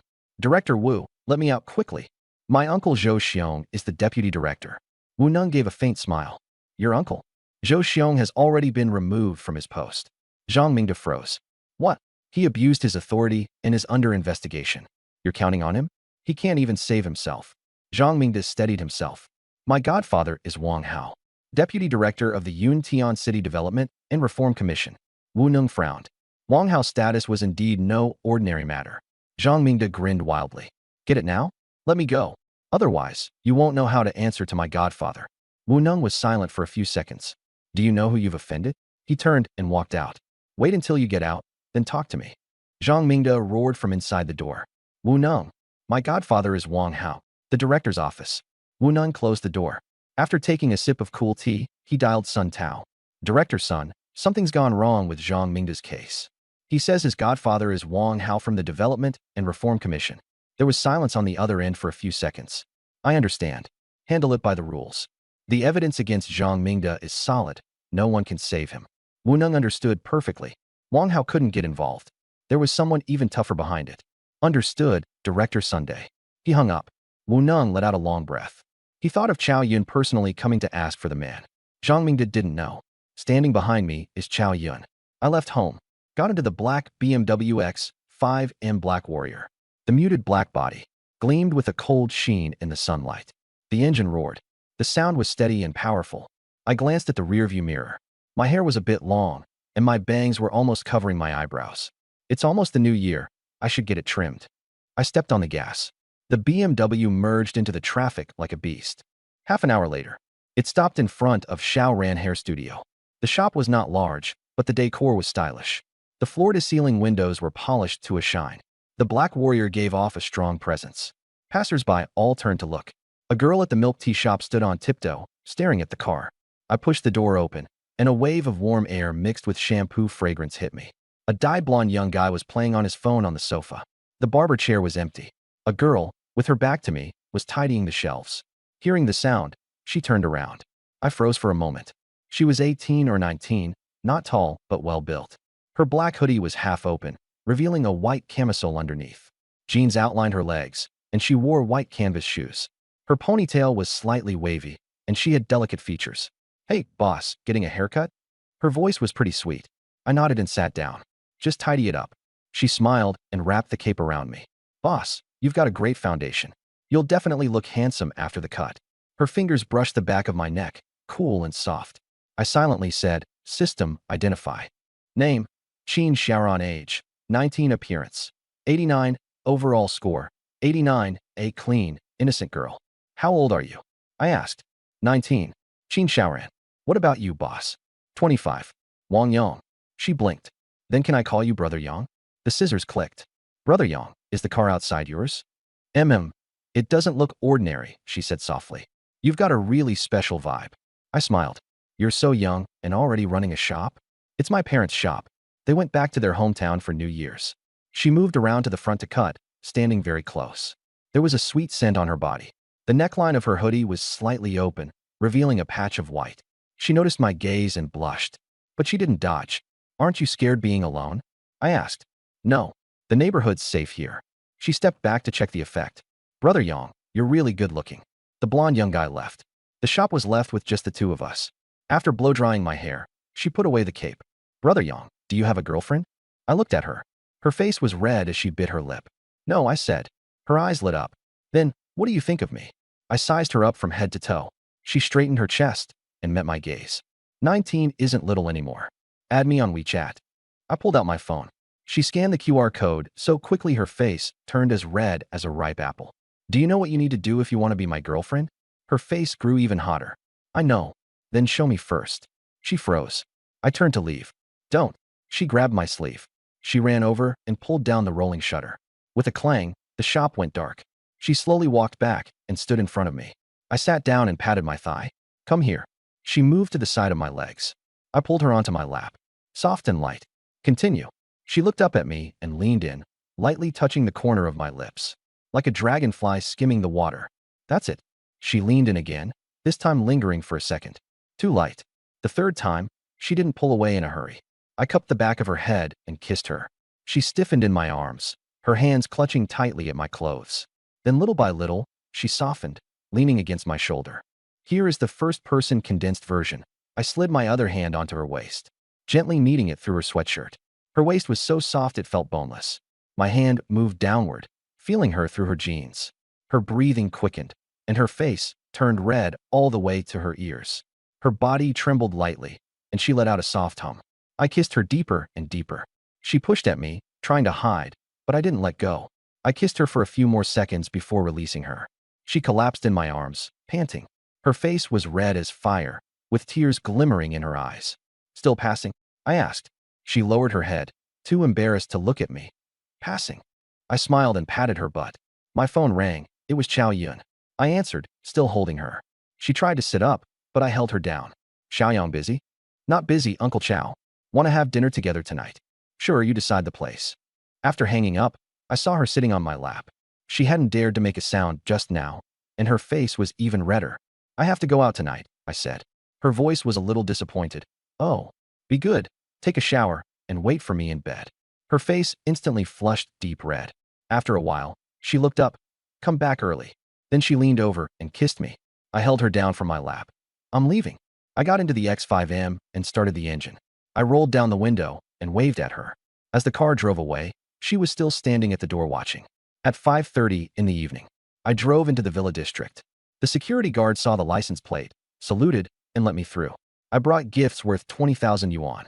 Mao Tai, Zhonghua cigarettes, imported fruit. I couldn't skimp on etiquette. I knocked on the door, and a girl opened it. Cream white sweater, jeans. Long hair draped over her shoulders, her skin exceptionally fair. Hello, may I ask who you are? I'm a friend of Uncle Chow. She called out. Dad, your friend is here. Once inside, Aunt Chow was cooking. The aroma was overwhelming. Chow Yun came out. Xiaoyang, what did you bring? A small holiday gesture, Uncle Chow. The girl poured tea and Toto glanced at me. This is my goddaughter, Yi Shuiying. She said softly. Hello, Brother Wang. Then another little girl came out. Ponytail, pink sweatshirt. Dad, we have guests. Yao Yao, call him Brother Wang. Hello, Brother Wang. Her voice was crisp and bright. Chow Yun took out a chessboard. Do you know how to play? A little. After a few moves, he suddenly said, the matter of Zhang Mingda must be dealt with strictly. He won't get away. With your word, I'm relieved.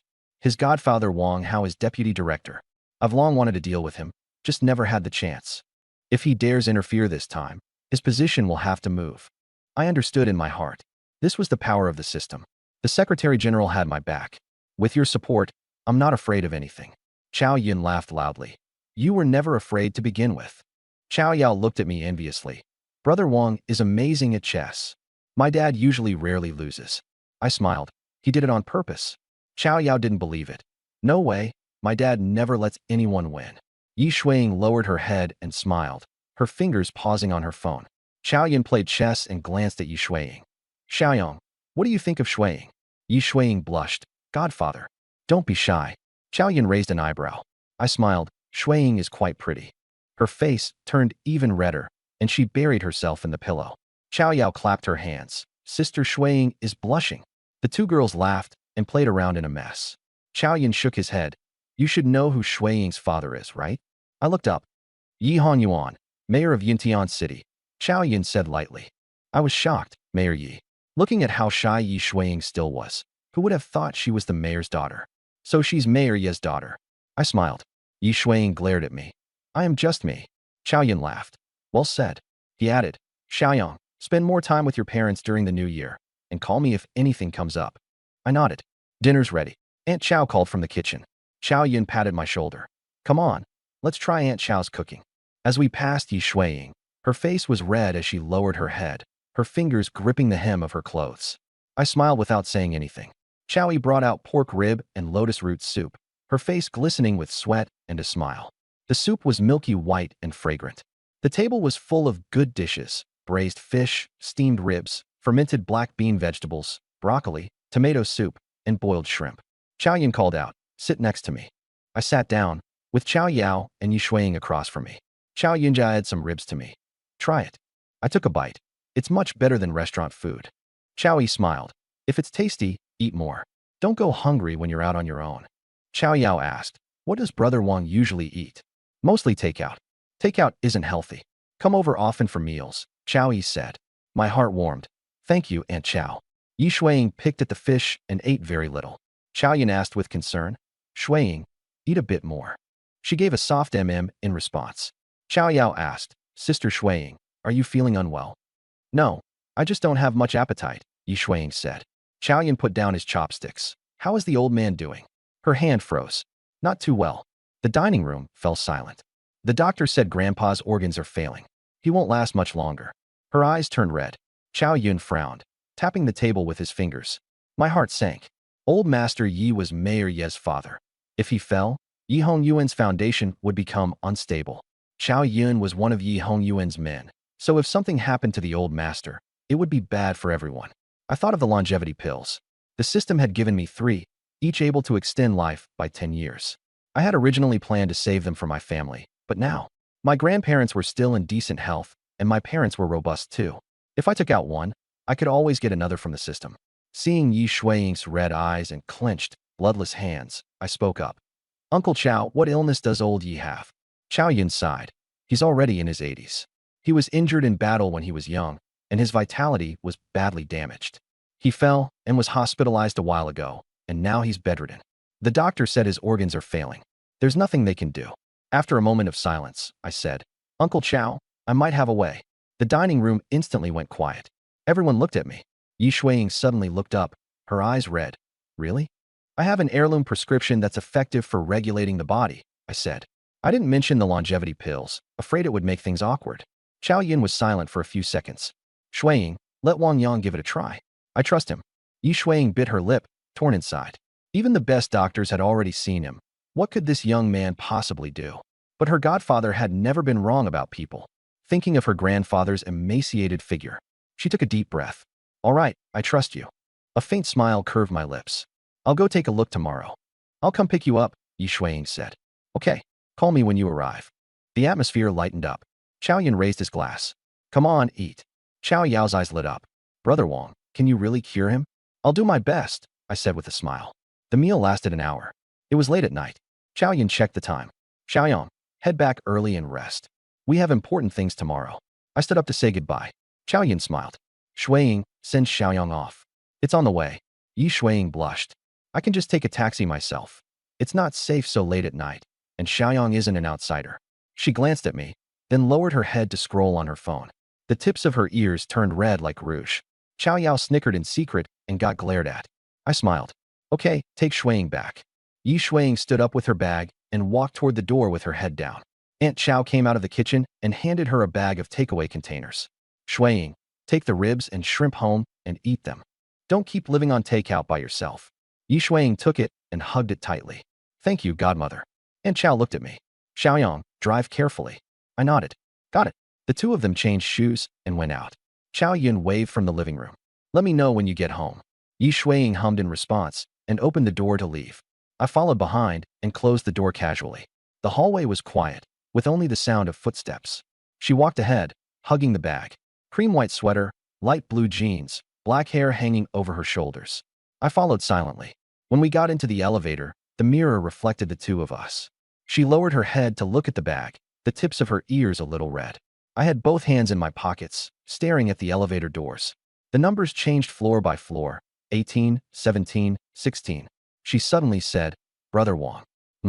Tomorrow, are you sure?" I looked at her. "I can't guarantee it, but I'll do my best." She nodded, then lowered her head again. The elevator arrived, and cold air rushed in.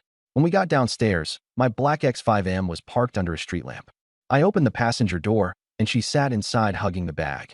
As soon as the door closed, all the outside noise vanished. Warm air blew through the car, carrying a faint leather scent. She leaned back in the seat, gripping the bag tightly. I got in and closed the door. In the cramped space, I could smell the fragrance on her body. It wasn't perfume, more like the sweet scent of shampoo mixed with body wash. I glanced at her.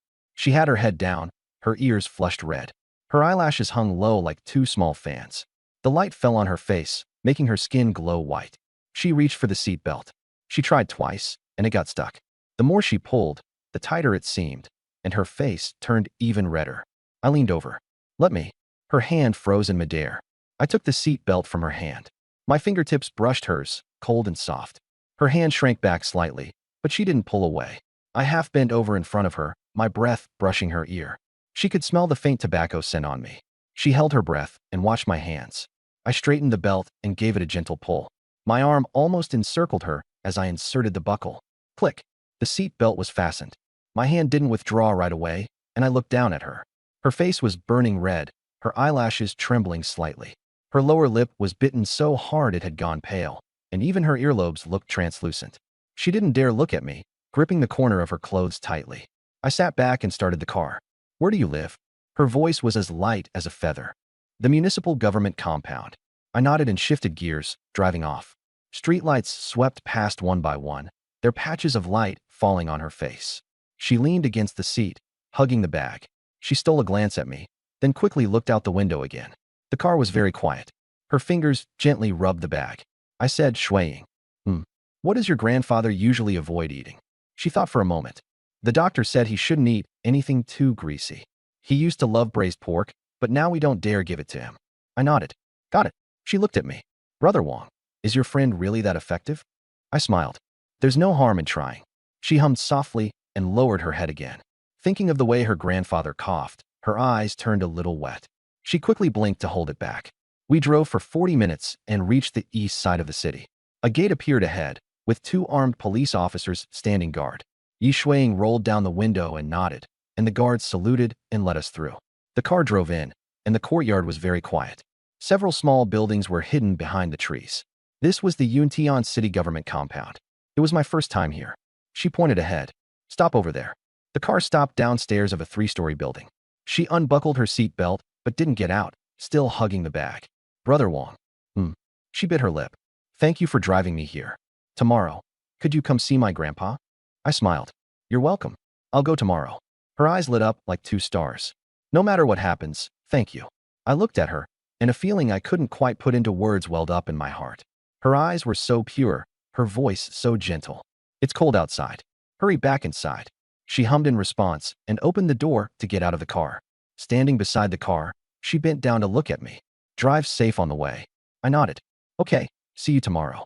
She turned with a smile and went into the building, then suddenly looked back. I lowered the window and waved. She waved back too, then disappeared into the stairwell. I watched her back vanish, then started the car and left. The black X5M pulled out of the compound and merged into the night traffic. Holding the steering wheel, I glanced at the location on my phone. It was sent by Qin Shaoran, a small alley in the old district. Not far. I stepped on the gas, and the car speeded up. Half an hour later, the car stopped below an old 6-story building. The wall paint was peeling, and the streetlights were dim and yellow. I tightened my coat and quickly went into the building. The stairwell was narrow, and the sound-activated light kept flickering on and off. I went up to the 4th floor and knocked on the door. The door opened. Qin Shaoran was standing there, her hair still wet. She was wearing a black lace nightgown, very short and very thin.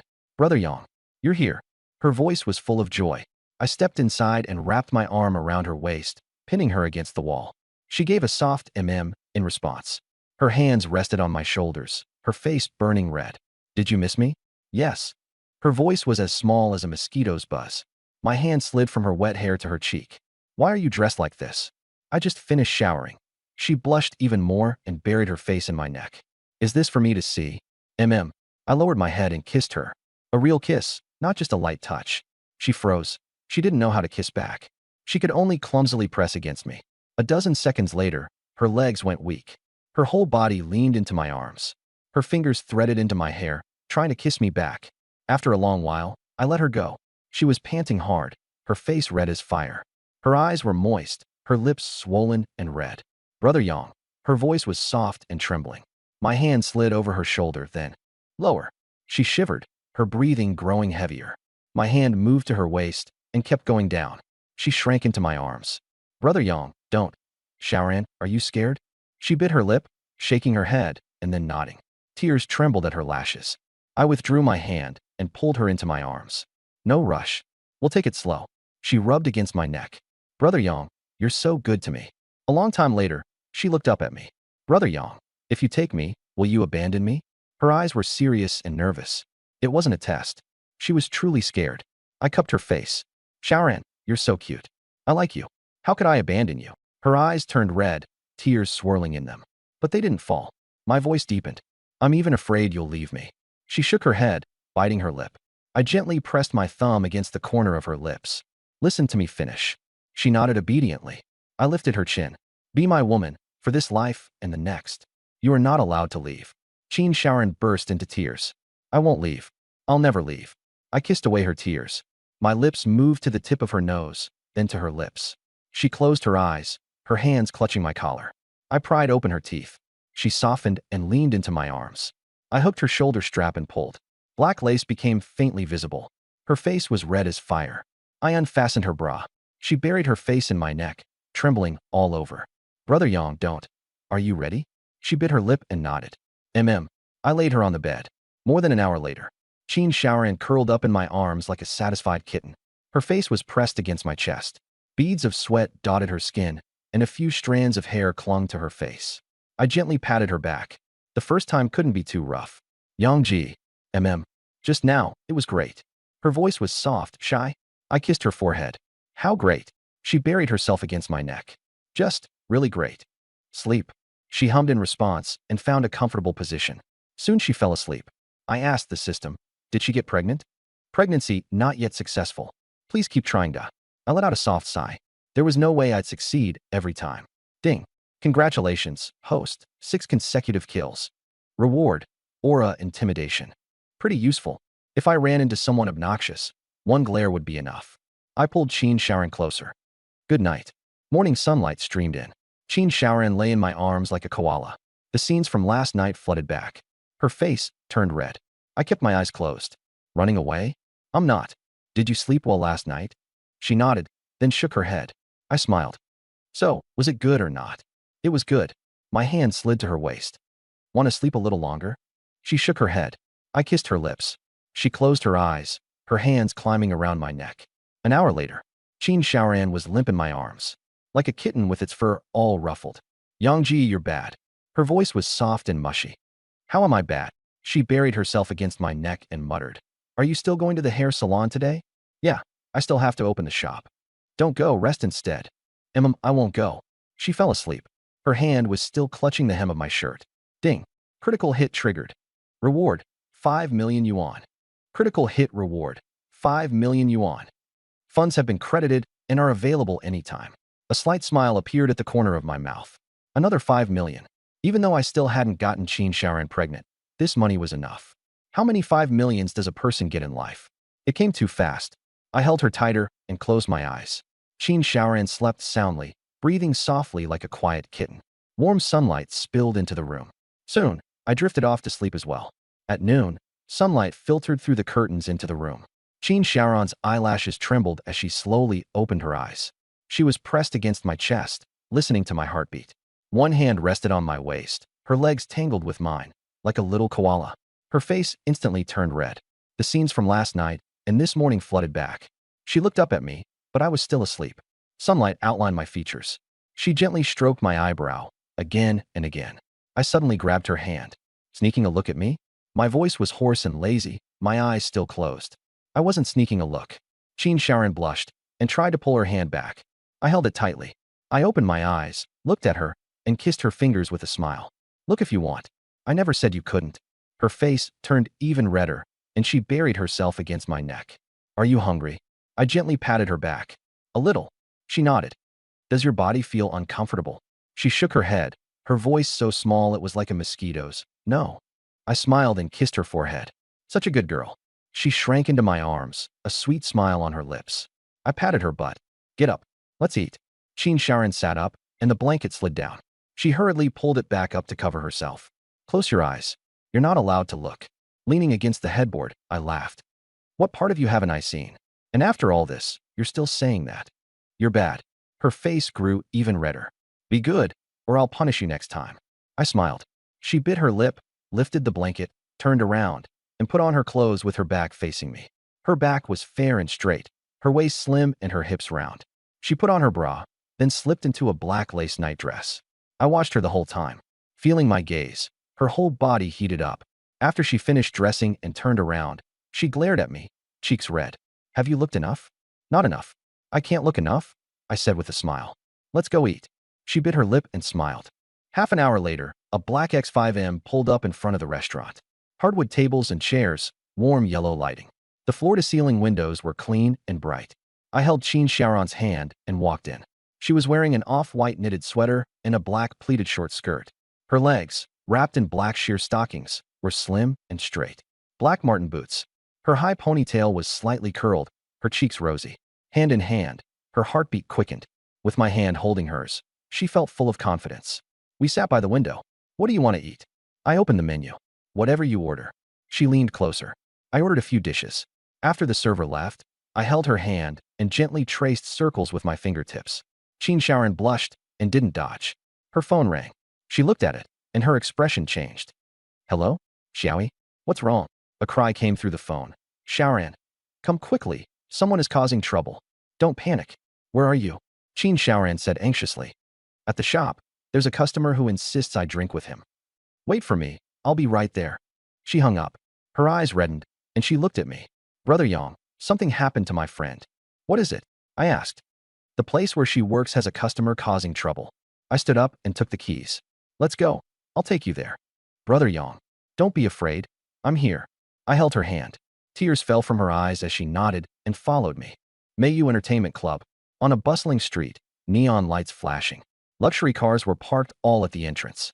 On the third-floor private room, the atmosphere was dim and ambiguous. 5 or 6 men were scattered around. The leader was in his 30s, with a crew cut. A green dragon tattoo was inked on his neck, and he was sitting with one leg crossed over the other. Bai Yuyan stood beside the tea table, the tray in her hands trembling. She was wearing a black bunny girl uniform. 18 years old, she had just graduated from high school and come out to work. Her features were delicate, her skin fair and clean. Her high ponytail made her look like a high school student. Today, a guest had specifically requested her service. While pouring wine, her hand shook, and red wine spilled onto the green dragon man's pants. The private room fell instantly silent. The man looked at his pants, then at Bai Yuyan. A smile appeared at the corner of his mouth, a smile that was creepy to look at. Little girl, these Armani pants of mine cost over 10,000. The other men joined in. That's half a month's salary gone. Just drink a few with us, and let it go. Bai Yuyan's face turned pale as she lowered her head and apologized. I'm sorry. I didn't mean to. The man stood up and walked over to her. He pinched her chin. What good is an apology?